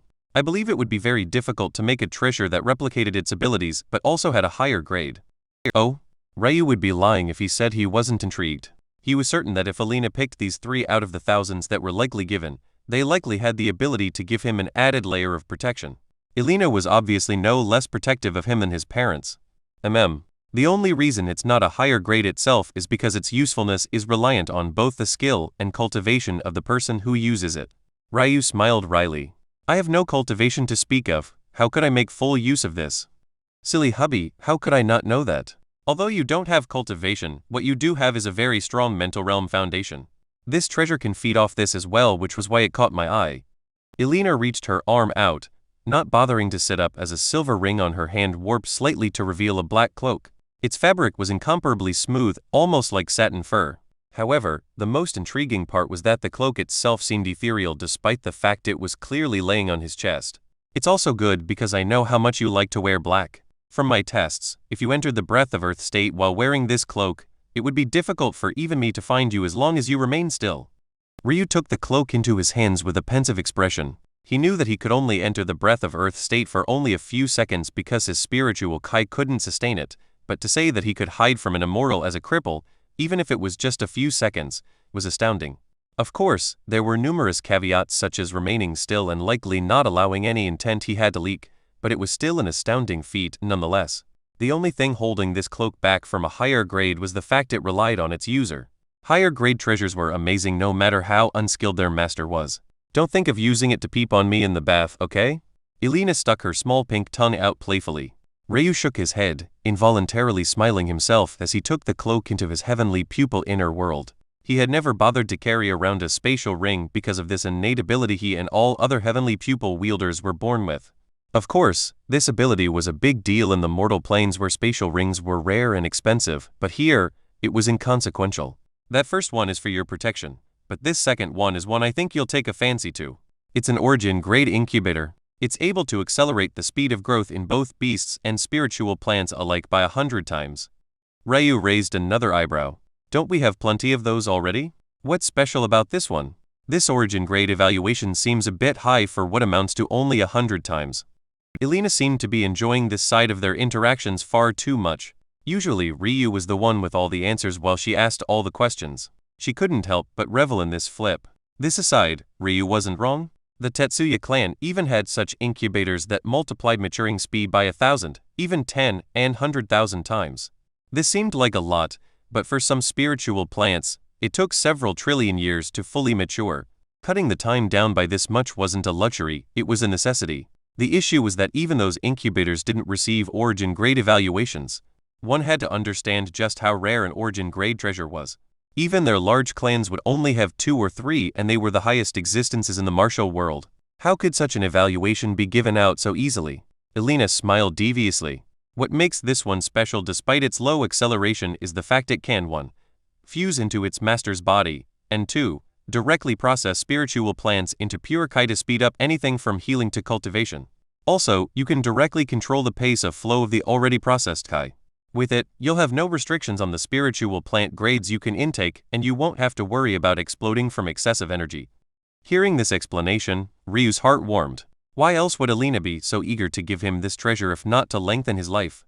The most troublesome part about extending a mortal's life was finding treasures docile enough to not directly kill them.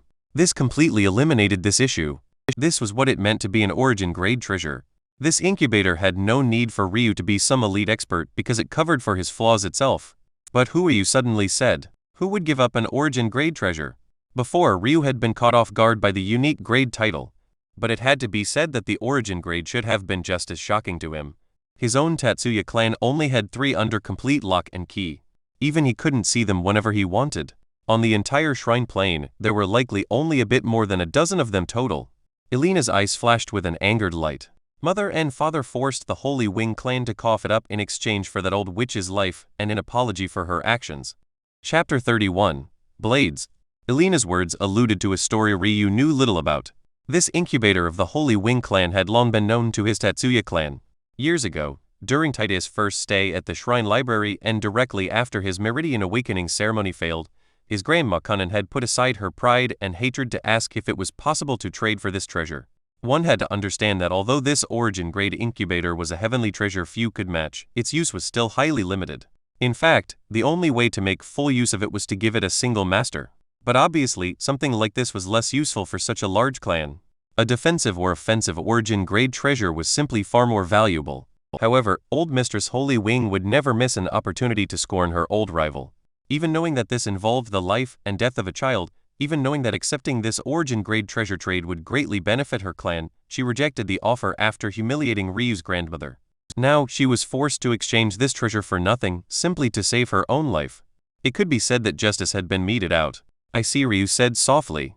Elena didn't need to say anything more. With Ryu's intelligence, he immediately understood what must have happened. Although he didn't have the exact details, the scenario he built in his mind wasn't far from the truth. Here, Elena's spatial ring warped once more, revealing what looked like a beautiful globe with a world hidden within. Even with his mortal vision, Ryu could see endless flowing rivers and grassed lands. But there were no trees or spiritual plants to speak of. Even the water was normal, without any special properties. Elena shook her head. It's only to be expected. The Holy Wing clan definitely took everything valuable out before handing it over. It should be fine though. With your abilities, you'll be able to fill it with even rarer spiritual plants. Be a little selfish for me, okay? Don't always hand your achievements off to those old council fogies. Keep some for yourself. A rare air of seriousness took control of Elena's tone. She didn't know why she suddenly felt so uncomfortable, as though a weight was slowly increasing on her chest, but she always believed in her instincts. It was part of why she always felt so free. Be a little selfish, Ryu muttered to himself as he took the globe in his hand. The heavenly pupil inner world was quite bland. It seemed to be an odd gray box that increased in size along with your cultivation. Yet, even as a mortal, Ryu's space was about 10 meters in every direction. Aside from the cloak that now sat neatly folded in a corner, there wasn't much else to see. All that remained was the fire dragon emblem of the Tetsuya clan, the phoenix emblems of the ice and fire phoenix clans, and the lightning Qilin emblem of the Qilin clan. These emblems were mystical grade treasures that allowed access to the various clan holy lands, but other than that, they had no other function. I believe you should be able to replace your heavenly pupil inner world with this one. At least in theory, Elena explained lightly. As Elena expected, the process was seamless. The globe entered Ryu's forehead, slowly changing his inner world. Now, its world could accommodate living beings. Unfortunately, though, his cultivation was non-existent, making it impossible for him to withstand the burden of warping in large objects. Nodding in satisfaction, Elena smiled. The last treasure is probably one you'll have some pushback against, but do remember that it's a unique grade treasure. Some pushback? Ryu's mind immediately went to the worst possible place. This fiancée of his didn't get him some kinky toy, did she? Elena giggled as though reading Ryu's mind. Don't worry, it's nothing like that. Instead, they're weapons.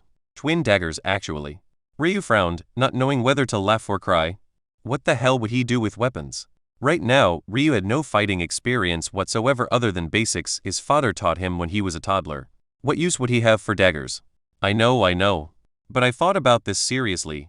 The black cloak has a passive ability to conceal, but it's very weak. Without cultivation, the only way you can evoke its true abilities is to use your spiritual Kai and enter the Breath of Earth realm. However, that only lasts for a few seconds. Do you think that your enemy would disappear in that time? You need to take action. Elena said seriously. Ryu sighed. Your words make sense. But, in a case where I assume something has happened to Yuri and I'm forced into such a corner, even if I have an origin grade dagger, I'm afraid that such an enemy would only laugh at my attack. This is why these daggers are special. They're capable of accommodating all forms of energy, including spiritual Kai. Their weight also changes in accordance with the energy type and amount you use. You mean? Ryu raised an eyebrow. You can attack an opponent's mental realm directly. This won't guarantee a kill considering even someone like Yuri couldn't instantly end Gale's life, but it's the most effective attack you have. It's better than nothing. Listening to this point, Ryu couldn't disagree. This was indeed the most effective form of attack he had. If these daggers really could accept spiritual Kai, then they could protect Ryu's mind while he attacked others. Simple put, they were better than having nothing at all, so, for the sake of his fiancée's peace of mind, he accepted the daggers. Ryu watched as Elena handed him two beautifully finished daggers. Each had a black spine, but edges that shone a crystalline and translucent blue. These edges were serrated into 3 portions, making the daggers look like a slanted set of triplet canine teeth.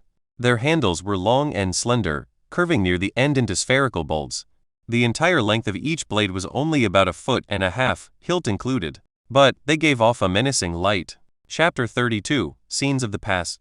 The night of that very same day, Ryu sat under the cool dark air, his black robes fluttering along with the thin drapes that whipped in the wind behind him. He was currently on a balcony extending from his and Elena's room. While she slept soundly once more, he couldn't bring himself to. Scenes of his life kept replaying in his mind like a record.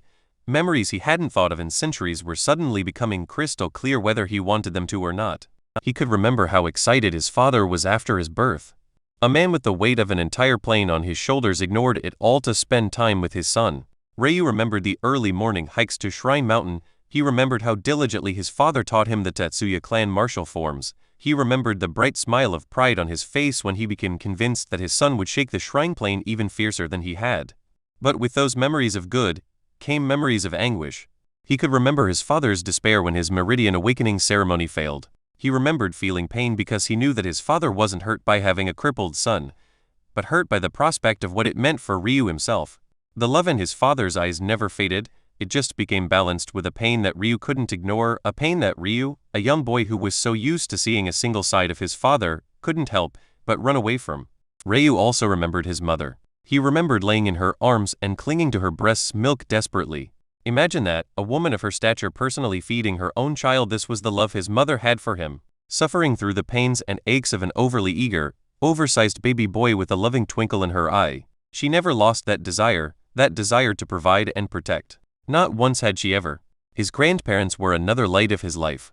His grandma Kanan was always the soothing voice in his ear. It was she who chased away his father and grandfathers when their training became too harsh back in those days. His grandma Tetsuya was a far more reserved and stoic lady, but her smile had long since been reserved for her baby boy. It was her who gifted Ryu his best toys, even though a toddler had no business playing around with heaven-grade treasures. His grandpa Tetsuya was a man of very few words. In fact, Ryu could likely count the number of times he'd spoken to this grandfather of his to an accurate estimate. However, it was because he was so silent that he conveyed his love through his actions. It was he who had found the most herbs and spiritual treasures capable of extending Ryu's life, even spending decades and sometimes centuries away in pursuit of them. Grandpa Kanan was likely the polar opposite of Grandpa Tatsuya. He was rambunctious and loud, but his heart was just as big as his personality was. It was he who found Ryu first after his Meridian awakening ceremony failed, slapping him on his small shoulders and hugging him tightly. At that time, he told Ryu that a man never gives up, that a man finds a way to succeed no matter what cards he was dealt. If it wasn't for Grandpa Kanan, Ryu didn't know if he would have recovered enough to set a new path for himself by entering Shrine Library. Then there was Nuri. Ryu had always seen her as his big sister, a woman always there to protect him. The truth was that Nuri was a little girl his parents had adopted before his birth. At the time, they had been trying for several millennia to birth a child to no avail. It was then that Nuri fell like a heavenly treasure from the skies. They fell in love with the little baby girl immediately, taking her in as one of their own. When Nuri grew and Ryu was finally born, she wanted to repay this debt of gratitude. Having never known her own parents, to her, the Tetsuya clan was the only family she'd ever recognize. She didn't even blink an eye when she swore a tribulation oath to protect Ryu for life. Ryu remembered patting his little chest as a boy no more than 3 or 4 years old, swearing that when he grew up, he would take Nuri as his wife, then it would be his turn to protect her. Nuri had smiled brightly, that beautiful smile of hers. She rubbed his small head and nodded with happiness. And Alina, she had a place in Ryu's heart that was unshakable. When she came into his life, he hadn't thought that he would ever open up that side of himself to anyone until his death took him from this world. Was it even fair of him to do so? How could he promise love to a woman he wouldn't be able to sustain? It was then that Alina had said those ill-fated words to him: be selfish. What a funny idea. Words with such a negative connotation used to light a path to happiness in a man who had all but given up on everything. Ryu's face shifted up, allowing him to catch a glance at the 3 moons in the sky. The 2 smaller shone a beautiful red and blue, but the largest was seemingly reminiscent of Ryu's fate star, blazing with a gray-white color. Ryu had heard that Shrine Plain had 3 suns as well, but the largest was so bright that the smaller 2 were impossible to see. A slight breeze passed, causing Ryu to frown. He lifted his hand to his cheek, only to be shocked to find that it was wet. Ryu's voice croaked. He couldn't remember the last time he felt so weak. Could it be that he hadn't felt this way since that day 993 years ago? The very day his ceremony failed and his remaining prospects became bleak? Ryu knew what he had to do. He had known since the moment the embryonic origin flame fused and enlightened him with the will of the universe. Formerly confusing lines of fate and karma became clear and obvious. Ambiguous and abstruse paths forward fused into a single heavenly lane. Things couldn't continue as they were. It wasn't a simple matter of Ryu's happiness, it about the life and death of the 4 clans that mattered most to him along with countless others. But he was scared. He was scared to the point of trembling, of tears falling down his face, even to the point of wanting to vomit, both in disgust toward his own cowardice and anguish at the prospect of what lay ahead. Ryu closed his eyes, his jaw clenching. Moments later, he stood and walked back into the room he shared with Alina. With a heavy weight laying on his heart, he kneeled beside her sleeping body to gently stroke her soft cheek. The instant Alina moaned awake, he lowered his lips to hers. Chapter 33. 2 People, 1 Soul. Hubby? Alina woke fully to a set of cold lips on hers. Yet she felt a sense of warmth and comfort when she saw that set of silver eyes looking down at her. Ryu's eyes were slightly red, still lingering with remnants of his stored emotions. Still, they had an outpouring of tenderness and love that was rare for him. How long had Alina waited to see this very gaze? How many nights had she dreamt of being awoken by this very kiss that still tingled along her lips? So why did she feel her eyes watering? Why was her chest aching with this disgusting bittersweet feeling? Alina. Ryu's voice was barely a whisper, as though he feared a louder volume would betray its trembling. Will you allow me to be selfish? The fluttering of Alina's heart quickened. She cupped her fiancé's cheeks, sinking her warmth into their cold. Without a word, she pulled Ryu down to her, almost melding their bodies into one. Alina pretended not to notice the moistness that now coated her palms, nor did she hold back her own. She simply immersed herself in the feeling of Ryu's body, delicately removing his robes to reveal his broad, but frail chest. Ryu tried to reciprocate, but his attempts at a gentle, caressing touches were thwarted by his shaking hands. Voices of doubt and discontent rang in his ears. Is this really how you want to do it? She deserves better than this. Can you even call yourself a man? Maybe it was due to these voices, or maybe it was because he so wanted to forget his own thoughts, but the trembling slowly disappeared. Elena's soft body fell into his embrace, not an ounce of which was lost on him. Her gown was pulled over her head, revealing skin so soft Ryu almost felt as though he was sinking into a warm cloud. His lips dotted her curvature as he breathed in her intoxicating fragrance. Elena squirmed under his touch, eagerly lifting her hips to rid herself of the final layer that separated them. No matter how cool-headed Ryu was, it was impossible for him to remain unaffected. To those residing in the mortal plane, such a sight was impossible to see. In their eyes, the cultivators who resided here were their gods and goddesses. If Elena appeared, she would be no less than an immortal fairy in their eyes, because this was how even Ryu saw her. This wasn't the first time Ryu had seen his fiancée naked. In fact, it wasn't even the 100th or 1000th. But something about the sheen of fragrant sweat on her delicate skin, the faint blush on her healthy cheeks, and the almost pleading expression in her eyes lit a fire within Ryu. He caressed her cheek, tender affection clear in his eyes. "I want you to know that I'll never leave you. No matter what happens, can you promise me that you'll remember this?" Elena's pink, crystalline eyes reflected the moonlight as she looked at her fiancé. Unable to trust her words, she nodded. A sudden nervousness overtook Ryu. Not only was he completely inexperienced, seemingly inconsequential thoughts suddenly felt that now was the time to make their presence known. Would he hurt her? How fast should he go? He was just a mortal. What if he couldn't satisfy his immortal fiancé? Did Elena care about such things? Should he assume that she wanted to have a child now, or should he take precautions? Damn it, he hadn't prepared. What precautions could he possibly take now? It wasn't until a light giggle sounded in Ryu's ears that he realized his cold, handsome features had given way to panic. He couldn't help but blush slightly. Still, those feelings were washed away the moment he felt a soft hand grab onto him from below, guiding him toward a wonderful place filled with moist warmth, love and desire. "I'm willing to allow you to be selfish, but I need one thing from you first," Elena said softly. Her voice was a bit haggard, suffused with a raspy breath that rose and fell along with her ample chest. Even though her hair had also become an absolute mess, it only made her all the more alluring as it clung to her sweat-matted forehead. Ryu didn't let her finish. He knew her next words and she accepted them wholeheartedly. In the martial world, marriage more than just a simple ceremony. What distinguished wives from concubines was a tradition that dated back several eras, even to the start of the first human civilizations. A husband and wife weren't just a man and woman, they were two sides of the same coin. It was a union that was wholly sacred, one that bound the fates of two people together for a lifetime and lifetimes. For the first time in his life, Ryu fully opened his soul to another. Although Elena trembled at the sight she saw, she too reciprocated. In the next moment, their thoughts became one. Nothing of Ryu's was hidden to Elena, nor was anything of Elena's hidden to Ryu. They had come to have a perfect understanding of each other the moment a dull pain pierced Elena's senses. "You, Elena Tatsuya, will forever be my, Ryu Tatsuya's wife. In life and in death, we walk together. In sadness and happiness, we feel together. In this reincarnation and the next, our souls will always be one." A swirling of turbid primordial yin and yang filled the room. Moans of passion and fervent desire ricocheted across the walls. Ryu's nervousness had fled as a sense of freedom pervaded his mind. Elena's wants and needs were no longer a mystery to him. In the end, Elena fell into his embrace and a satisfied sleep, once more clinging to her fiancé's arm as though she was afraid he would disappear. Maybe ironically, this fear that Elena had irrationally held for so long became reality the next morning. Yuri's shrill cry of sorrow and pain shook Tatsuya Palace. Elena didn't even need to open her eyes to know that her husband was no longer by her side. An empty void the likes of which seemed to encompass the whole of existence was all that was left behind. She knew exactly what had happened. She had felt his fear and hesitation, his tears and resolution. And finally she had felt his death. Chapter 34, Contorted. The legacy of a sky god is not so easily attained.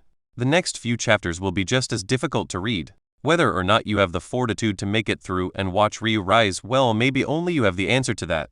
The matters of the shrine plane became a blip in history.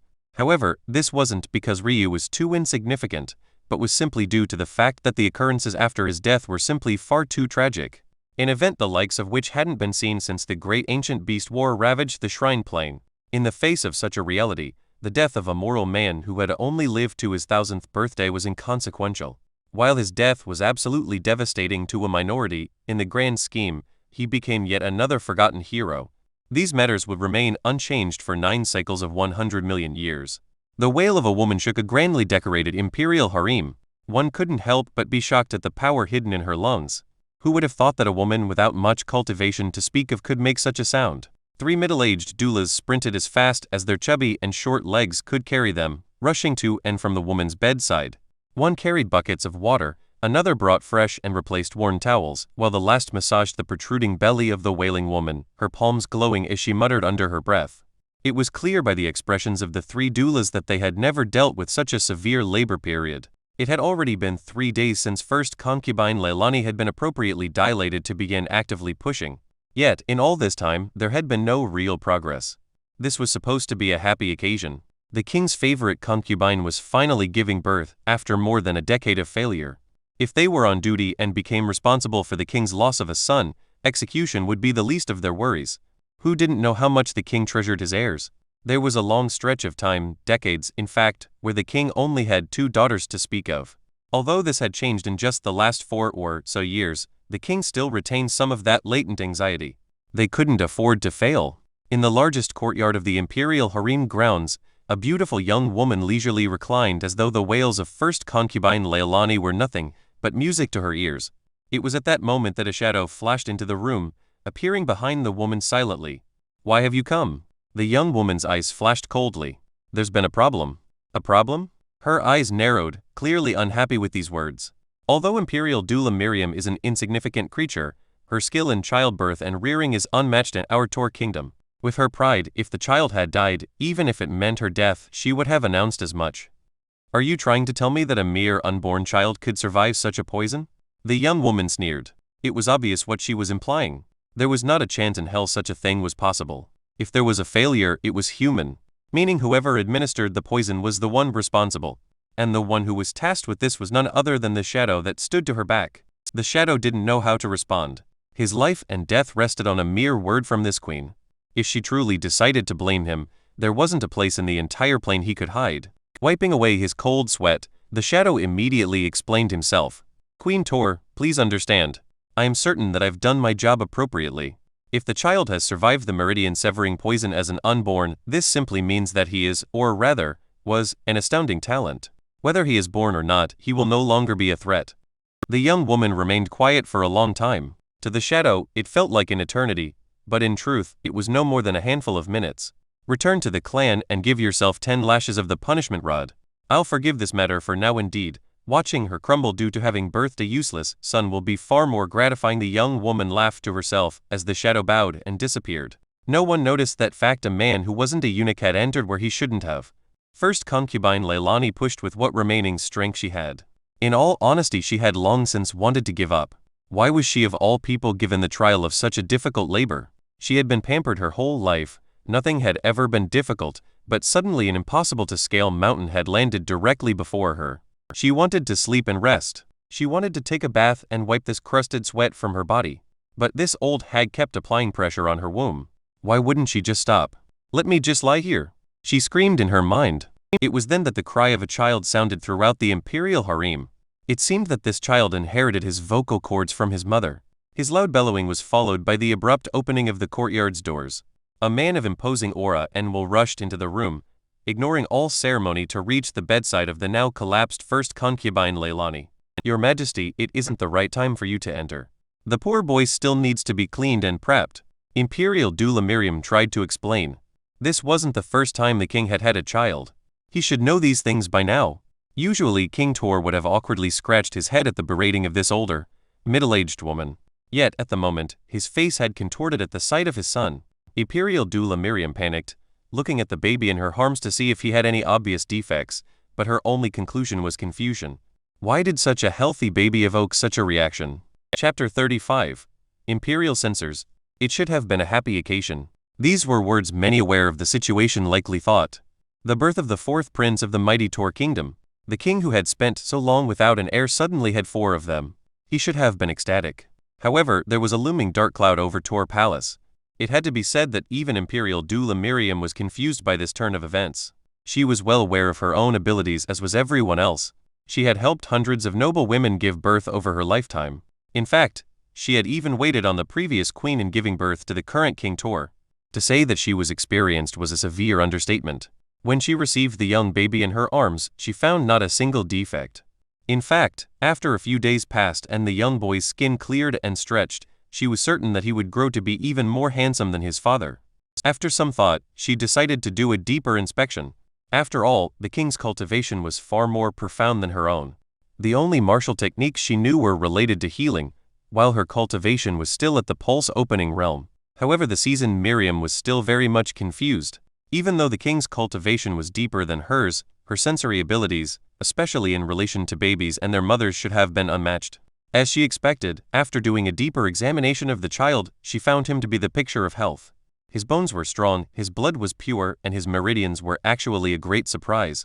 Usually, the meridians of newborns were very frail. This was why the meridian awakening ceremony didn't take place until 7 years old. However, this young boy here seemed as though he could take his ceremony right this moment and come out perfectly fine.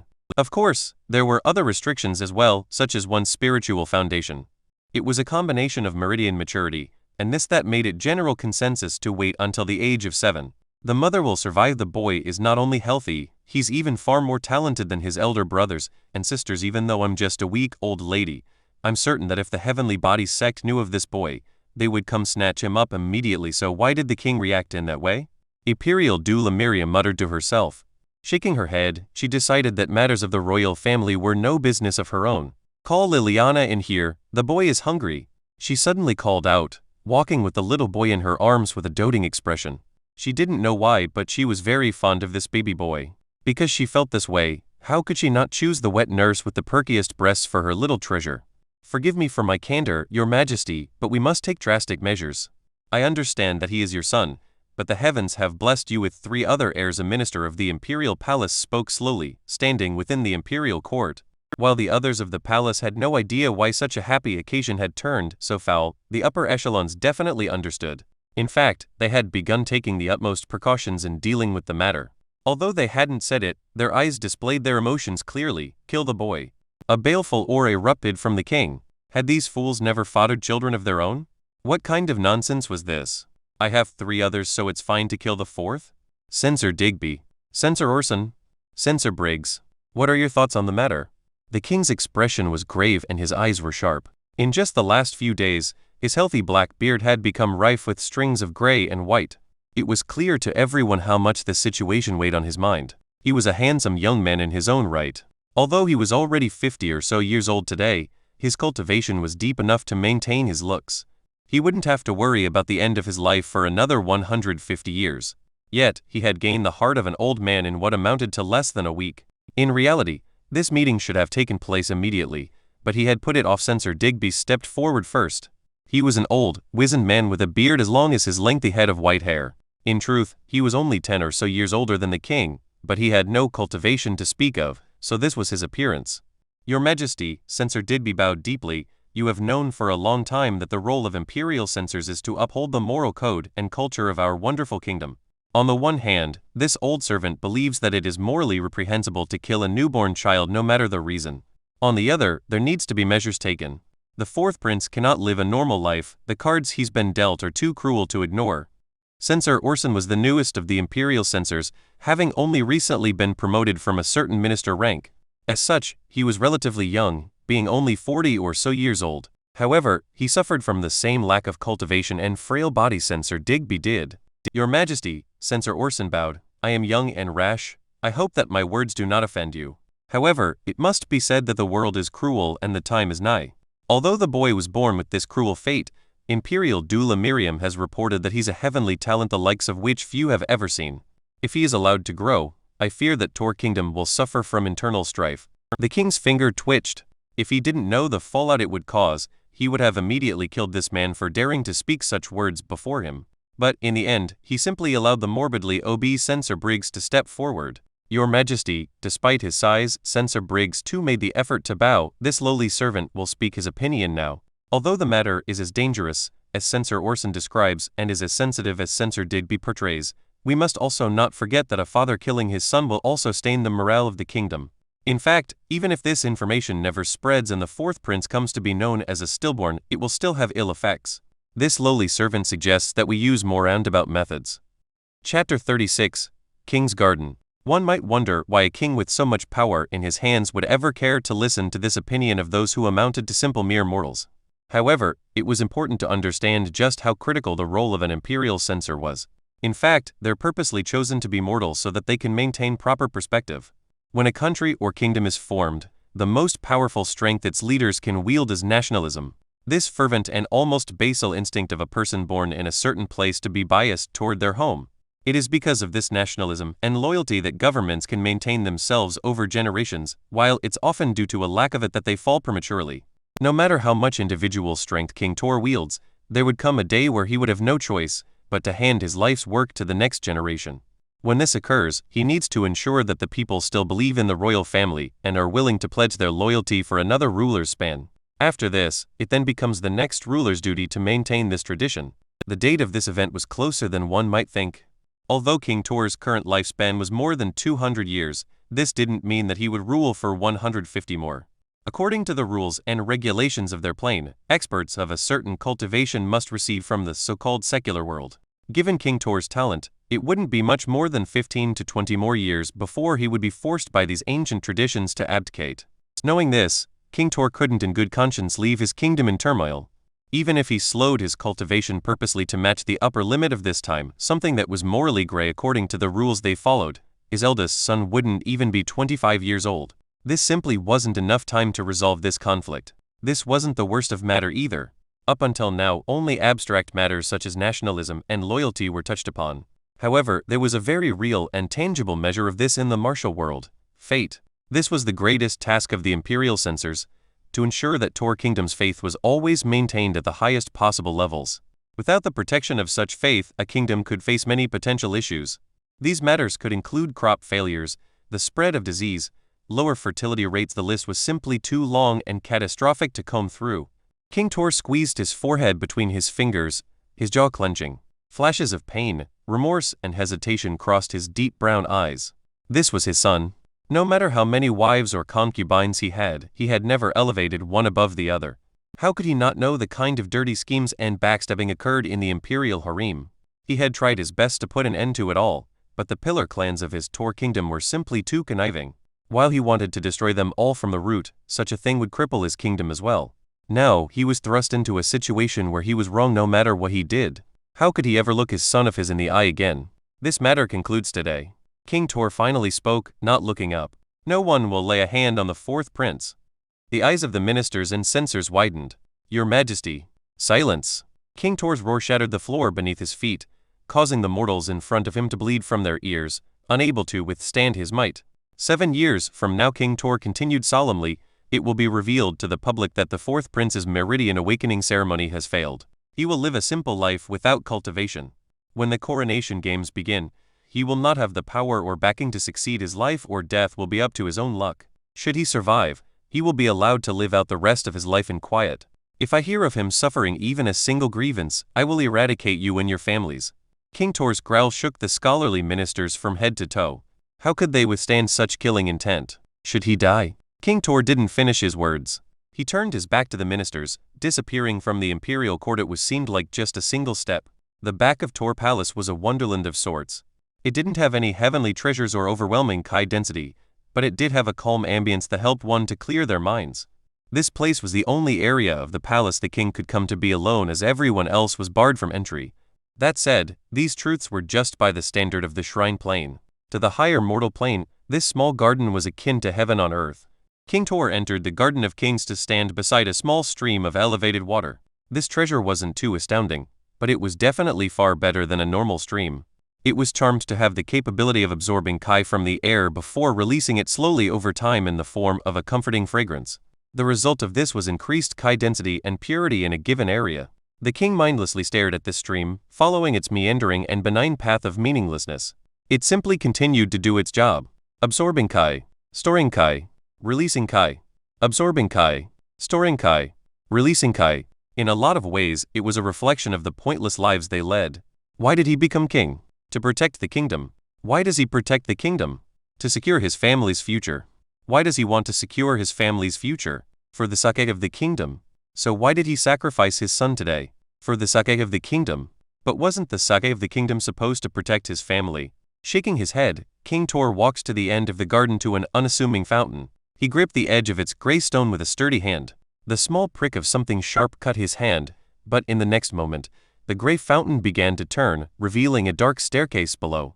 It wouldn't be long before King Tor realized that what he thought was saving his kingdom had guaranteed its destruction. In the future, when he remembered that he made this decision, because his son was born with a head of pure white hair and silver blue eyes, it was likely that he wouldn't want to live anymore. Chapter 37. First Prince. 3 years later, Tor Palace had long since forgotten the oddity surrounding the fourth prince's birth. In fact, today was a true day of celebration. The first prince's Meridian awakening ceremony was to take place. At this moment, a small boy not even a meter tall sat on a short stool, his little slender legs swinging back and forth. Behind him, Imperial Doula Miriam sat. Her actions were odd. She seemed to be applying some sort of dark pigment to the small boy's long white hair. Considering the toddler didn't say much to these events, it was clear that he was used to it by now. Still, the oddities persisted. The little boy's eyes were closed. Even after several moments, they remained as such. One would have thought that he was taking a nap, but would someone who was asleep swing their legs in the way he was? Little Ryu, you must be more careful. Imperial Doula Miriam chided. After your elder brother awakens his meridians, at least until your own ceremony, you must try not to antagonize him, okay? If he's smart, he'll stay very far from me no matter what his cultivation is. The cold reply of the small boy was nothing like what one would expect from a toddler. Somehow he had already gained the demeanor of an absolute expert, the kind that one would make certain to exterminate from the root after even the slightest offense for fear of one's own death. Imperial Doula Miriam sighed. Just ignore his words. He's young and rash, there's no need for you to create a lifelong enmity between siblings over frivolous nothings. It's best to forgive and forget, to be magnanimous for the sake of your own health. One would never expect an adult to speak to a child in such a way. Imperial Doula Miriam described first Prince Amory as the 7-year-old child that he was, but pretended as though Ryu wasn't the 3-year-old toddler before her. She had begun subconsciously treating this boy as an equal for a very long time now. Auntie Miriam, you're very naive. The small Ryu suddenly said. Do you believe that first brother's animosity toward me is organic? Did I offend him in any way? Is he even old or mature enough to understand that he will have to compete with us 3 younger brothers for the throne? This first brother of mine has an aptitude that I understand well. He may very well be better than the average child, but his worldview is limited and shallow. The things he understands aren't by virtue of himself, nor are his thoughts his own. If all of these things are true, then who do you think is responsible for molding him? Imperial Doula Miriam shivered, but didn't dare to reply. It was one thing for a prince to say such stinging words about another prince's upbringing, but for her to comment could result in execution.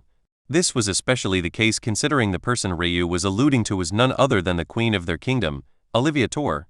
Still, the scope of understanding this mere 3-year-old boy had was astonishing. To understand the politics of the kingdom so clearly already, it was shocking to her even now. However, Ryu was right. No matter how Ryu reacted, Amory and his third brother would never reciprocate in good faith. Their minds had already been corrupted by their mother. Maybe only second brother deserved Ryu's hope for now, but who knows what would happen in the future. Of course, there was always a chance that his first and third brothers would break from the control of their mother in the future. However, that wouldn't happen until they both matured and learned to distinguish right from wrong themselves. For now it was impossible. With a deep sigh, Imperial Doula Miriam stood to wash her hands in a bucket nearby. Alright, let's go take you to your mother. Be sure to stay quiet for mommy, okay? The beautiful first concubine Leilani smoothed her dress and hair, making final adjustments before taking Ryu's small hands in hers. Also remember that you must stay respectful in front of your father. The future of the Agnes clan rests on your shoulders, so you must find favor with him, okay? Little Ryu didn't reply, simply following after his mother as they walked into a large ceremonial hall outlined with beautiful glass artwork. Of course, he could see none of this due to the fact his eyes were closed. Although his vision was covered by darkness, he could feel the gazes that turned toward him and his mother. He remained unaffected, but many thought that this was due to his blindness. They probably believed he couldn't sense their emotions or understand their animosities simply because he was young and supposedly disabled. However, it would be more accurate to say that little Ryu was the sharpest person here. First concubine greets Queen Tor. Leilani said with a light smile. I'd like to be one of the first to congratulate you and little Amory. He has a very bright future ahead of him. Queen Tor greeted Leilani. Thank you for your kind words. I wouldn't like to get too far ahead of myself. There's a saying that expecting too much can end in devastation. Even if my little Amory fails, I hope that he can lead a calm and quiet life. Big sister Olivia's words are truly grand. I hope to one day cultivate my own mental realm to be as broad-minded as your own. The light conversation between queen and concubine was the center of attention for most.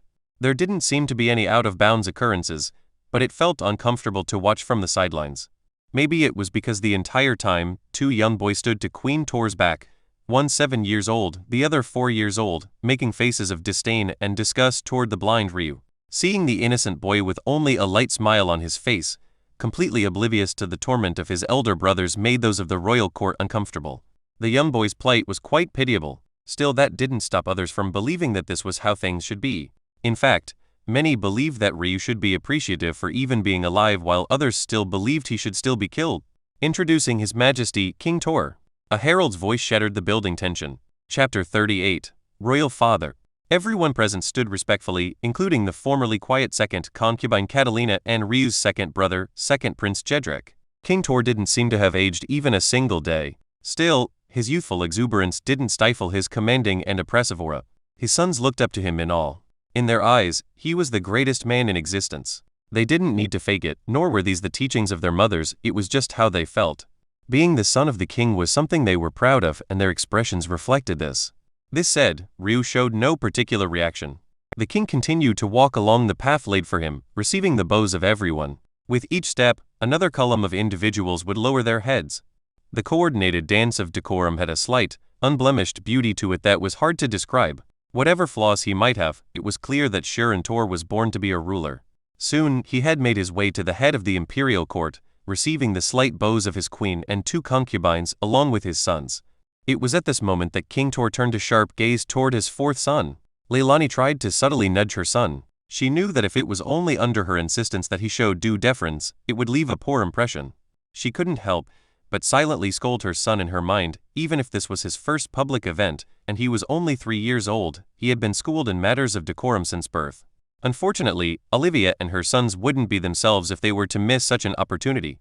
Emery scuttled over like a proud little soldier, his royal blue robes making him look quite dashing despite his young age. Much like his father, he had a strong head of brown hair and eyes, not to mention flawless bronze skin. It was clear that he was well taken care of. He leaned over and whispered into his 4th brother's ear. 4th brother, father is before you now. In all fairness, his words really were soft. However, in a quiet hall specifically designed to project the voices of those who spoke at its head, such precautions were inconsequential. To Ryu, it was obvious that Amory hadn't planned this. The simple optics of him whispering to Ryu was enough to convey the necessary message. But that didn't stop sycophant fools from relishing in the intelligence of the first prince as well as his kindness. Oh, Ryu responded with an embarrassed smile. Hello, father. Ryu's response caused black lines to form on his mother's delicate forehead even as some ministers nearly fell from their seats. Did this young man forget everything he was taught? What had he been doing for the last 3 years? First, he hadn't bowed. Then he called King Tor father instead of royal father. And even after his mistake was pointed out, he still didn't bow. It was one thing for First Prince Amory to call him father in what should have been a whisper. Such a mistake could be forgiven. But to speak aloud in such a way was yet another breach of decorum. King Tor didn't react much to Ryu's words, or rather, he didn't get the chance to because first concubine Leilani had no choice but to take matters into her own hands. The miseducation of a prince was never the fault of a father, but rather was always on the mother's shoulders. After all, a king had too many other matters to attend to.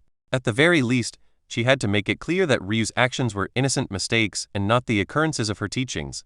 Little Ryu, whenever you see your royal father in such a setting, you must bow, okay? It's okay to treat him as a normal father in private settings, but in public, he is a king. Ryu tilted his head to side, displaying his confusion. But I can't see, mother. The seemingly innocent words of the prince caused those who sat on the fence about such matters of the royal family to feel dull aches in their hearts. However, those who were already against his existence to begin with sneered in their hearts. How stupid did this child have to be to take such words literally? Even if he was only 3 years old, it wasn't too much to expect a higher level of education and subtlety. First concubine Leilani did her best to remain calm and continued explaining with a smile. This mother of yours only meant those words figuratively. Simply put, in the presence of your royal father, showing proper respect is important. Ryu's small head nodded. Sorry royal father, but I can't bow to you out of respect. Leilani had almost released a breath of relief, but the end she choked on that very breath, unable to believe what she was hearing. The first prince and his full-blooded younger brother, Caden, almost couldn't hold back their laughter. Queen Tor remained completely silent. pulling her boys back from making fools of themselves, all while second concubine Catalina had no particular reaction to the situation aside from a raised eyebrow. Her son, however, seemed to be trying to take a nap on his feet, using his mother's hand for support. Little Ree, first concubine Leilani, tried to teach her son once more, but this time she was the one who was interrupted. And why is that? Surprisingly, it was actually the king who spoke. His voice was filled with majesty and the smallest hint of curiosity. He really did want to know what this son of his would say. It's simple, really, Ryu explained, unperturbed by his father's presence. I'm blind. If I bowed, I have no way of knowing if I've done so in the proper direction. I could follow your voice, but if I miss by even a hair, and grace a prince's bow to the wrong person, wouldn't that be more catastrophic than not bowing at all? Isn't my not bowing the highest form of respect I could give you, royal father? A pin drop of silence filled the hall, stunned expressions coloring the faces of those present. This was the first public ceremony the fourth prince had attended. It could be said that Imperial doula Miriam and his mother were the only ones who interacted with him with any relative consistency. No one understood just what kind of prince he was. They had thought he was a fool, but did he just play them all? Was a 3-year-old making his dissatisfaction with the kingdom known in its imperial court of all places? Chapter 39. Good. Hi. The crisp sound of a slap not only made Ryu's ears ring, but also caused his face to sting with a deep and reverberating pain. Maybe it was due to the fact his eyes were closed, but he felt every moment. The whooshing of the air, the vacuum that formed in his ear, even the shock of what happened were each multiplied many times over. He felt stuck in the moment, replaying the sensations in his mind again and again. Amory's Meridian awakening ceremony had long since come to an end. In fact, the awkwardness of its start was washed over by the outstanding news related to his Meridian, skeletal, bloodline, and spiritual foundation grades. However, it was clear that first concubine Leilani hadn't forgotten what happened. It had festered in her to the point where she hit her son for the first time in her life. Do you not understand the gravity of what you've done today? Leilani's shrill voice filled the mother and son's private courtyard. Do you believe that you were very clever? Did you think that even if you meant your words with the utmost sincerity that it would matter? Ryu didn't respond. His face didn't show the change in expression or borderline crying contortion a 3-year-old should have probably displayed. His eyes remained closed, his hands didn't even clench into fists, and aside from the gradual reddening of his left cheek, his features practically remained at their baseline. Even at 3 years old, Ryu had an arrogance that no one could shake. Today, he could have bowed, but he did no such thing. Since he was capable of beating up his elder brothers, something he had done on several occasions already, how could he not be capable of aiming a bow properly? He didn't do it because he didn't want to. According to their martial world's tradition, there was no shame in bowing to one's parents. In fact, it was dutiful and filial of a child to do so. The problem was that Ryu never saw King Tor as a father. He saw him as a weak and spineless man who didn't deserve his respect. His brothers saw the king as the perfect and best man in the world, but to Ryu, if this was what the pinnacle of manhood was, the human race would have been extinct long ago. Do you not understand that this isn't just about you? Leilani trembled at her son's lack of a reaction. She had half a mind to raise her hand and slap him again. Maybe this time the message would ring true to his mind. However, something told her that even if she skinned Ryu alive, it would make no difference to his demeanor whatsoever. The years passed slowly. On the 4th year since Ryu's birth, his second brother's Meridian awakening ceremony took place. On the 5th, it was his third brother's turn. And finally, the 7th year came around, leaving just 3 days until Ryu's own. In these times, the kingdom was truly blessed. It seemed like all of the king's heirs were heavenly talents, the likes of which their plane rarely saw. However, there was an undercurrent of competition that shook Tor Kingdom. It could be said that this generation of Tor heirs had no choice to be great. If they had been any less talented, the threat of the 6 pillar clans would have been too great to bear. Young geniuses sprang up not only in the royal family, but also Tor capital city's upper echelon. Not only were the princes heavenly talents, but so were the young masters of those 6 clans. Still, the third prince shockingly stood above them all, including his eldest full-blooded brother. He was actually born with an earth skeletal grade. The moment this news became public knowledge, the various elders of the heavenly body sect practically tore each other apart in competition to be his master. According to tradition, there were only 2 ways to enter the 4 sects of their plane. The first was to reach a certain cultivation threshold. No matter which sect was in question, this threshold was the spiritual severing realm. One wouldn't be considered a true cultivator until this realm was reached. It was also those of this threshold that were no longer allowed to interfere in the matters of the secular world. The second method was actually far more difficult. This second path required one to be born as a heavenly and undeniable talent. Being of the earth grade in one of the so-called foundations of cultivation was the minimum requirement. In truth, King Tor was also born with an earth skeletal grade. In his youth, he had been taken away. But after all of his brothers crossed the age of 18, he came back to participate in the coronation games. After this, he was crowned as king and had ruled ever since. This said, once he stepped into the spiritual severing realm, he too would have to return to the sect after abdicating. For the Tor clan to have birthed not just one earth-grade genius, but 3 for consecutive generations of them caused an uproar the other sects could no longer ignore. If it had just been the now abdicated Emil Tor, it was fine. Their sects also had one such talent each. But now adding Shirin Tor and his son, 3rd Prince Caden Tor, it was too much. On top of all of this, recent rumors had it that Emil Tor had just stepped into the half-step divine vessel realm. Even the sects of the immortal planes had started to show interest in recruiting him. Now, the Tor clan had only become far more untouchable. It was in the midst of this shockingly good news that Ryu's own Meridian awakening ceremony approached.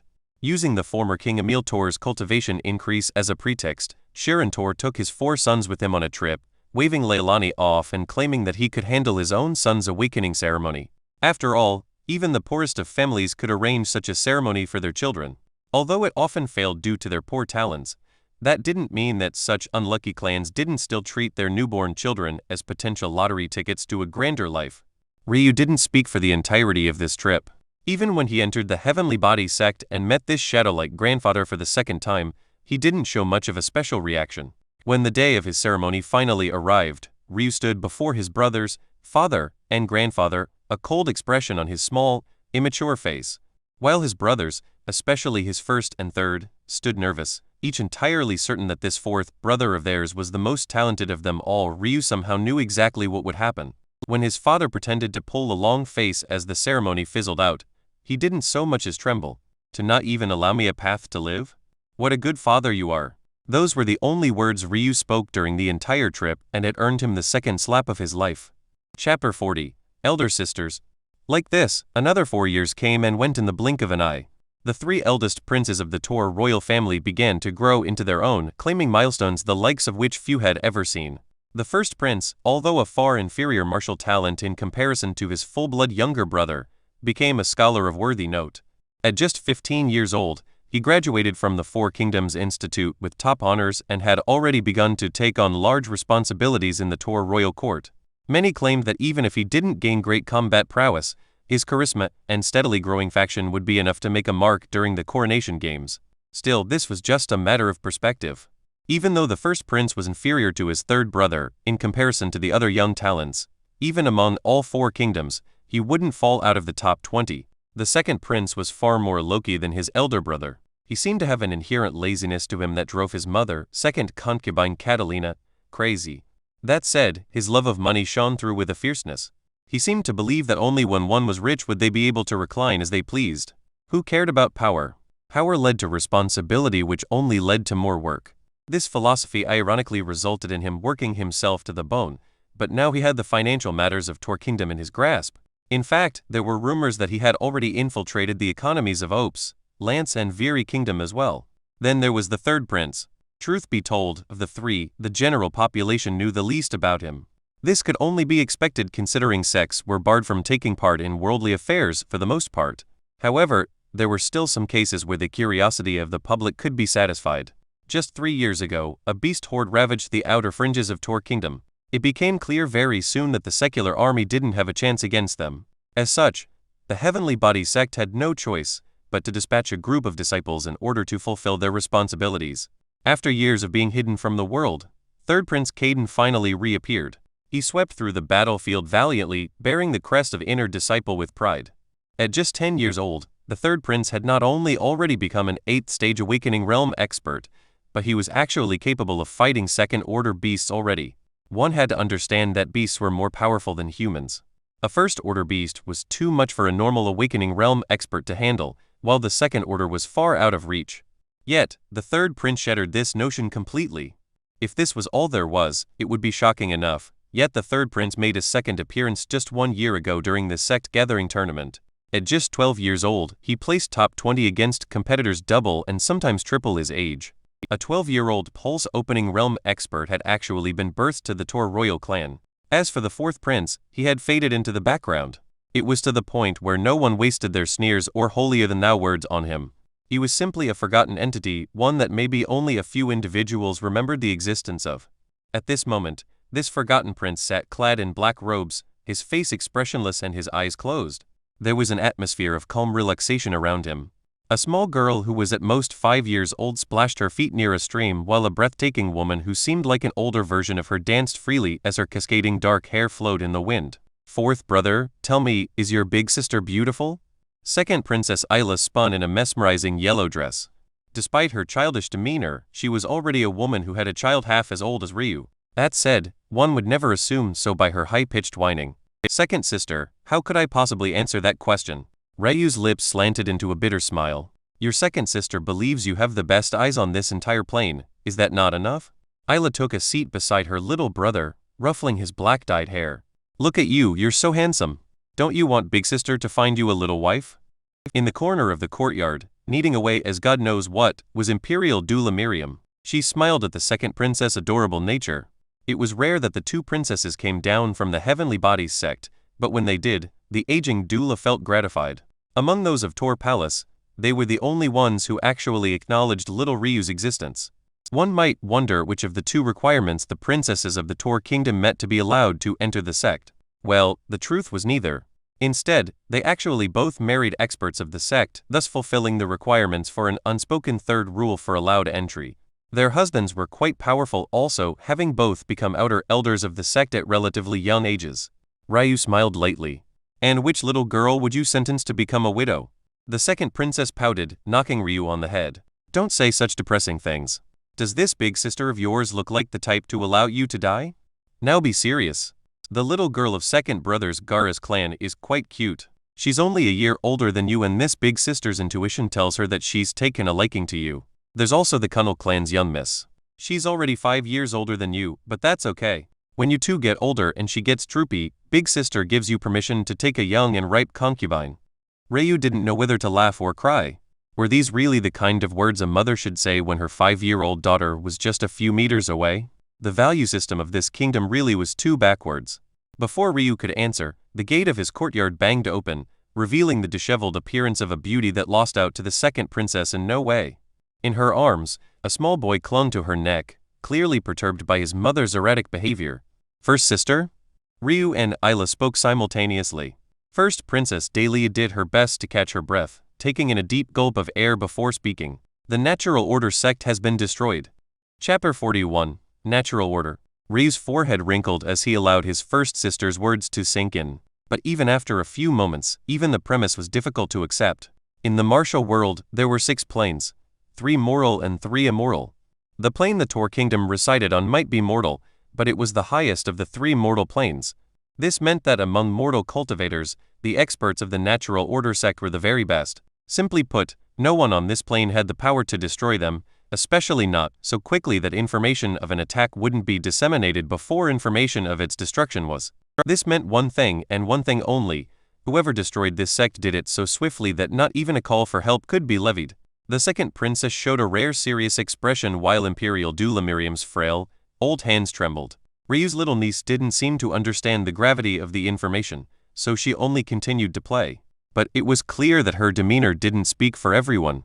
The first princess released her son, allowing the 2 little cousins to play with one another as a tight frown took over her beautiful features.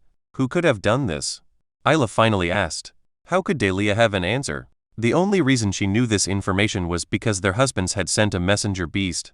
In the letter, they all but commanded their 2 wives to not travel back to the sect at this time in case whoever was responsible was still at large. The truth was that if the Natural Order sect couldn't survive, Tor Kingdom had no chance. But it was at least safer than being alone on the road. It was likely an immortal plane expert. The casual, nonchalant voice shattered the tense atmosphere.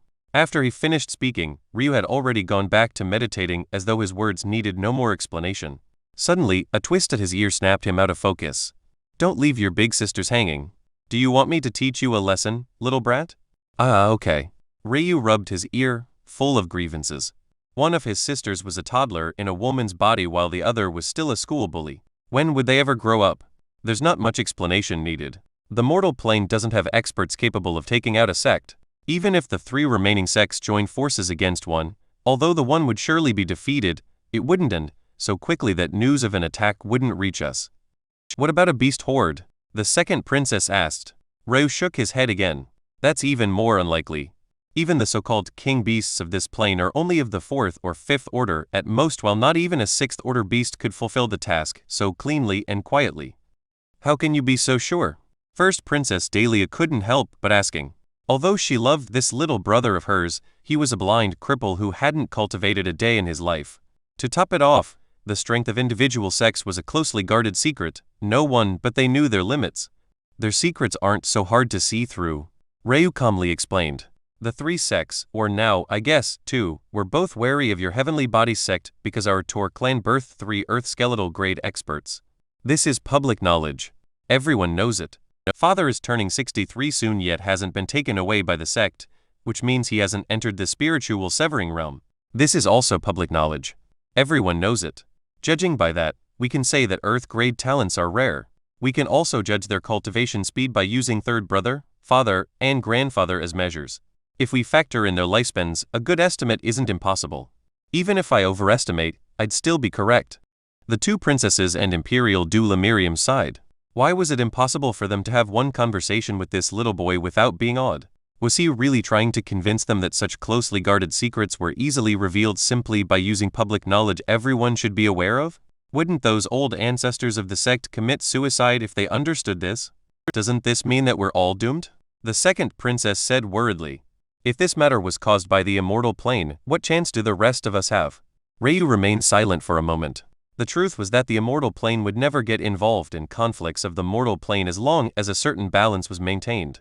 In fact, the current system of the mortal plane was put in place by immortal sects and clans in order to facilitate a greater flow of talents to their pool of experts. Many epochs ago, the mortal planes were awash with war and blood. In the beginning, the immortal plane ignored these matters as it had nothing to do with them, but soon even the immortal plane became embroiled in their own struggles. As a result, various immortal clans and sects began to seek out talent from lower planes. However, with them all dying so frequently, it was impossible to do so with any sort of efficiency. It was in response to this need that the immortal planes set out to reform the mortal plane.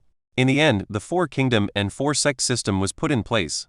Each kingdom would be backed by a single sect, thus separating the matters of cultivators and mortals. Kingdoms would funnel resources to the sects by various means, while the sects would provide a baseline of protection. This system set a delicate balance, allowing sects and kingdoms to compete within their own lanes, but also controlling the level of bloodshed to acceptable levels. So, it was obvious why, while his elder sisters worried over the potential attacks of this mysterious sect destroyer, Ryu was more worried about the impact the unbalancing of this system would cause. With its backer gone, what would happen to the Ops kingdom? How would the other kingdoms react? Would the now ancient laws still be followed? Eventually, Ryu shook his head, suddenly laughing. Why are you laughing? The first princess frowned, pulling on her little brother's already reddened ears. Ryu coughed lightly, pulling himself away. I just had a funny thought. Wouldn't it be amusing if the only reason the Natural Order sect was destroyed was because their name was too arrogant? Chapter 42, Unknown Consultant. When the kingdom learned of the reasons surrounding the destruction of the Natural Order sect, the 3 women who had been with Ryu when he said those ill-fated words nearly died of shock. To think that even the words little Ryu said in jest could still be so bone-chillingly insightful. According to spies hidden with the Ops kingdom, the wreckage of the sect only included the destruction of their sect's entrance stone. It had stood for thousands of years, yet now it was nothing more than ash. Although normal humans couldn't cross the barrier to the sect, reports stated that the inner structures were completely untouched. However, dead bodies of experts filled the paved roads with blood and a terrible stench. Still, the ones who took this news the worst were the noble clans of Ops kingdom and the Ops royal clan themselves. To have lost their backer in such a way and for such a frivolous reason, how heart-wrenching was that? The worst part was that until their current king crossed into the spiritual severing realm, access to the sect and the treasures they left behind were completely barred to them. As a result of this, several greedy eyes trained toward the east, each with various thoughts of their own. However, there were too many barriers to satisfying this greed. For one, only those of the Ops clan and the descendants of the Natural Order sect knew how to breach the barrier to the sect. Secondly, even if they were able to pry such information out of King Ops, it would require war with the Ops kingdom. Thirdly, if one assumed that this war ended swiftly and didn't raise the ire of the immortal plane experts who built their system of balance, how would the treasures of the Natural Order sect be split? For now, peace was kept. The fear of breaking ancient rules set by the immortal Plain clans and sects weighed heavily on their minds, wiping out whatever greed they might have had. That said, who knew how long such peace would last? Even in the face of danger, humans always found a way to justify their actions for the sake of wealth. Grandpa! Two adorable 5-year-old children sprinted into the arms of King Tor, the little boy monopolizing his right arm while the little girl took over his left. A rare smile graced the king's face, the likes of which hadn't been seen in public for decades. Behind the two children, Princess Isla and Dahlia walked into the king's study, neither of them surprised by this side of their father. Whenever it came to matters not pertaining to succession or the betterment of the kingdom, he left such kingly matters behind. Since their children would never be in line for the throne, King Tor had no reservations toward them. Okay, you two little mushrooms. Go off to the garden and play, Grandpa has something to speak with your mothers about. The two toddlers ran out without a worry in the world. Soon, with how powerful their fathers were, they'd be given their own awakening ceremonies and soar into the skies. The best resources of the mortal plane would be funneled into them, and they'd soon become pillars of the sect themselves. Even with how tumultuous the times had suddenly become, it was doubtful that they'd ever be affected. They'd deserve to be the envy of many. How are Adorjan and Kato? The king asked absent-mindedly, taking a seat. Our husbands are doing well, father. First Princess Dahlia responded, a light smile on her face. At first, her and her younger sister hadn't been too excited to be married off into the sect, but their husbands were good men who treated them well. Just like there were clans to manage in Tor Kingdom, the Heavenly Body sect also had various clans that had grown over the years. The ancestors of such clans had once come from nothing, but due to their cultivation talent, were accepted into the fold by the upper echelons of the sect. Over time, they gave birth to their own factions that had grown to this point today. Back then, two princesses had no choice but to marry into these factions in order to consolidate the Tor clan's power in the sect. Of course, this was well before third Prince Caden's birth. If Caden had been born earlier, their sacrifice wouldn't have been needed at all simply by virtue of his talent. With 3 Earth-grade experts, the Tor clan would be unshakable.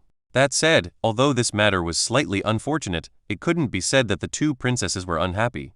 That's good. Has the sect done anything special in response to the natural order sect's destruction? If you want to ask us how little Ryu thinks you should respond, then just be straightforward. Second Princess Isla responded. Her voice didn't have any odd fluctuations to it. In fact, it sounded just as light and playful as it usually did.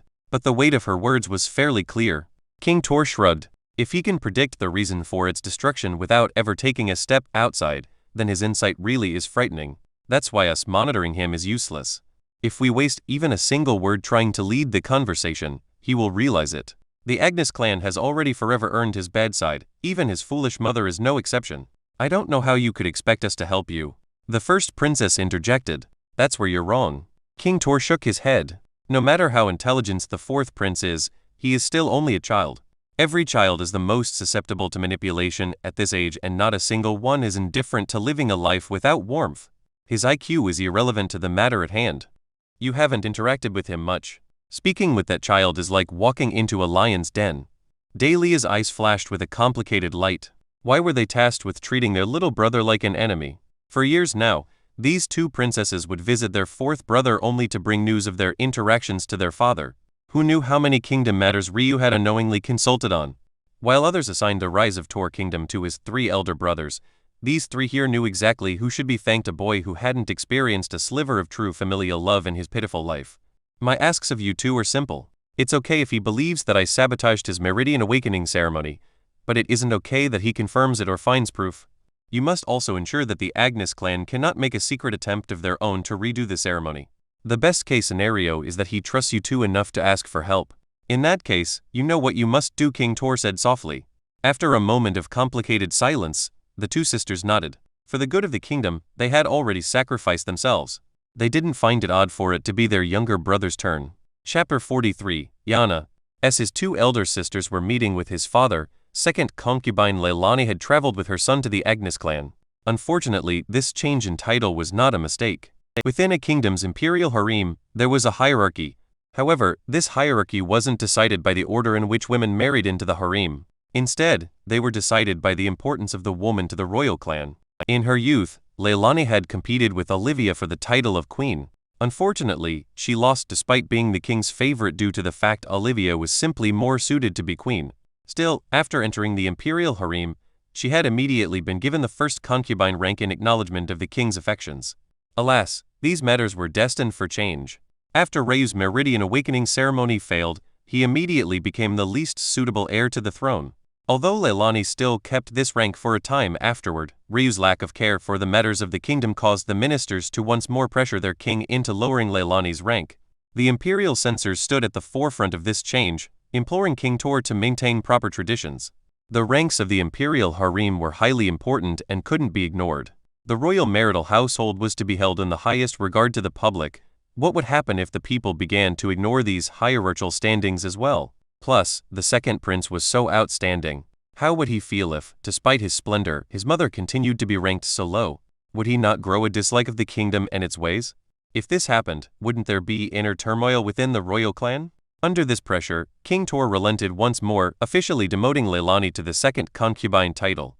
As of now, the only concubine who ranked below her was third concubine Selene, a reclusive woman who happened to be the mother of their kingdom's two princesses. Due to a disease she contracted giving birth to Isla, she rarely appeared in public. It didn't need to be said how much rage this induced within the Agnes clan. As a pillar family ranked only below Queen Tor's Cedar clan, having their young miss be a first concubine, even of the royal clan, was insulting enough. But to now have her be demoted to the second rank? It caused an uproar within their upper echelons. Patriarch Agnes, an older man who happened to be Ryu's maternal grandfather, stormed into the imperial court to raise havoc. However, even after drowning the king and his ministers in a torrent of spittle and curses, nothing changed. This sort of failure led to the Agnes clan turning their pitchforks toward the mother-son duo. If Leilani had been more scheming and clever, she would have earned the title of queen and wouldn't have to deal with this ranking nonsense no matter how useless her son was. In that case, the face of the Agnes clan would be saved, and they wouldn't have turned into the laughingstock of the six pillar clans. Then there was Ryu. If he hadn't been born a cripple or had at the very least been capable of awakening his Meridians, this too would have never happened. What a useless pairing of mother and son they were, bringing not an ounce of good to the clan. If it wasn't for the fact they would incur even more sneers of disdain for it, they would have long since disowned the both of them. Still, Ryu and his mother were offspring of the Agnes clan, and as such, had no choice but to return every year for their gathering. Currently, Ryu sat at the edge of a vast outer expanse, crossing his legs atop a gray stone in silent meditation. In the distance, many branch and main bloodline members of the Agnes clan younger generation horsed around. Some spoke amongst each other, some started friendly sparring sessions, while others introduced some of their close friends or love interests to one another. The clan gathering was held for reasons similar to why imperial censors existed. It was meant to instill a connection to the family and remind everyone, even branch members, that loyalty to the clan was of the utmost importance. It was for this reason that this gathering was mandated. Ryu, is that you? Suddenly, a sweet voice interrupted Ryu's calm state of mind. It wasn't that the voice stirred emotions within him, but rather he hadn't expected to hear this voice here. This was because it was the voice of the Garis clan young miss and cousin to his second brother Jedrick. It was odd to meet someone of another pillar clan at an event like this one. Plus, her question itself was weird. Yana? I didn't expect to hear your voice here, Ryu said with a light smile. Yana blushed slightly at Ryu's words, feeling a light fluttering in her heart. She was only 12 years old this year, so she still had a lot of room to grow, but she had taken a liking to Ryu many years ago. It was at this moment that she felt gratified that Ryu was blind so he couldn't see her in such an embarrassing state. You remembered the sound of my voice? Yana is very happy, she said, her words almost dripping with honey. They hadn't seen or spoken to each other in more than a year now, so she had been prepared for the worst. But hearing that Ryu not only remembered the sound of her voice, but also her name made her happy beyond compare. Ryu almost chuckled.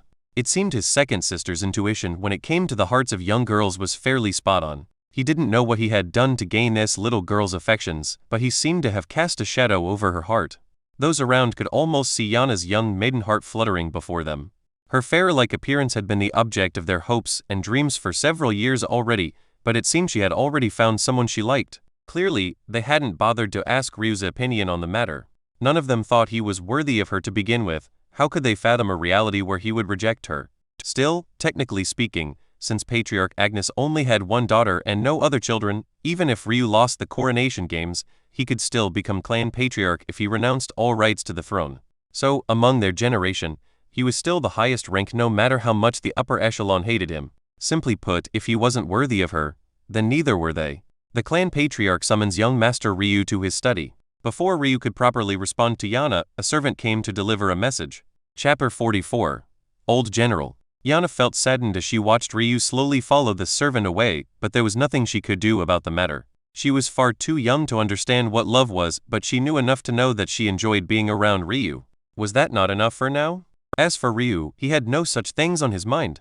He was too mature to fall for someone like Yana. At the same time, he felt that her endeavors would only lead to her own heartbreak, something he cared little for. Of the young mistresses of this generation, Yana and the Qilin family Miss Ryu's second sister mentioned were number 1 and 2. Simply put, they were almost guaranteed to marry into the royal clan as tools for their families. This was almost written in stone considering the Garis and Qilin families fairly low ranked among the 6 clans. While this sounded like good news for Yana, it wasn't.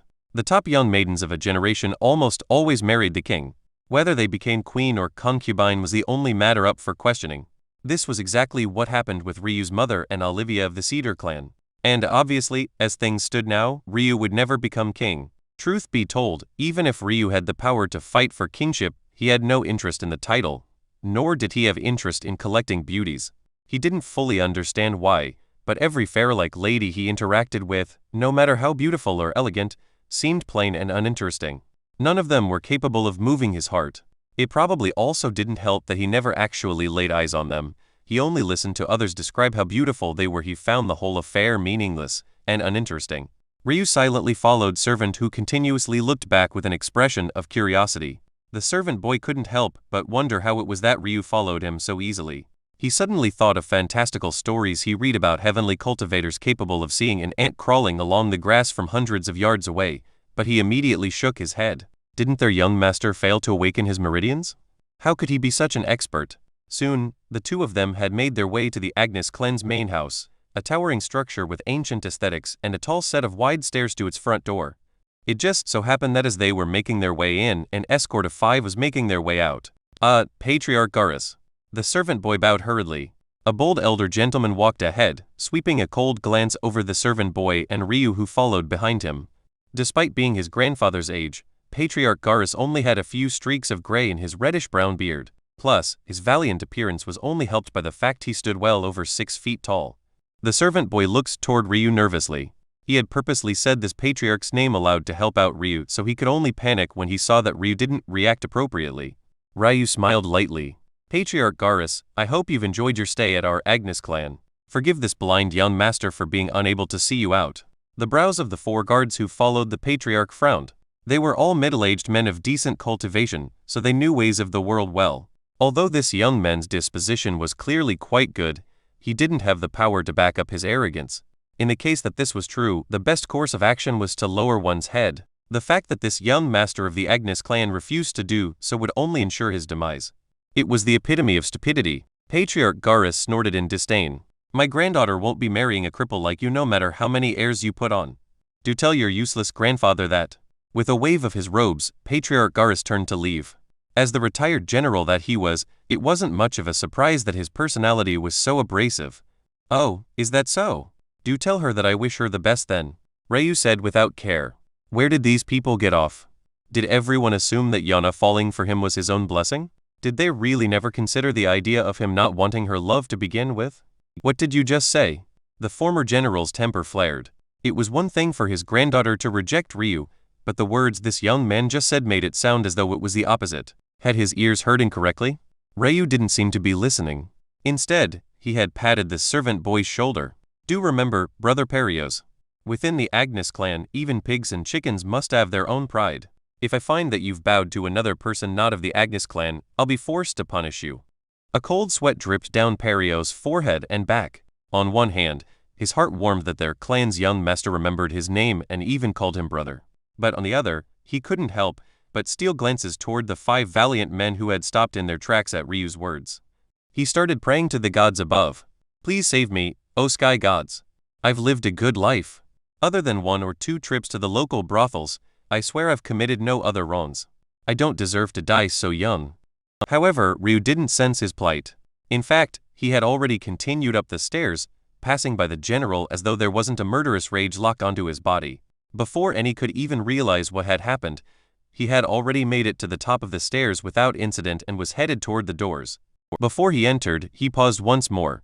I have to say, Commander General Garis, I'm quite disappointed. The fact you allowed me to reach the top of these stairs could only mean that you've dulled in your old age. Ryu's words were like a resounding slap to the face of the five-man escort team. Weren't they just thinking about how misplaced Ryu's arrogance was? Weren't they just thinking about how he didn't have the power to back it? Yet, he was blatantly disrespectful to their clan patriarch and they hadn't dared to retaliate. Wasn't this the clearest form of contradiction? Hario scurried up the stairs, almost falling to all fours multiple times before he finally dived through the large double doors to duck behind his knees and hands as though an explosion was coming. By the time he came to, not only had Ryu disappeared, but the Garas clan escort had left in defeat. Chapter 45. Disown. The enraged roar of Patriarch Agnes shook the clan's main house. His cultivation couldn't compare to the king, but he was still a Kai refinement realm expert. When he was angry, the trees swayed and ground shook. This was the way of the world. In the corner of his study, second concubine Leilani stood with her head lowered, unable to face her father's scrutinizing look. After holding in his anger until he was sure the Garas clan bastards were gone, old man Agnes couldn't control it any longer. What did I do to deserve this? A useless daughter. A useless grandson.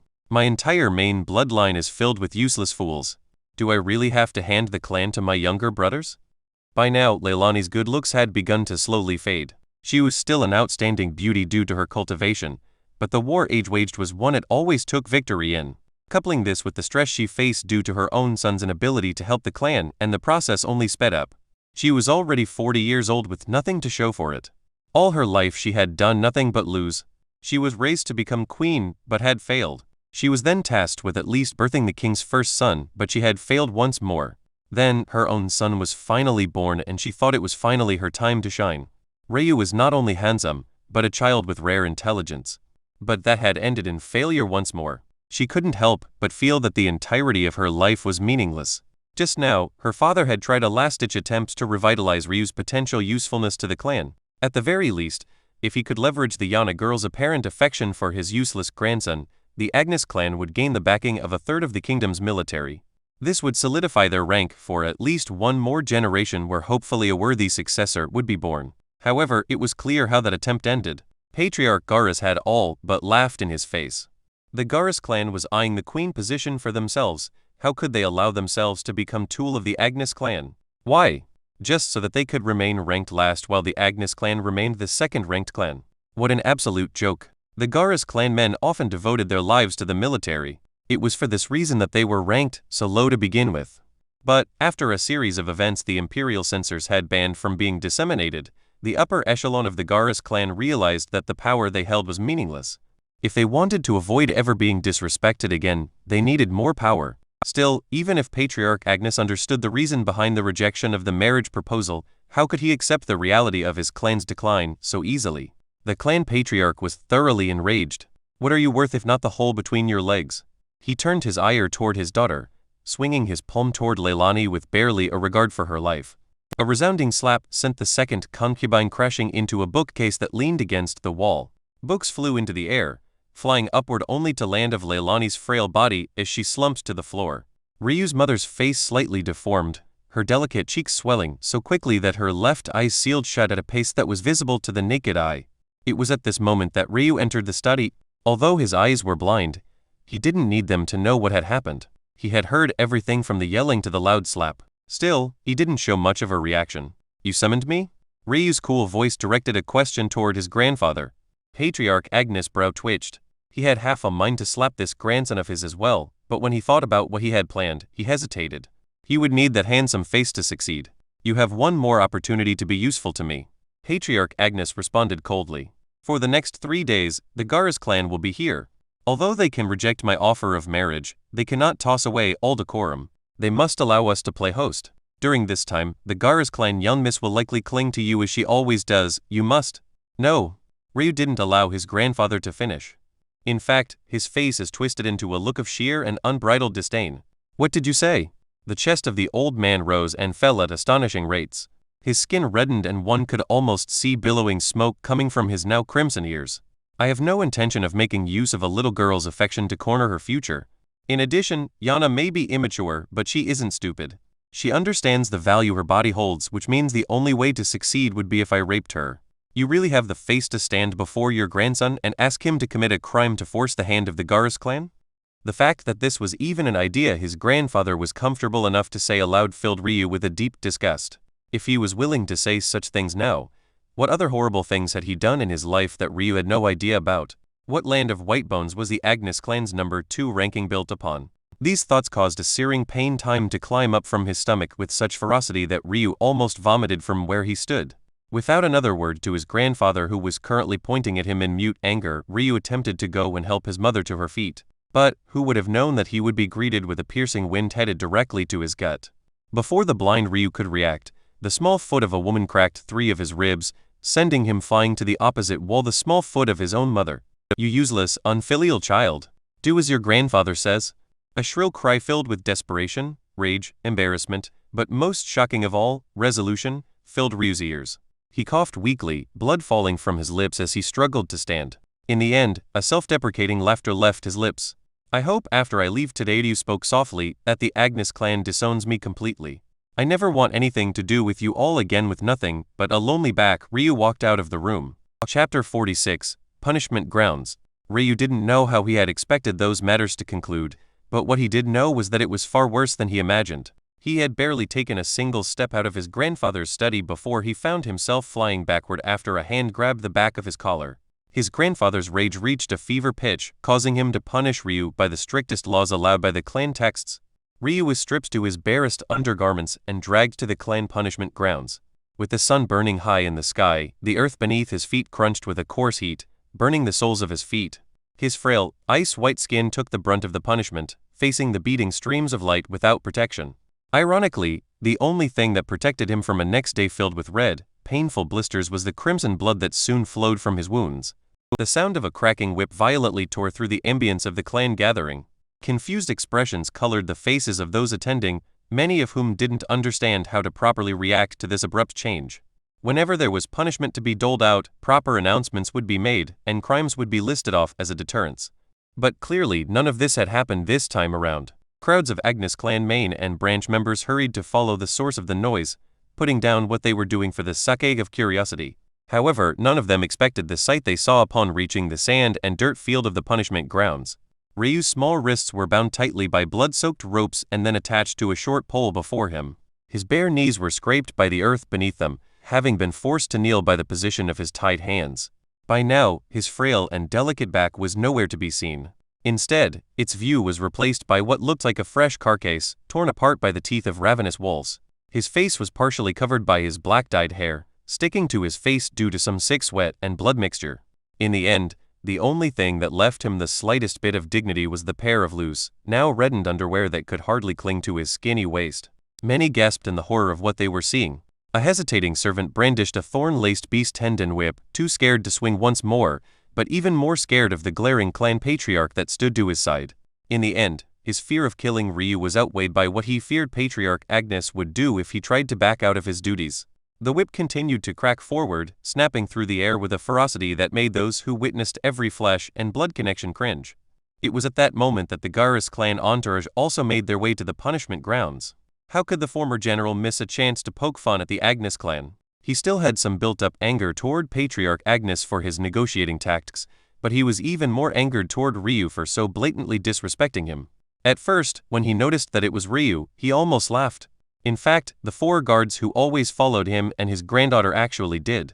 They found it hilarious that the kid who was acting as though he had the whole world in his palm just minutes earlier was essentially being spanked before the eyes of everyone. However, Patriarch Garrus somehow didn't find this scene funny at all. To his side, Yana nearly fainted in horror. If it wasn't for her grandfather's palm stopping her fall backward, the frail beauty would have collapsed entirely. The sounds of the cracking whip didn't cease, even as the crowd grew. Maybe it was only after 10 whips became 20, and 20 whips became 30, that those watching suddenly felt that something was off. What could a clan heir have possibly done to earn such a severe punishment? It simply didn't make any sense.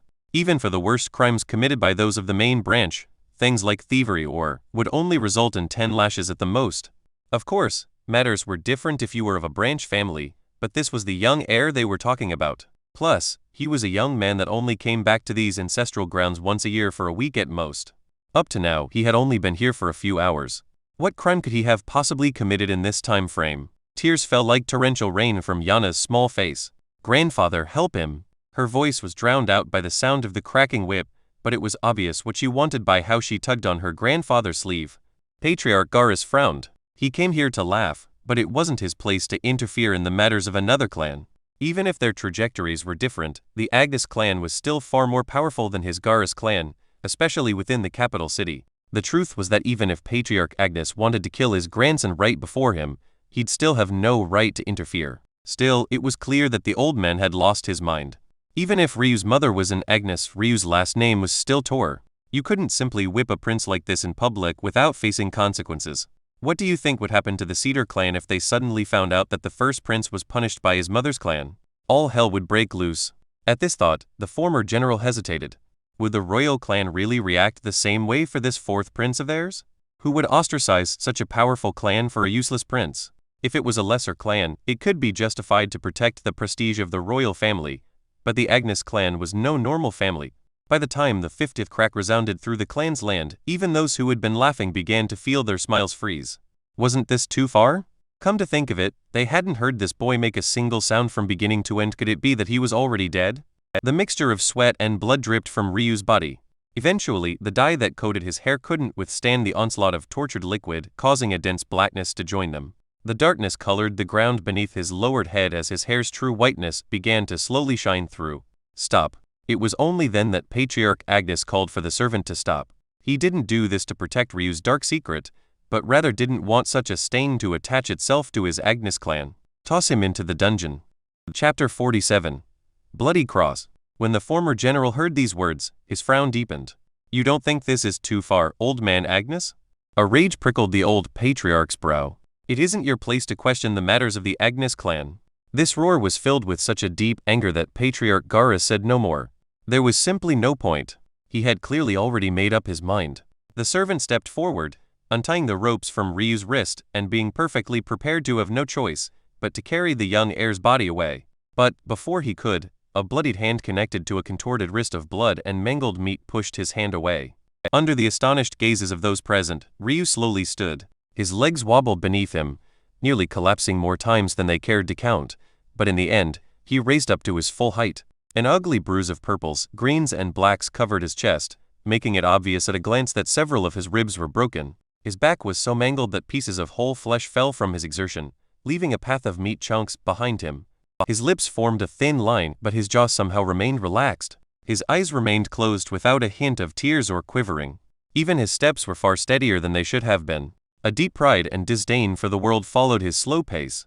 He didn't sweep his head left or right, he simply followed a singular straight line. However, this straight line wasn't to the dungeon as his grandfather said. Instead, it was very clearly toward the outside of the clan. Where do you think you're going? Patriarch Agnes roared. Ryu's steps paused. Pressing his thumb firmly against the side of his pointing finger, he caused his nail to protrude as far out as it would go. Without a hint of hesitation, he stabbed this thumb over his heart, drawing a cross upward before crossing back once more to form a bloody X. There were no more words needed. The reddening then subsequent blackening of Patriarch Agnes' face was all that was needed to understand the gravity of what Ryu had just done. In the martial world, there was no fiercer symbol than this bloody cross. It signified the cutting of ties to the deepest level. Without a look back, his steps continued forward, crossing a sea of spectators unable to withstand his steady steps. Still, his grandfather's rage reached a fever pitch. The eyes of those spectating could only widen as a sword appeared in his hand. You unfilial die. You fool. The former general stepped forward, slapping old man Agnes' attack away. Do you even understand what it means now that he's cut off ties from the Agnes clan? He's solely a member of the Tor clan now. Do you think the imperial censors could allow you to trample on that truth? Before old man Agnes could even understand the gravity of his own actions, Ryu's back view had disappeared from the eyes of many. The events of today, it was impossible for them to remain hidden. Your Majesty, this has gone too far. The imperial court had once more descended into chaos. The last time it suffered such a tsunami of complaints was just after Ryu's birth, and now, ironically, just 11 years later, it was facing another dispute surrounding the very same young man. King Tor sat on his throne with yet another deep frown on his face. As much as he'd like to summon Ryu here to explain himself, the boy had slipped into a coma the moment he closed his courtyard door. He spoke to no one, he made no sounds, and in the end, it was just a few hours later that the news spread like wildfire. To think that not only had he cut off all ties to the Agnes clan, He had made his way back to the palace by walking the streets of the capital city. A matter that would have already been terrible became even worse by the news of a bloodied, half-naked prince bleeding through the streets of Tor City. Shouldn't you look into why the prince is in a coma before you start complaining about his actions? A minister who stood in a minority faction retorted. He and his colleagues had long been dissatisfied with the way the Tor imperial court functioned. The prince comes back to the palace half dead, and your first reaction is to scold him for cutting ties to the clan that likely did this to him? You naive fool. The other ministers pounced on this man like a fresh piece of meat. How many miles are there between the Agnes clan grounds and the royal palace? Over a dozen. You expect me to believe that a critically injured blind boy without an ounce of cultivation made his way such a distance alone? Imperial censor Orson sneered. This is obviously another temper tantrum being thrown by the fourth prince. He doesn't understand matters of importance and can only act like a selfish and petulant child. He'd rather see the Tor clan burned to the ground than face the fact he simply isn't as good as his elder brothers. This matter of the Agnes clan was no joke. In fact, it was quite serious. This meeting was called immediately after everything was brought to light. What was the purpose of the king marrying the young mistresses of the pillar clans? Was the purpose not to solidify ties for future generations?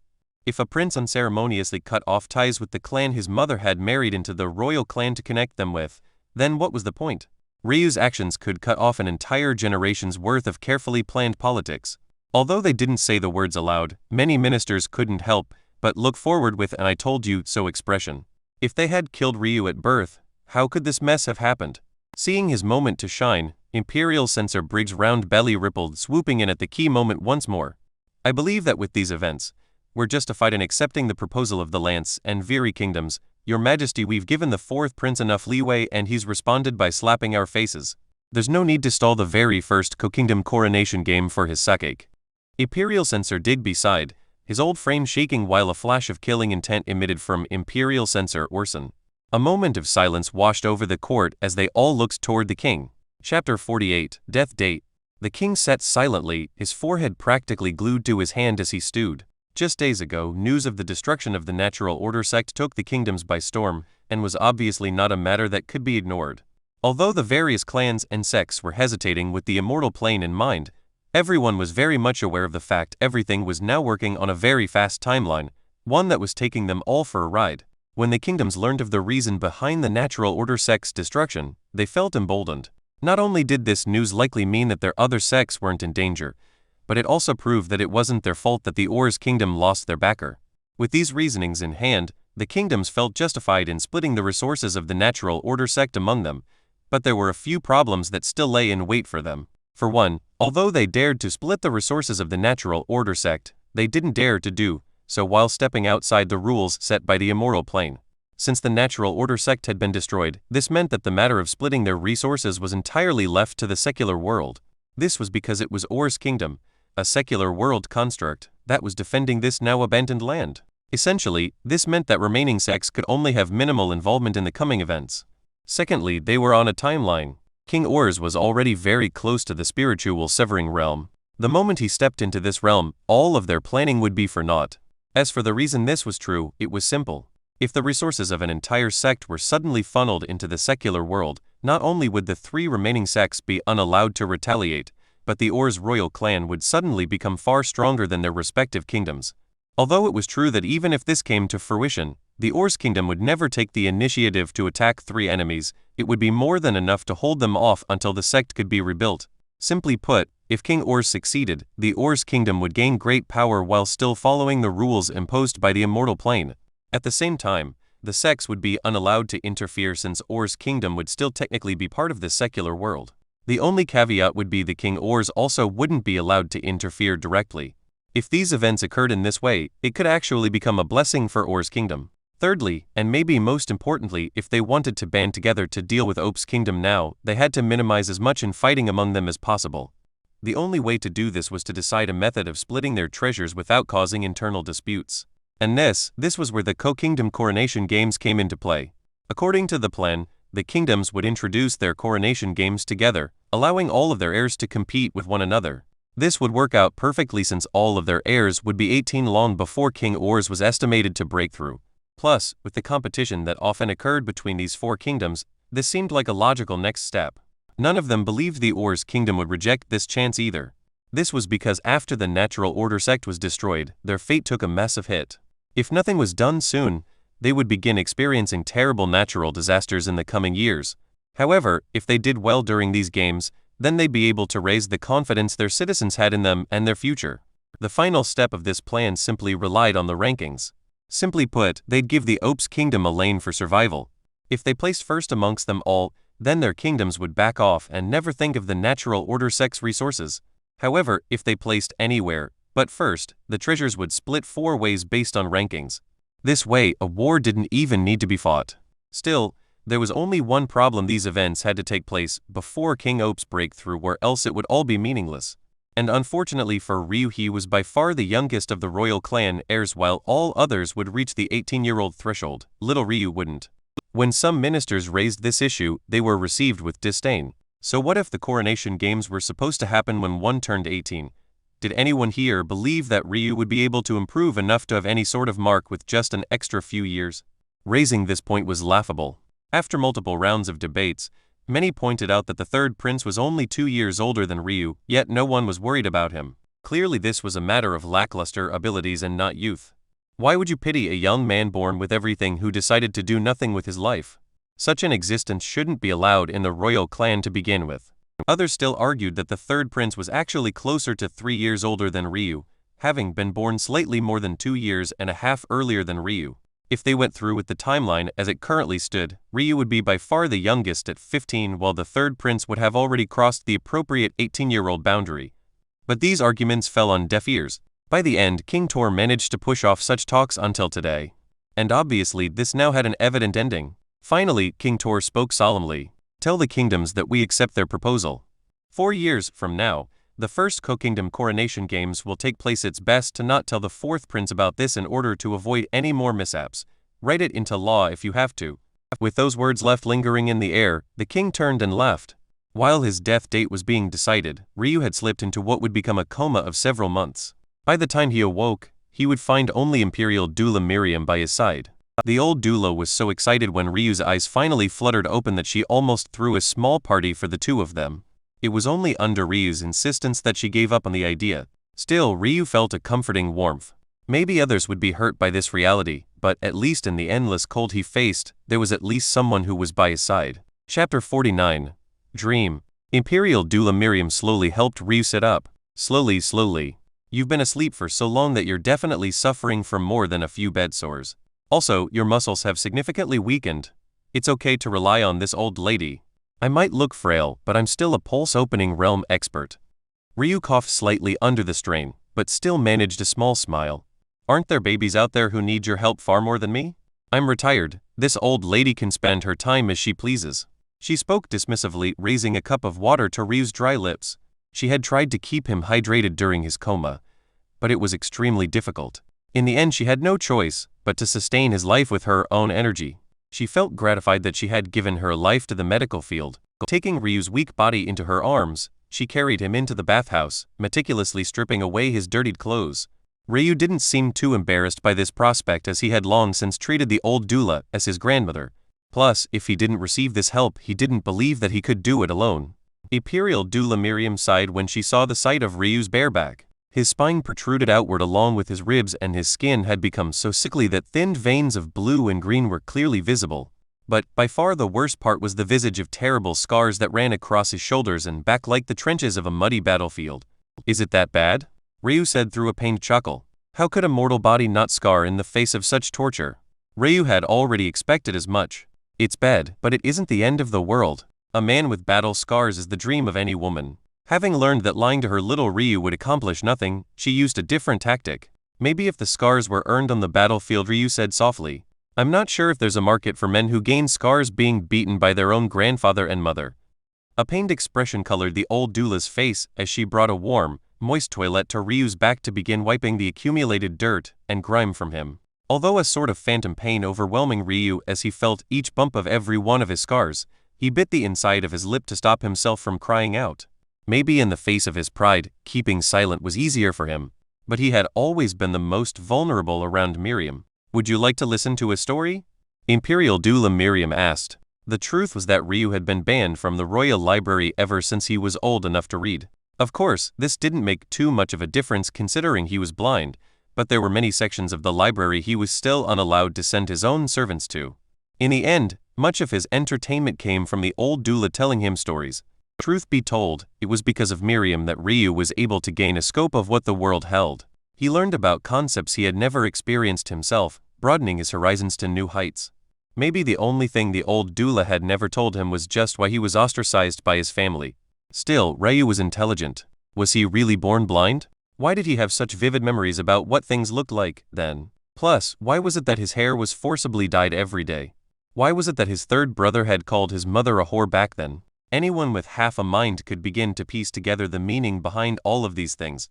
Even without knowing the true story, Ryu's guess wasn't too far from the reality. It was a truth he found hilarious if not utterly enraging, but it was somehow his truth nonetheless. How about I tell you a story instead? Ryu smiled. Where did you come by this story? Miriam said with a surprised expression. Ryu looked off into the distance. While he was in his coma, he had had a dream so vivid that it almost seemed real to him. But when he awoke, he was slapped with reality. How could such a perfect life be his own? What a joke. But he felt that if he didn't speak this dream aloud, it would disappear from his mind forever.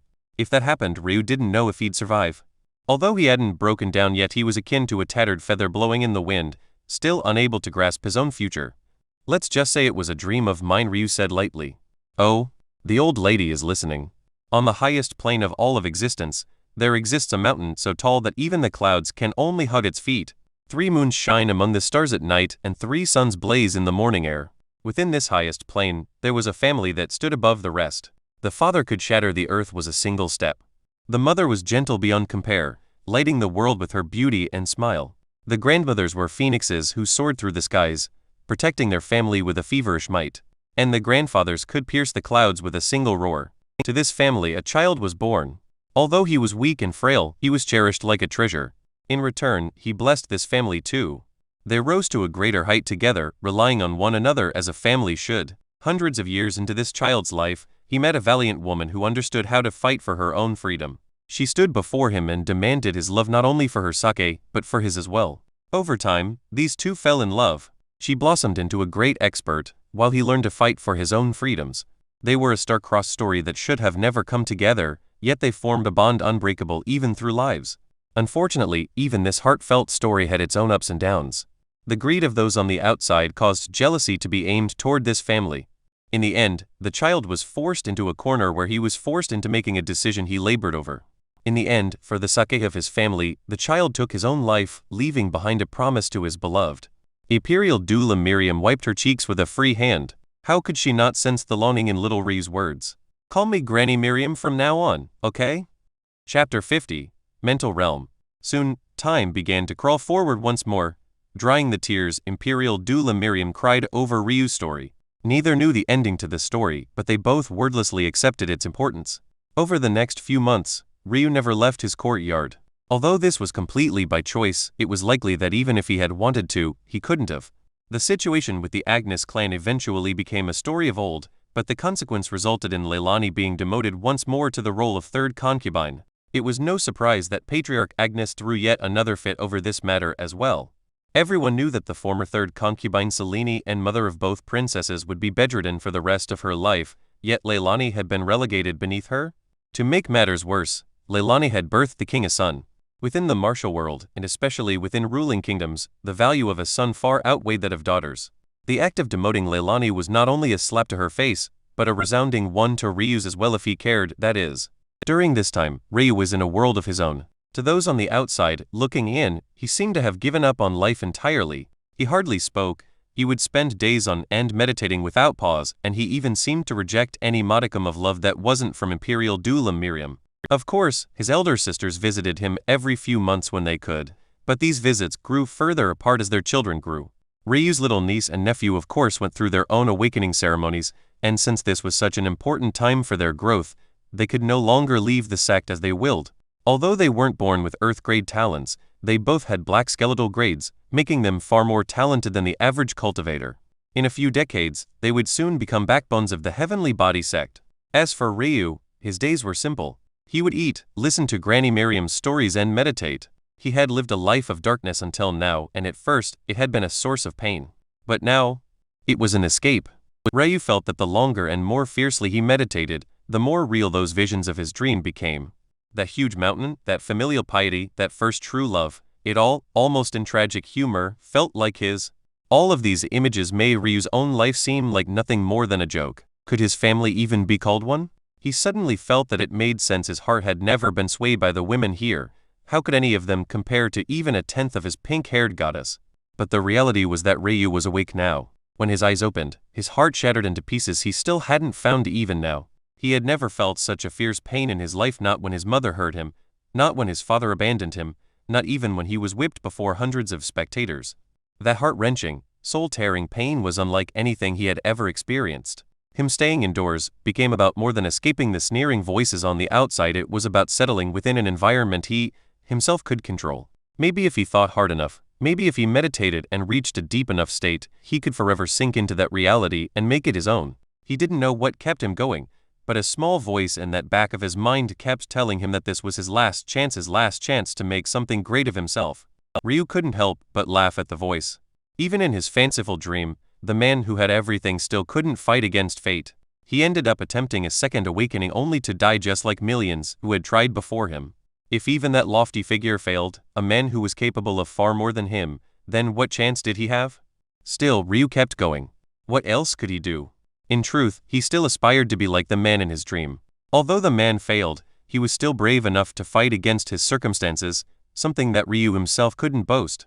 Even so, Ryu decided to do what he could. Through meditation, Ryu's mental realm unknowingly grew stronger and the memories of his dream grew more vivid. His daily meditation, something he had been doing since he was a toddler, suddenly became the sweetest part of his life. It was only during those sessions that he could relive that Ryu's life, to feel as he did, to love as he did, to smile as he did. In truth, even Ryu didn't know what path he was headed down.